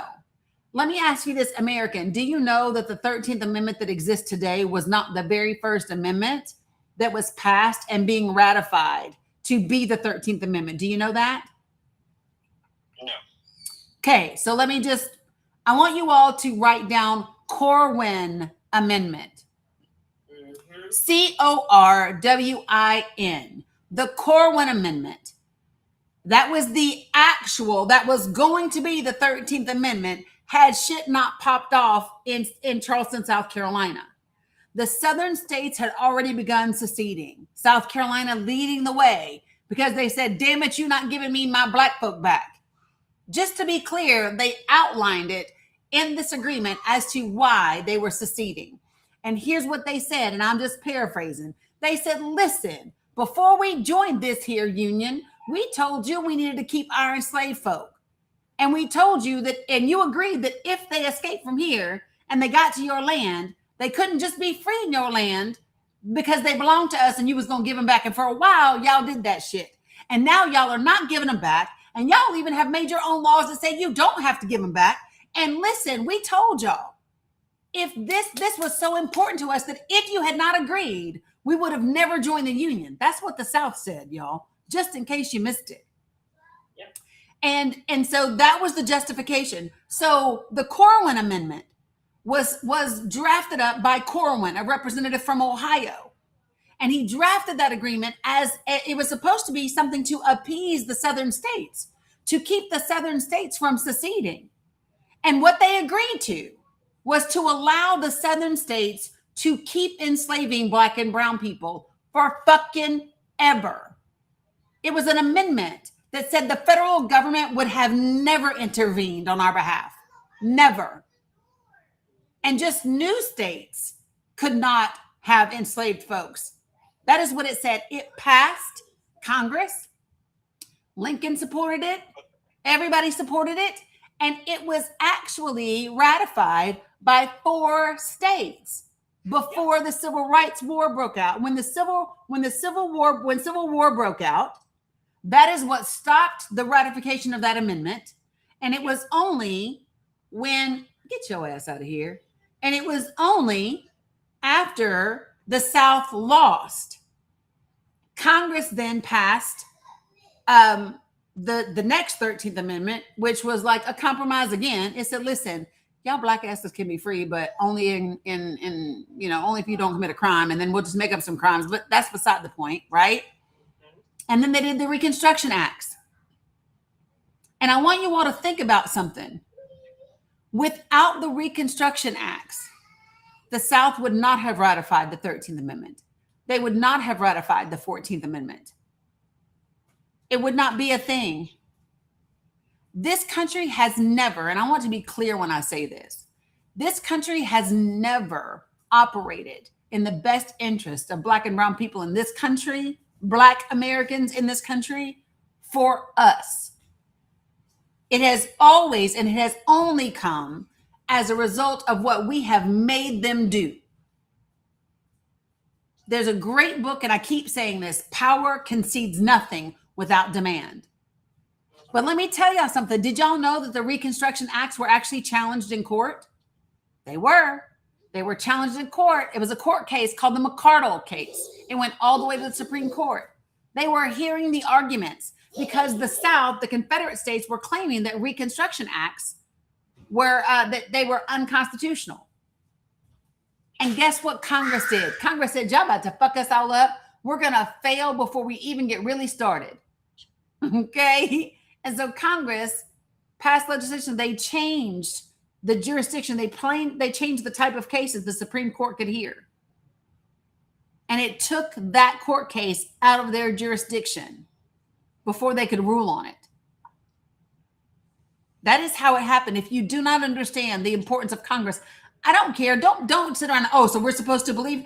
I'm not asking you to believe a single person in Congress. I'm not asking you to put your hopes and faith and dreams in nothing. I am telling you to vote in your best interest based on the best facts, the best information that you have, and then hold their fucking feet to the fire and demand that they do what they need to do for us. That's what I'm telling you to do. Y'all want to expect from politicians what you can't expect from the people you date. Real talk, right? Y'all up here married to the same person for 20 years. Don't know who you're married to because they don't know them damn selves. And you think you're supposed to know a politician. Get out of here. No, you can't. Lobbying is one part of the problem, Pat. And there's a solution for that as well. What were you going to say, American? Well, I think that populism is taking over. So I do hope that you do have a progressive candidate. But I think at least on the right side that we've allowed populism to to be a part of our party. But I do think right now what we're kind of experiencing in Congress is old Republicans. I don't really think that it's necessarily MAGA. A lot of the problems that you guys talk about, healthcare and so on, these are conversations that MAGA is having as well. So, that hurt my head. These are old Republicans that are, running the party. I think that's the perspective of many people who are in MAGA. A lot of the things that are happening is against populism. So populism, even though we can go back to George Wallace, this was really modern day Scooter Libby and George Bush W. When it was red versus blue. Like in the South, people are literally taught if you vote Democrat, you're voting for the devil. True talk, right? But name one thing conservatism has actually given to America. Giving me one policy that's made something better for the lives of American citizens that was conservative. Conservatism isn't meant. I think the issue with it is that conservative isn't meant to the type of impact that liberalism is meant to have. Liberalism is much more direct. So when you talk to me about impact, the things I'm going to mention are things that it does for businesses and capitalism versus things that it actually does for the individual. Pause right there. Give me one economic boom that has happened under conservative policies. Go. Economic boom, conservative policies. Yes. You had Ronald Reagan during times of stagflation. It led to an economic boom. You saw a giant ballooning of the debt. You saw again. See, you're only and this is like when I say that there's two Americans. Ronald Reagan one was detrimental to the Black community. Absolutely detrimental. Sure. Not only did he allow and purposely, started with Nixon, kept it on with up until Reagan, allow rugs to go into Black neighborhoods. He perpetuated the Southern strategy. He perpetuated the stereotype of the welfare queen when that was a white woman. A white woman was doing that. But he paraded a Black woman as the face of the welfare queen. And then you saw Black unemployment skyrocket. There was no economic boom for Black folks under conservative policies. You saw businesses who were getting all the tax breaks because remember, he closed the tax loopholes from the 1940s that built the middle class. He then closed those loopholes so that businesses can then get government tax breaks, get government subsidies. They can make money. They can pay their workers less. They started not getting benefits to people. So how was that an economic boom for society when you're only looking at the business owners that were doing well? Yeah. I guess so. American, how do you feel about your vote today? And how do you feel about the upcoming midterms?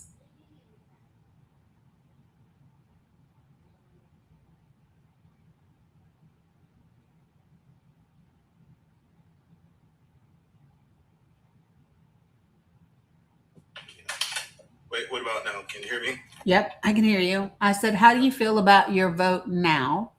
And how do you feel about the midterms and how you are planning to vote in the upcoming elections? So I'll be very, very clear. I view myself as being independent. Have I accepted becoming a part of, whatever this MAGA thing is? Kind of, but I view myself as being independent. I have not liked a lot of the things that have happened in recent. So I don't feel as great about it, but I'm not at the point of regret. I would have never chosen the other option personally, myself. With the midterms, I'm expecting a blue wave, and to be very fair, I really don't. You can put this in. Hey, put this on the counter, please. I don't know how to explain it, but I kind of really want to. I'm kind of like I'm under Trump fatigue a bit. I kind of want to move on to another person. So I really I'm looking forward to the next election because I think that the things he's been doing of late, devaluing people who believe in him, whatever that, and saying, for example, I am MAGA and all that other stuff, that touches me in a different way. So yeah. So when you say you consider yourself to be MAGA, what does that mean?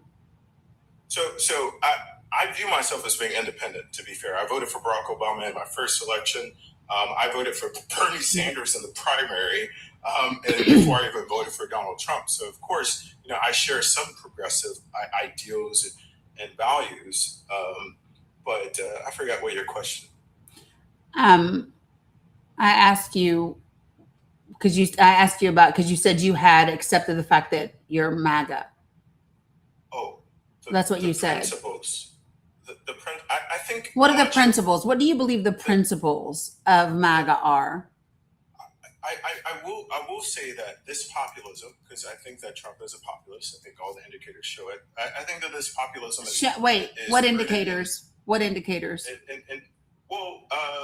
The indicators, such as him bringing people together, such as him being able to lead a fight against that establishment. The Republicans, they chose whoever they wanted to choose, but the people still voted different because they went against the ideals of the party. Wait, but okay. So here's what I'm confused about when you say that. You say that Trump is a populist. Okay. So can you share with me how his policies represent working class Americans? And so this is the thing regarding his policies. His policies, as I was saying, they are rooted, and his populism is rooted in fear, right? So you have working class people that feel as if they're being left. No, they feel as if their industries are being left behind. But I didn't ask how he manipulates people. I didn't ask that, because what you're describing to me, when you describe how people are feeling, what you're explaining to me is how he manipulates based on people's emotions. What I am asking you is, what political policies does the Trump administration have that work for the benefit of the population, like the majority, the working class? Populism is majority fulfilling. No, it's not. No, it's not. So when you talk about farmers feeling left behind in the 1890s, right? Leading the movement of populism, you have working class people. That's not what it they is. don't have labor protections. These are feelings that drove change. That makes sense. Okay, if you're going to be a populist, so patriotism. He shits on our veterans. He does shit on us repeatedly. He shits on our veterans. But that's according to you. No, I'm a fucking veteran. He shits on veterans. And every veteran I know agrees. Every veteran I know agrees. He literally right now has gutted the VA. He is working to privatize our health care. It is absolutely a fucking fact that he shits on veterans. And he has great support amongst the military. I give a good damn. I said I'm talking about veterans. And as one, I will speak pretty fucking emphatically about what his policies have done at the VA. Pretty fucking emphatically. Just to be clear. And those aren't my feelings. So I will say this from experience. I do have a grandfather who's a veteran, and he did see his benefits get cut drastically after even receiving the service, right? So I get what you're saying. I completely understand. But there are many veterans who support. But I guess you don't mind because economically you take care of your granddaddy, right? Since you got it like that? No. Financially, you can take care of your granddaddy because you ain't feeling that $90 a week in groceries. You're good then, right? It's a difference. He's not a dependent. That's a conversation. But he has to be a legal dependent for you to take care of your granddaddy? Well, he would need for me to be. You need to do things for yourself. Pick yourself up. I mean, your granddaddy needs to pick himself up by his bootstraps. He's lived on. For him, he has enough to take care of. Your granddaddy needs to pick himself up by his bootstraps. Believe me. Boy, you wilding out. You wilding out. Somebody, you did not get sent to the damn bush to pick a switch often enough. He wasn't young as a kid. His mama didn't feed him. He had to do it all by his damn self. Because everything that he said up here is, I'm gonna get mine. Screw you. You figure it out on your own. And I'm going to do whatever I can to screw you out of whatever you need so I can get more. What I need, right. And then he wants us to, but so in his defense, he is upholding the American value system. Yeah, but that's what I'm saying. And that's why he loves this administration. Wow. That's why, because he sees himself in their values. But yet talks about being black. Black has always been about community. 100%. Even in our most fractured state, it has always been about the community and the village. 100%. It's about when something happens, we rally. If we see that there's an opening or someone's in distress, we come and we help. Yep. Right? That GoFundMe's were actually the idea of that came from Black folks crowdsourcing and helping each other out. They learned how to monetize on that stuff. Yep. But somehow he says that he's a black man in America. Voting for, talking about that you want people to do it on your own, but you're voting for systems that put barriers in place. You're voting for and said, well, I'm disappointed, but the man told you he was taking you back to the 1960s and before. He actually said 1798. And as a black man in America, you didn't say, wait a minute, how were black folks doing back then? How were they treated? Flags went off.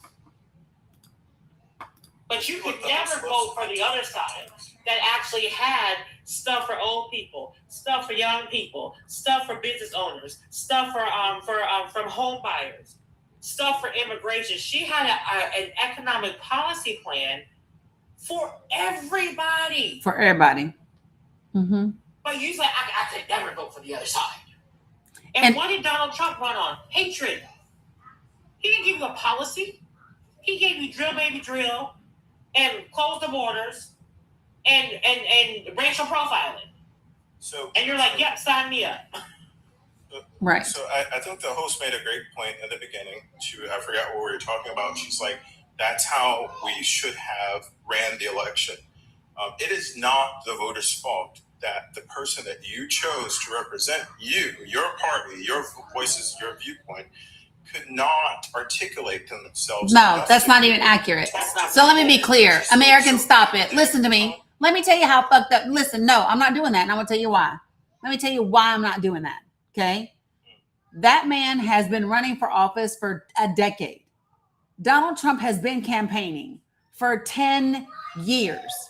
This woman ran for office for 107 days and almost whipped that ass. He could still only beat her by 1.5%. If you are running for office for a decade and I almost get your ass in just 177 days, and I'm a woman, and I'm black, and I'm the daughter of an immigrant, and on all of that, you ain't shit. Done. I am not. Listen, nope, I'm not. Hold on one moment. Put a pin. Yes, ma'am. Okay. Tell Mila I said that if she hits again, timeout is happening. So listen, I'm not doing that. In any way, shape, or form, I'm not doing that. And listen, don't y'all do no damn election conspiracy shit in my chat and get my live in trouble. Don't do that. Don't do election bullshit in my chat. Don't do it. It is what it is. The numbers are the numbers. He's the president, so technically she lost, period. I don't care about your speculation. Now, I'm going to be clear about this. When I say what the party should have run on, I am talking about political strategy and what politicians and political parties need to be focused on, right? So what I am not saying is, oh, she couldn't do whatever. Fuck that. That's not a thing. I can and I will talk about this old raggedy ass media. I will do that. I can and I will talk about these old raggedy. I mean, seriously, he had the richest man in the world running lotteries to get people to motherfucking vote, and he still barely did it. Don't tell me what she could or shouldn't have done. This was a system that worked diligently against her, and a lot of things that were outside of her control. And there was a standard that was set for her that was not set for a single candidate before her. The perfection that you all demanded from that black woman was never laid at the feet of a fucking man, black or otherwise. Y'all thought this black woman was supposed to solve every fucking problem created by men before she ever got into office. The fuck out of my face with that. No. Yes. Y'all thought she was supposed to have the right answer for Gaza, even though that shit was done by people that didn't have nothing to do with her for the longest time. Y'all thought she was supposed to have the answer for housing. Didn't matter what happened in the markets. Y'all thought she was supposed to be able to change the border. It didn't matter that she already got $8 billion of investment in the Northern Triangle. Y'all thought she was supposed to be able to fix fucking education. Y'all thought this black woman, before she ever was in office, was supposed to fix every fucking thing.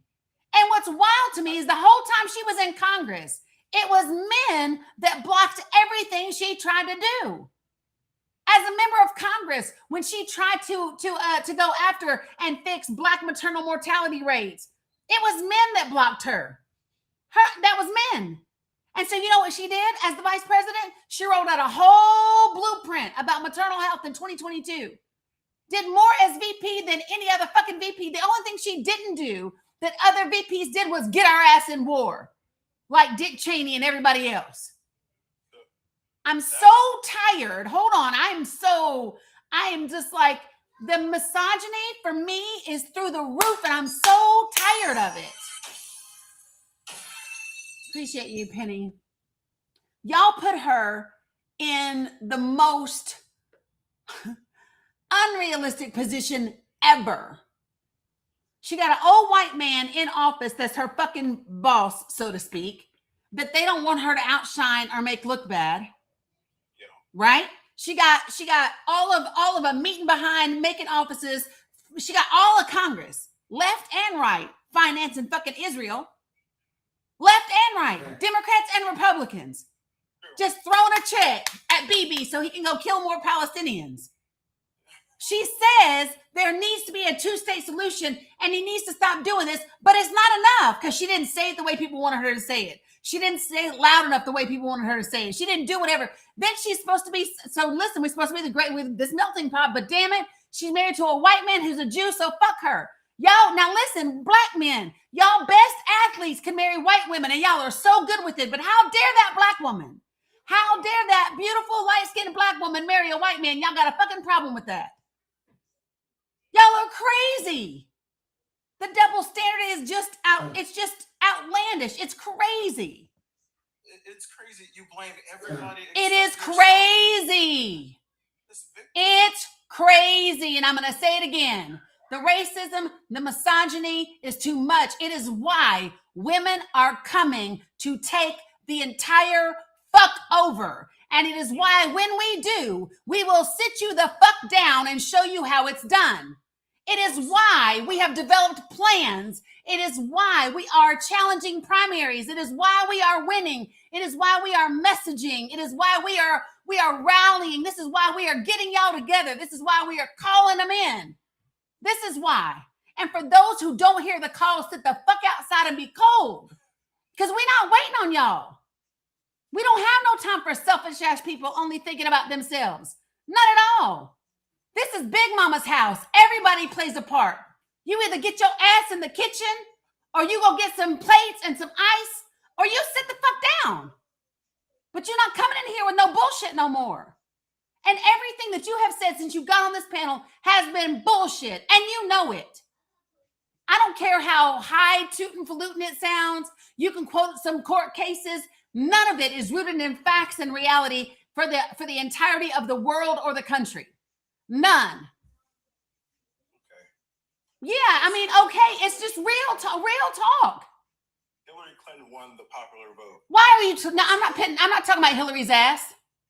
I am not talking about Hillary. Did you hear me? Because if Hillary had done what Hillary needed to do, she would have never married Bill. She'd have let his class cutting, half-ass sleep, sleeping around, philandering ass. She'd have let Bill go all the fuck wherever she was.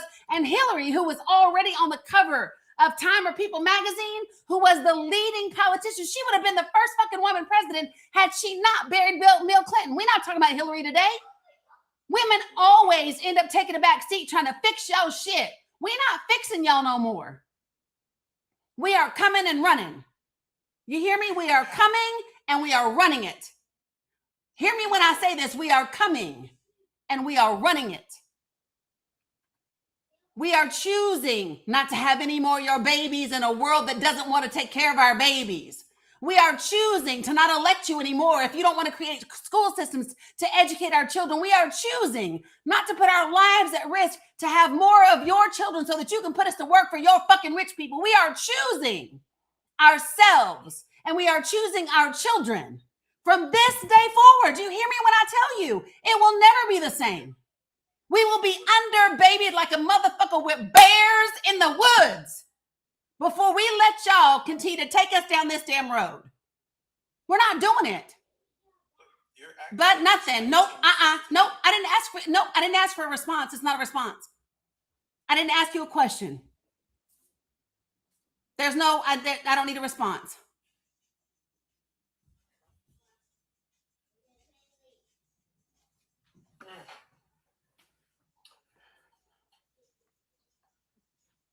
Aaron?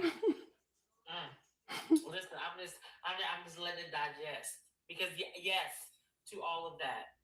But meanwhile, you have a man, a con man, Don the Con, who cheated on his first wife with his second wife with his third wife with a corn star, 5 babies, 3 baby mamas, lives in government housing, has filed bankruptcy more times than I can count, defrauding. I mean, like, you saw his financial records that came out, literally stealing from the American people, and you're upset because Kamala laughed?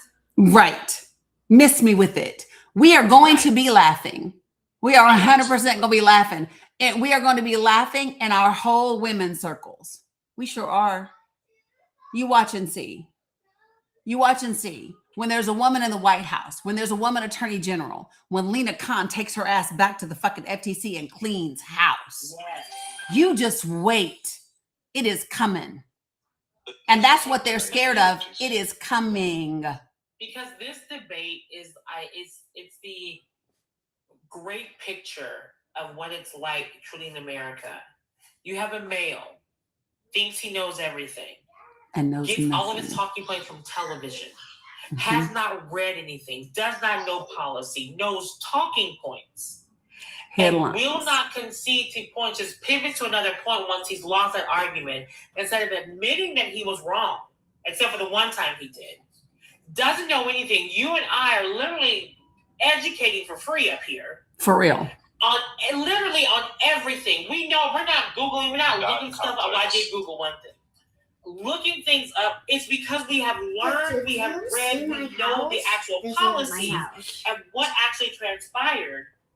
And he still is trying to shit on progressives in the Democratic Party as a black man in America, when conservatism has never helped black people. Even if you go back to the 1800s, black progressive Republicans who were instrumental in the Reconstruction period, they were for federal oversight and entrepreneurship. So I'm with them when it's federal oversight, massive investment into black businesses, entrepreneurship, and the federal protection of civil rights and voting rights. I am for that.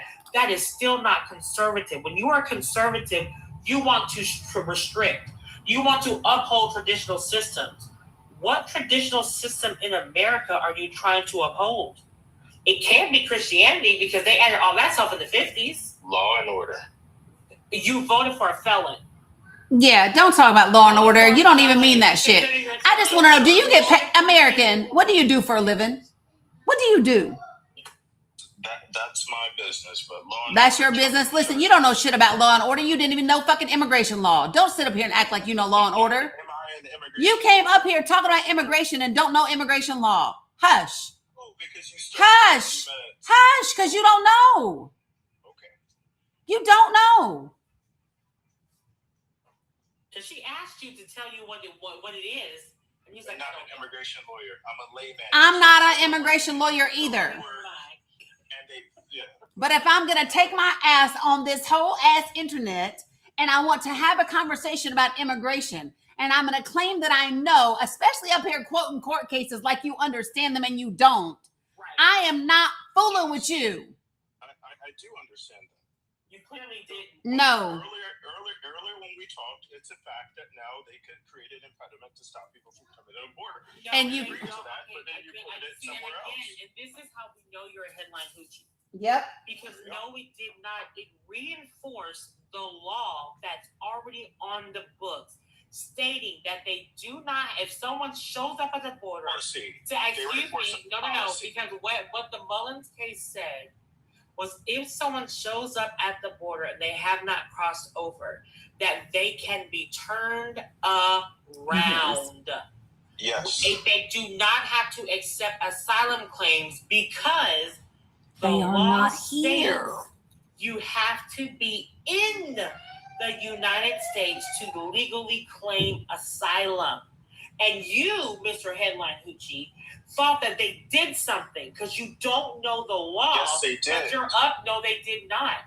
Because Come on, please even go if read you the read decision, please. even if you read the liberal justice's dissent, their dissent was this is going to cause people to be unalived. They did not say that this was a misinterpretation of the law. They did not use any legalese. They use a humanitarian approach to their. Stop interrupting her. Hold on a second. American, listen to me. Stop taking yourself off mute to interject a word here and a word there and being disrespectful. Don't do that. On your best day in your next 3,000 fucking lives, you could not dare to know what Aaron knows. Supremacy. And what I'm going to tell you really quick, you damn right now, she is superior to you in her knowledge of immigration and immigration law. 100%. She is superior to you in your knowledge. Yes, 100%. As a human being, you are equal. But in your knowledge of immigration law, she is superior. 100%. So if you recognize that, get out a fucking pen and paper or whip out your pad and start taking some damn notes. And maybe you'll learn something. And maybe you'll learn something. And maybe you will learn something. What is it, Mila? Come here. Because ain't nothing wrong with you. What is it? Well, there's nothing wrong. Fake crying doesn't get my attention. Well, then just get one. Pretend to be crying. Stop. Listen, we cry when we actually hurt. Right. But you can always tell those who get their talk. Like, you can always tell a TV watcher from a reader. Yes. Because when you're a TV watcher, you have the talking points. But if you're a reader, you read with understanding and critical thinking. That's why when I was a tutor, I did not let my students use digital books. They had to have a physical book. Because there's a difference between a physical book, you flipping the pages and you reading and finding things, than it is when you're on a digital Kindle or whatever. They hate me for it, but their mother's like, how did you do this? I'm like, physical stuff actually helps you remember things. Okay, do you want to here? You can have a whole sentence, American. I'll give you 2 whole sentences. What do you want to say? No, I'm talking about prior, but yeah, let her keep going. You don't have 2 sentences now? No, I was talking about prior, what just happened prior. It's okay, let her keep going. I mean, you can have 2. Aaron, you cool with him having 2 sentences? Yes, absolutely. Let's go. No, it's okay. I said she hasn't written the concurrence related to it. It gives them the ability to, again, create those impediments, right? It just says simply that the policy follows law. That's all I said. You're trying to act as if I'm saying that somehow it created a new law. No, I just said that it enables them to be able to enforce. And then we talked about the issues related to asylum people. Okay. When you're painting me like, oh, he doesn't know anything. When you're like, oh, what is this? What is this? I say, hey, I don't know this. You let me know. You act like there's not any gates or barriers at embassies or at the border that prevents me have checkpoints before you get to the border. And there always have been. Something new. Yes, there's nothing new. Anything new. There have always impediments. They are not allowed to do anything new that they were not allowed to do before. They could do what they're doing right now and have, because it is in accordance with the law. It didn't create anything new for them to do because it upheld the same law that already existed. And that's the part that you are missing. You are acting as if the Supreme Court has now made this decision that allows this administration to do something regarding immigration that it could never do before. And that is not accurate. No. So what I'm trying to say is that based on how things were doing in the past, Trump comes in and he does these executive orders. You have challenges to policies that have been put in place even before, he was, in his first term or even before his first term that were challenged. And I'm saying that these things that are happening within the Supreme Court, a lot of them are reinforcing things that keeps our border stable. That's all I'm trying to say. No, you said they could now. You said, oh, well, now they can stop people before they come to the border. That's true. And this is what I'm telling you. So this is what I'm telling you. There is no now. There is no now. There is no now. The law, immigration law, has existed for over 50 years.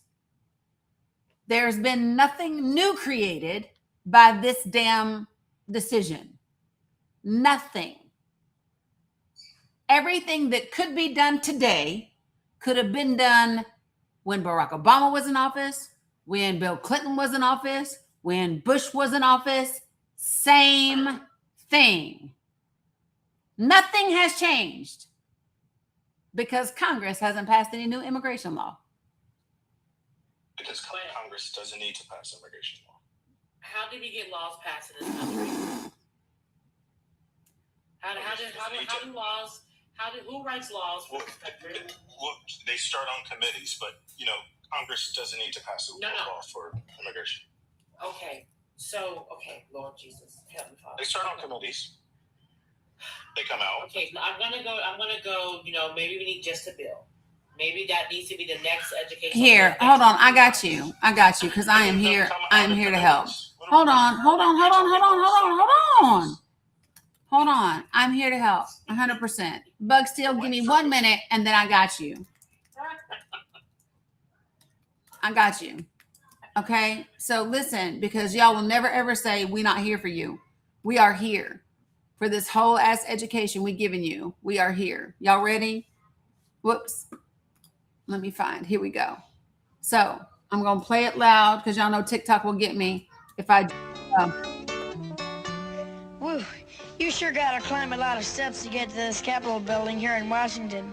Well, I wonder who that sad little scrap of paper is. I'm just a bill. Yes, I'm only a bill. And I'm sitting here on Capitol Hill. Well, it's a long, long journey to the capital city.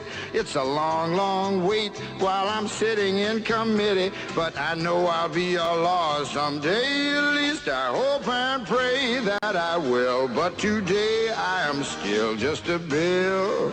Gee, Bill, you certainly have a lot of patience and courage. Well, I got this far. When I started, I wasn't even a bill. I was just an idea. Some folks back home decided they wanted a law passed, so they called their local congressman, and he said, "You're right, there ought to be a law." Then he sat down and wrote me out and introduced me to Congress, and I became a bill. And I'll remain a bill until they decide to make me a law. I'm just a bill. Yes, I'm only a bill. And I got as far as Capitol Hill. Well, now I'm stuck in committee, and I'll sit here and wait while a few key congressmen discuss and debate whether they should let me be a law. I hope and pray that they will. But today I am still just a bill.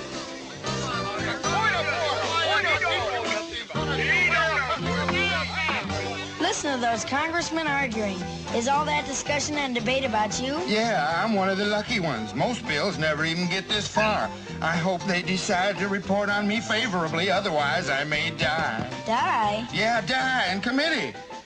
Oh, but it looks like I'm going to live. Now I go to the House of Representatives and they vote on me. If they vote yes, what happens? Then I go to the Senate and the whole thing starts all over again. Oh, no. Oh, yes. I'm just a bill. Yes, I'm only a bill. And if they vote for me on Capitol Hill, well, then I'm off to the White House where I'll wait in a line with a lot of other bills for the president to sign. And if he signs me, then I'll be a law. How I hope and pray that he will. But today I am still just a bill. You mean even if the whole Congress says you should be a law, the president can still say no? Yes, that's called a veto. If the president vetoes me, I have to go back to Congress and they vote on me again, and by that time you're so By old. that time, it's very unlikely that you become a law. It's not easy to become a law, is it? No, but how I hope and pray that I will. But today I am still just a bill. He signed your bill. Now you're a law. Oh, yes. That's how laws are created. Disingenuous. That is how laws are created. Completely disingenuous. Completely. So 1,000,000,000%. I said. According to you, the committee passes the bill, the passes laws, correct? So what? Because I thought growing up watching C-SPAN, there was a vote on the floor in the House. The House of Republicans will vote to see if they had enough to pass it, and then it goes to the Senate, and then the Senate passes it or makes adjustments. Sometimes it goes back to the House. They agree, and then it goes to the president to sign after Congress passes the bill. This is my issue with. And then the executive signs it, and then it becomes law. The reason why I said it starts in a committee is because it can either start in the House or it can start in the Senate. That video will just show you, oh, it goes from the House and it goes to the Senate. It could start in the Senate or either in the House. That's the reason why it starts in a committee, because it depends on what the bill is about.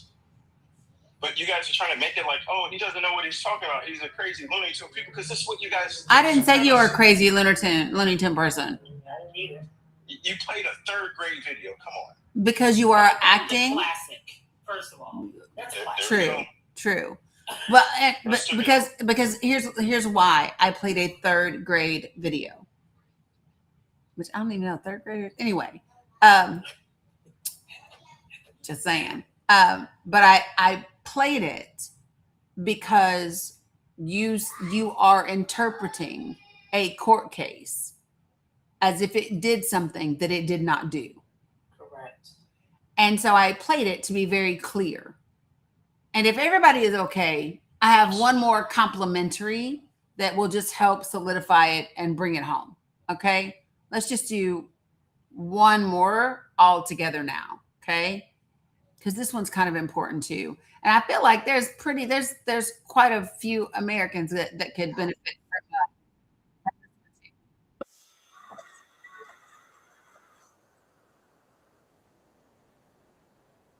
Someday, people will say it's a fine one, son. Gonna have a 3-ring circus someday. People will come from miles around.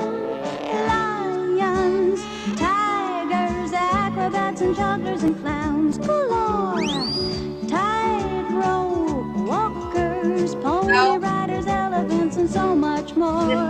Guess I got the idea right here at school. Felt like a fool when they called my name, talking about the government and how it's arranged, divided in 3 like a circus. Ring 1, executive. 2 is legislative, that's Congress. Ring 3, judiciary. See, it's kinda like my circus. Step right up and visit ring number 1. The show has just begun. Meet the president.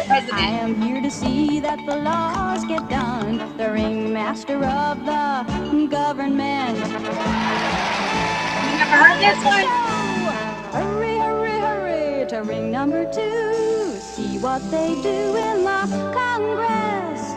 Passing laws and juggling bills. Oh, it's quite a thrill in the Congress.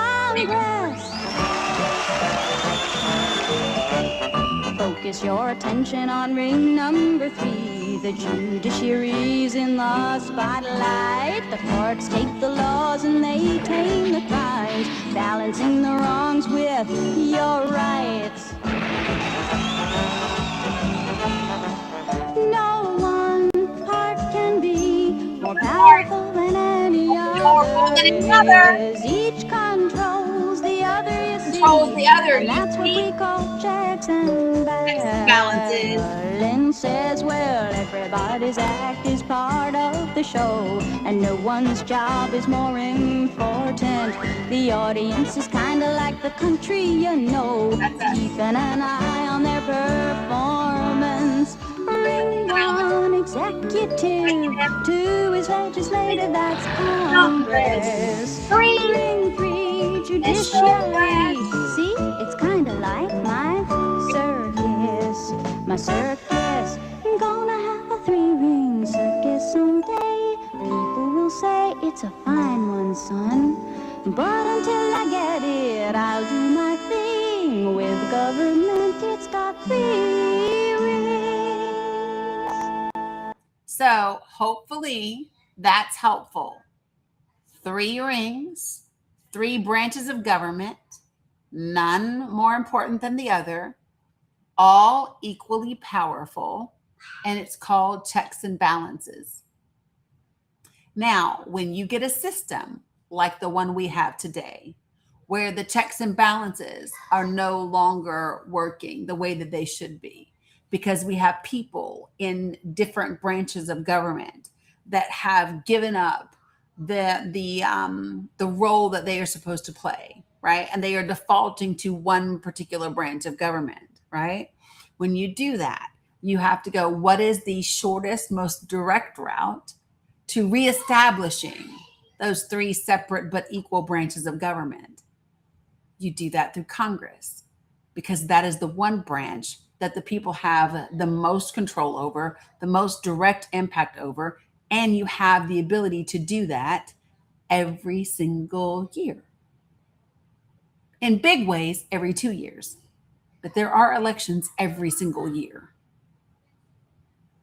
So it's just really important that you all grasp where we are right now. Right now, in 125 days, you have the ability to put progressives in the majority in the House and in the Senate. And then you begin that journey next year to put back, you can use budget reconciliation and put the funding back into SNAP, put the funding back into Medicaid, put together more tax subsidies so that people can afford their premiums. You can take the funding that was given to ICE, right? You can take the funding that was taken from education, put to labor and put back in education. All of that can be done literally in a year's time from now. And you do that by ensuring that there is a progressive majority in the House and in the Senate in 125 days. 100%. I just find it because contrary to popular belief, our Constitution was built for times such as these. Yes. And the power. That's why I said president's cool, great, love it. They're statesmen. They hold dinners. The power is Congress. Why do you think the conservatives are gerrymandering these districts to make sure that minorities don't have voting power? Why do you think that they are trying to write these maps, especially in the South, to make sure that Democrats and progressives are almost impossible for them to win? Because they know that the power is in Congress. Yes. You get progressives because guess what? There's only one party, like them or not. They do things right at times. They listen. They get shit done. There was only one party that put together a federal ban on gerrymandering. The Democratic Party. And every Republican voted against it. Yep. Sure did. Every single one of them. Yes.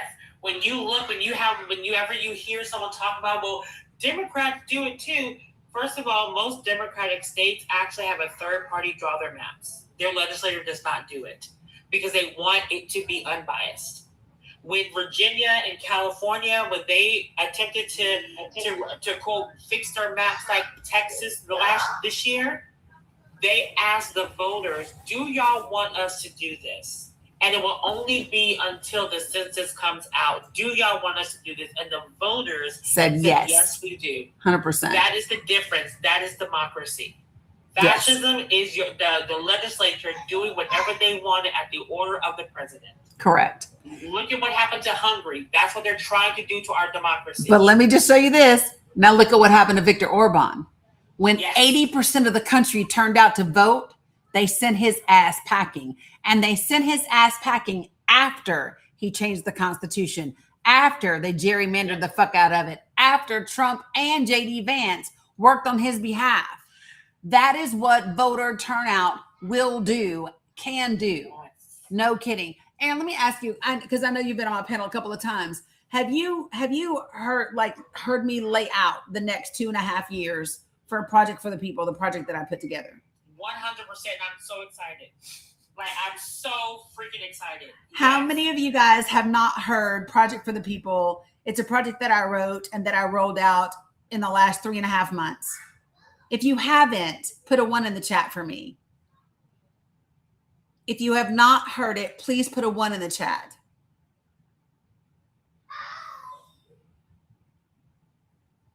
Look at all these new folk. I love that. Not you rubbing your hands together. I heard you do this.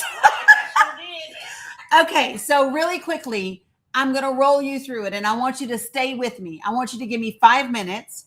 And if you are not hopeful, motivated, inspired, interested, whatever, then whatever. I'll just kick rocks and it's cool. But you give me 5 minutes of your time and watch this. Okay, you ready? So how many of you guys in the last 18 months have ever looked around and said, what do we do about this shit that we are in right now? What do we do about it? If you've ever felt that way, throw a 1 in the chat for me. Ever, ever, ever? All right. So I heard that all the time on this app. And I did not see a response, an answer coming from the Democratic Party or from progressives. So I wrote a response. Okay. So the first thing that I did was I took a look at the election data because, as Aaron said, numbers don't lie. People do. Okay. So I looked at election data. And did you know that in 2024, we had 12 states that had margins of 10% or less for the entire state. So what I did was I looked at the election data of those 12 states, and then I looked at the election data of every county in those states. People, this is my Google Drive. And I analyzed the election data over the last 5 years for federal elections of all 12 states. So Michigan, Wisconsin, Virginia, New Jersey, Georgia, Pennsylvania, North Carolina, Minnesota, Arizona, New Hampshire, right? And then I looked at all of the counties in those states, and any county that had margins of 10% or less for the majority of the last 5 years made my list. And then I looked to see what House districts do they have in common, because this is how you build power and you make change quick. I looked at the House districts that they have in common. I looked at how many people voted third party, and I looked at how many registered voters that didn't actually vote. Okay, now watch this. In Michigan, here's what you do with that data. So in the presidential election, Democrats lost Michigan by 80,000 votes. In just these 16 counties that made my list, right, 47,000 people voted third party. That is enough to cut that deficit by 59%. Okay. In those same 16 counties, 1.1 million people didn't even vote in Michigan. So if the Democratic Party wants to actually make a difference in Michigan, you go after these 16 counties. That's your lowest hanging fruit. I'm going to give you an example. House District 1 is geographically the largest district in Michigan. It has 15 entire counties, and then it has parts of about 5 to 6 other counties, okay? 101,000 vote difference. It's normally a 60-40 district. Wait one moment. It's normally a 60-40 district. Out of these 16 counties, 4 of them are in this House district. Those 4 counties, 53,000 people either voted third party or not at all. That cuts the deficit by 53%. This is how you get directed and intentional about winning elections. But that's only one part of the issue. Girls, I need to finish this presentation real quick. You're going to get along and not touch each other, or you're going to go in timeout and lose phones. Mila, if you hit Bella again, you go in timeout. I didn't. You did, and don't do it again.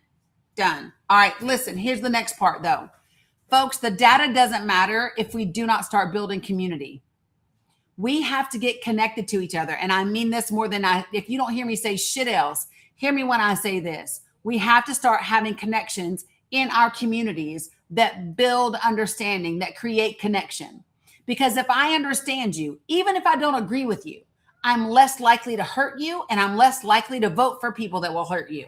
I don't got to agree, but if I understand, I'm less likely to hurt, right?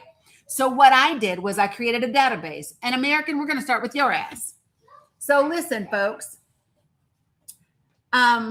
American, what state and congressional, I know you're in Indiana. What congressional district are you in?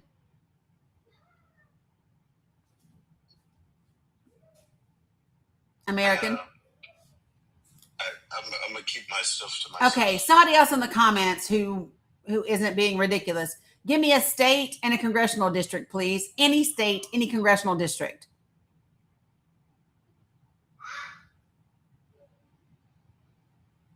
Kentucky 2. Colorado 7. Okay, so watch. I'm going to go down here to Kentucky. I'm going to go down to Congressional District 2. I could do English or Spanish, but I'm going to do 2. I'm going to do English. So here's what I can show you in Kentucky. There are 30,000 people that are projected to lose their Kentucky Medicaid health insurance because of the one big beautiful bill that was passed last year.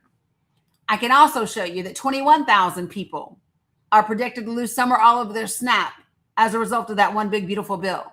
I can also show you that because of those premium tax subsidies that expired, an additional 33,000 people are going to become uninsured because they can't afford it. I will also show you that in the state of Kentucky, if I go down here to your statewide graphics, well, in the state of Kentucky, 721,000 people live below the federal poverty level. I can also show you in Kentucky, 68% of the adults that are on Medicaid already work. They don't get Medicaid because they're lazy. They need Medicaid even though they are working. And then I can show you over here, national resources. So over here, I can show you what we ought to be talking about: healthcare, education, housing, economic mobility, common culture war distractions. I ain't talking to you about AB, trans athletes, or immigration, unless you want to tell me how those things directly impact your healthcare, education, housing, and economic mobility. If you can't do that, miss me with it. I'm not doing it. I can actually show you, this is us. The people that have joined this project in the last 3.5 months are on this map. I updated it a week ago. We are in 48 states. We are in 497 counties across the country and growing. We're at over 500 now. I haven't updated it in a week. If you look at, this is the entire country, the richest nation in the world. Look at the federal poverty levels, the people that are living below the federal poverty levels. You see that? So what we do in this community is we meet every other Thursday at 8 p.m. Eastern Standard Time on my Google Meet. I go over graphics. We role play. We have conversations. We talk about strategies. We get out into our communities, and then we get serious about shit. How many of you all would like to see super PAC money out of your elections? How many of you would like to see corporate money out of your elections? Because Hawaii just signed a bill into law that does that exact thing. It relates to the powers of artificial persons, and it caps corporations being able to spend money in Hawaii's elections. So guess what? All you got to do is take this bill that I provided to you, get this little here sample petition, get 100 of your friends and family to sign this damn thing. And then what you do is you go over here and you go, you know, who else is in here with me? Let me go and find who else lives in my state. Well, I'm in Alabama. Let's see, I'm in Jefferson County. These 3 people, we could all get together and do it together. And so now all of a sudden, I've got people in the state of Alabama or North Carolina, for example, where we have people in 35 of North Carolina's 100 counties. And now all of a sudden, you got 3,500 signatures and a bill that's already been done. And you are emailing your corporate, your representatives, and you're saying, we want this passed here. And then you send it to your elected officials, and you send it to your press, right? And this is how you build power, right? This is how you build power and momentum. The other piece of legislation that's in here is this one, New Mexico. It says, even under the color of law, you cannot deploy armed people to voting locations. You want to make sure that ICE doesn't fucking derail our elections? Make your states pass this legislation. Okay? This is what it looks like. My next round of graphics are these. Let me show you. These are data centers by congressional district. I have outlined for you every single state and the congressional districts that have data centers, whether they are operational, whether they are planned, whether they have been, or whether they are under construction. And these will be uploaded by tomorrow's meeting. The next round of graphics after this is for housing and for HUD. So what we do is we focus on getting our communities actively informed, accurately informed, engaged in the voting process based on issues and real information and how it impacts really real people. In your state graphics, your voter registration deadlines are in there for you as well, thanks to Laronica and Cam. This is what it looks like when you don't just get on the internet and bitch and moan, but you say, you know what, we need a plan. And now let me tell you what happens when you do this right. When you do this, okay, when you do this, you take, thank you. When you do this, you win progressives in the House and in the Senate in this election in 2026. And then do you know what happens? Holy shit. You start 2027 and guess what you do? In 2027, you use budget reconciliation because you've got the majority in Congress, and you pass budget reconciliation and you put funding back into SNAP, back into Medicaid, back into those subsidies so that people can afford their insurance. You do all of that, right? And you continue to find amazing folks to primary progressive candidates because the Democratic Party needs to know we ain't fucking playing. And I told you we coming, right? So you keep your figurative foot on the necks of the Democrats so that they know that we mean business, right? I don't want to hear you. Get out my chat talking about I disagree. Shut up. Ain't nobody talking to you. I didn't ask for your opinion at all. And no, fucking free speech does not exist right now in this moment because I have no time for fuckery. And I think DJ Switchblade is okay, Cam. You might have muted the wrong person. I'm not doing naysayers. You ain't got no damn solutions, but we're going to run your mouth. Shut up. So then here's what happens. After you do budget reconciliation and you get that passed, then you use the second half of 2027 to start holding people accountable. You got it? So the folks, the Todd Blanches, the Emil Bovies, the damn RFK Juniors, the Dr. Oz's, the Linda McMahons, all of those folks, you hold them accountable because you have the evidence. And when Republicans lose the House and the Senate, they will be on board. I know, Rebel. They will be on board with holding people accountable because they know that the presidential election is coming up the year after. Then when you get through 2028, when you get through 2027, you go into 2028 with more amazing progressive challengers for establishment Democrats, right? Come the general election, you do exactly all of that. And then no, it's not down. It's not down. What you need to do is when you go to makingamericatruly.great.com, you have to wait because it will verify that you are a human being. And then you go to a contact form. But listen, here's the part. In 2028, you do what I call, you Mitch McConnell those motherfuckers. Okay, my favorite move ever. That is when, because you have the majority in the House and in the Senate, you expand the court to 13 seats, one for every district. And you do it around the middle of 2028 so that they can't appoint anybody else, and anybody that they do appoint would have to come before the Senate, and you got control of the Senate anyway, so it doesn't matter. So then you leave 2028 with progressives running the House, running the Senate, and the presidents, right? And the presidency. And you go into 2029 with a 13-seat court, right? And then you impeach and remove Alito and Thomas's raggedy ass. And now you got at least 6 seats of that 13-seat court open and available with a progressive president, progressive House, and progressive Senate. That is a 2.5-year plan called Project for the People that tells you how to have conversations in your community that build connection and win a progressive majority that works on behalf of working class people. That's the plan, folks. Courtesy of yours truly. Feel free to ask questions.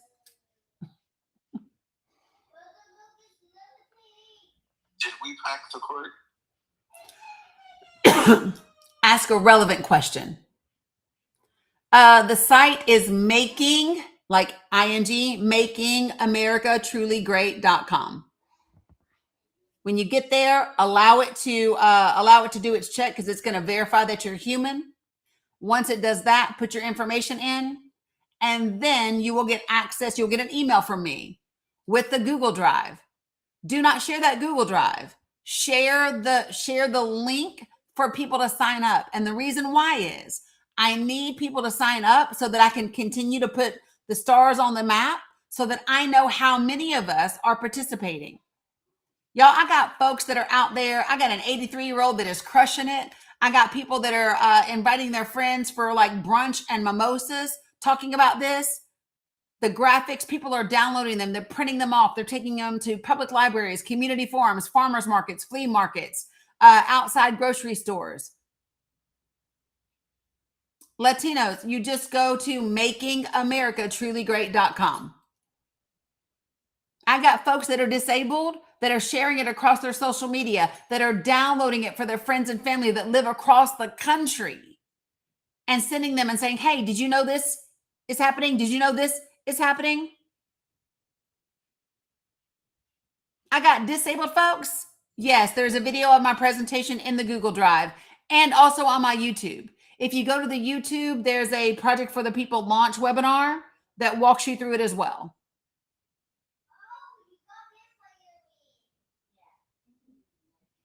And for people who say, well, what if this, what if that's, number one, don't be talking about shit that we don't know is going to happen.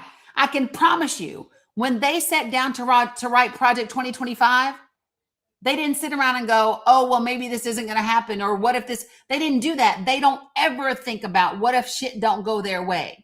They are always planning on what they need to do. And then they always have 2 or 3 different backup plans. Everything is fluid. You got to be focused on what we desire to create. They don't sit around worrying about us. Go ahead, Aaron. I'm not going to say, oh, hold on. Actually, I got to call you for a second. Okay, no worries.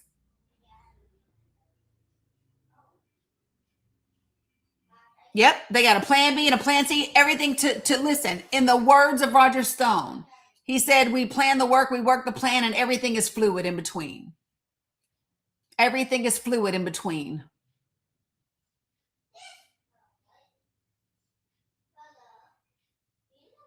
Right now is the time not to be talking about left and right, red and blue. Now is the time to be talking about the impact. You see, he left, right?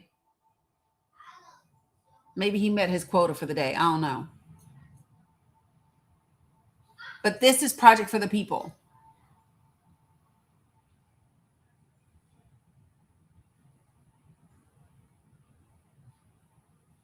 So if you are interested in getting it together and truly making a difference, and this is the question that you have to ask yourself, is how bad do you want it? That's what it boils down to, y'all. It comes down to how bad do you want it? They wanted it so bad.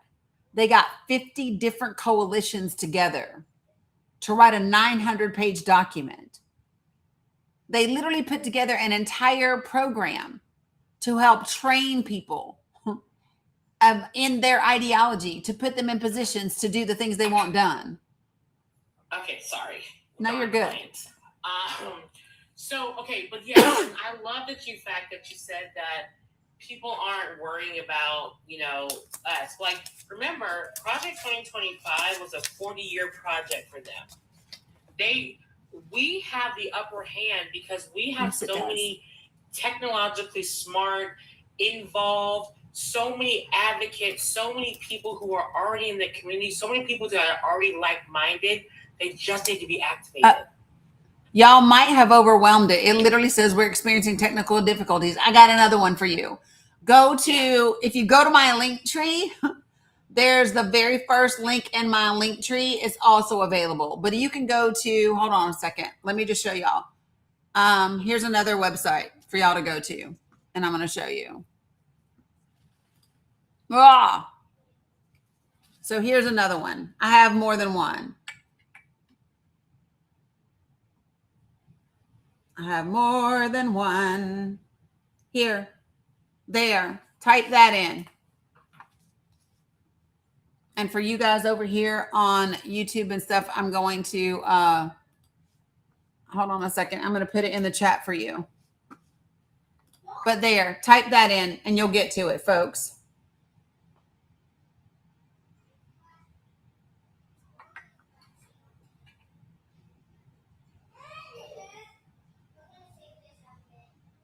Yeah, Ramona, he left. Because he doesn't want to be part of the solution. He just wants to be about me. And we're too community oriented over here. Yes, 100%. But that's the other site, you guys. This one will work for you. I just went to it.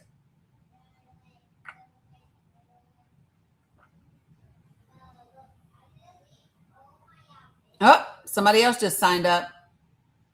I'm going to be redoing the numbers tonight for everybody and updating the map again. Data center graphics will be in tomorrow. We meet tomorrow at 8 p.m. Eastern Standard Time on my Google Meet. The link will be in the email that you receive. And like I said, we will role play. We will walk through how to do things. Listen, you know what I told them last time, Aaron? We were talking about like where can we go and like where can we put things up and all of that. I said, y'all better stop pretending like you are Christians on a mission with Manifest Destiny and pretending these things are Bible tracts. Right. Listen, you better fold them up, print them out with like dollar bills on the other side and stick them in between boxes of cereal. You better put it somewhere. Exactly.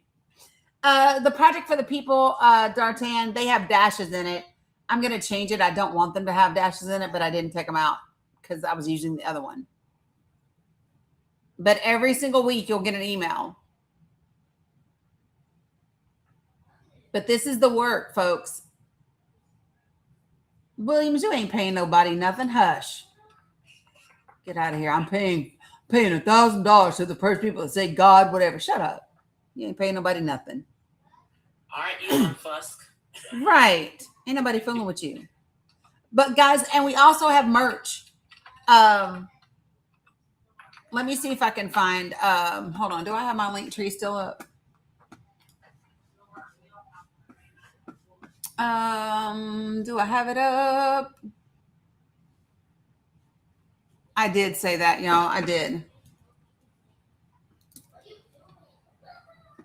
Girls, are y'all okay? Yes, no, maybe. All right. Okay, so in my link tree, this is my link tree, right? And this is the link for you can join as well. This one is where you can get merch. I don't know if y'all have seen the merch or not, but there's t-shirts and sweatshirts and tote bags and coffee mugs, and there's tank tops, there's cups, there's door knockers, door hangers, so you can go through your neighborhood and just leave them. There's car window stickers. And I only ask for two things, folks. Please, please, please do not share the Google Drive. Share the links for people to join so that I can keep track of how many people are in this, because that is how we show them we mean business, because we have the numbers. That's how we show power. Got it? And then don't remove the watermarks, right? It's taken a lot of effort to put this project together and to create the graphics. You didn't do it, so don't pretend like you did. And on top of all of that, like, karma will come for that ass, and you don't want that. Just saying. Yeah, send all the graphics. Okay. So I hope that was helpful for folks. I know it's been a day, and we've been on here for quite a long time today. You're welcome, proud. Does anybody have any questions about Project for the People specifically that I can help, that I can answer for you right now? If you have questions specifically around Project for the People, please let me know now and I will answer them. Because if not, I'm going to go. I need to feed these kiddos. And to be honest, I need to cook, but I'm not. I'm tired. I've been talking all damn day.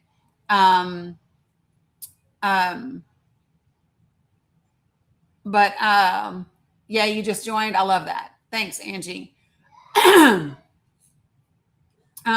Good, fish fry. So fish fry, you mentioned my favorite word.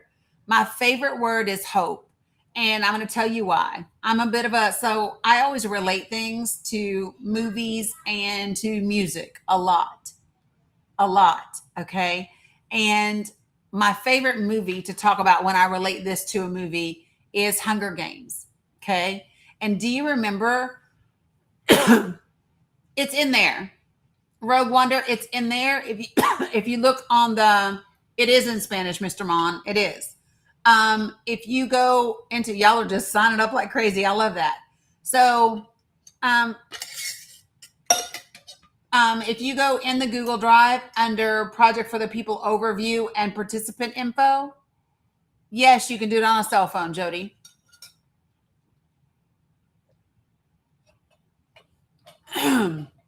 No, all you got to do is use the other link that I gave you. If you do thisisdani.com/project-for-the-people. I'll take the dashes out, but for right now, you can use it with the dashes. Once you sign up, you get an email with a link to the Google Drive. Appreciate you guys. But listen, if you remember Hunger Games, after they do the evaluations and Katniss gets an 11 out of 12, and President Snow asks the game maker, why'd you give her an 11? And he said she earned it. And he says to the game maker, he says, why do we have a games? Right? Why do we have the games? Yeah, you can put that on the end, or you don't have to, Beach Bum Wannabe. But he says, why do I have the games? If we just wanted to make the districts like obey and listen, why? All you got to do is search for Dani Feisty and you'll find it. And he said, we could just go. Oh, thanks, Janie. Janie, he says, we could just go to all the districts, grab 2 tributes and just execute them if that's what we wanted, right? And he said, we have the games to give the districts something to hope for. They get to hope that their tribute wins. And he says, a little hope is good. He says, a lot of hope is dangerous. No worries, Aaron, appreciate you. He says, a lot of hope is dangerous. And what I say all the time is, I want everyone to become dangerously hopeful. Have hope that is so big it becomes dangerous to the establishment. Hope that is so dangerous.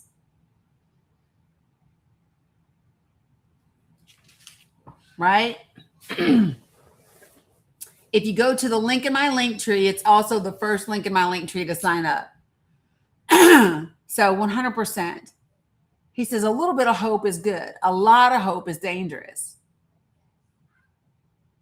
I want you to get dangerously hopeful. Yeah, Erin is a beast. Erin is a beast. And she's greatly, greatly, greatly appreciated. 100%.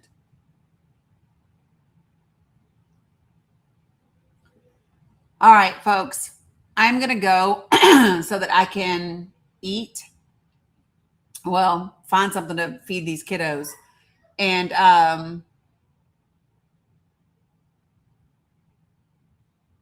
yeah. Appreciate it. Yeah, Aaron's a force to be reckoned with, 100%, and I love it. So yeah, so I'm gonna feed these kiddos. I'm gonna finish data graphics, get everything done, and then I need to download the new contacts and get everything updated. And then I got to check to see what's wrong with that form and why it's down, and then go from there. Okay. Yeah, you're welcome. Guys, listen, I'm telling you, it is hands down a done deal that we're going to win the House. We got to take the Senate. And just by the way, I'm also working on something specific for the Senate that I will be rolling out tomorrow during the meeting. So if you want to know what my idea is around the Senate, then be in the meeting tomorrow at 8 p.m. Eastern Standard Time. If you have to miss the meeting, it's okay. I will send out an email with a link for the recording. Okay? You're welcome, Janie. I'm glad you learned a lot today. Love it. Yeah, I see more people are joining. I love that. Okay, I will see you all tomorrow. Love you, mean it. Peace out, guys. All right? Bye. Mila.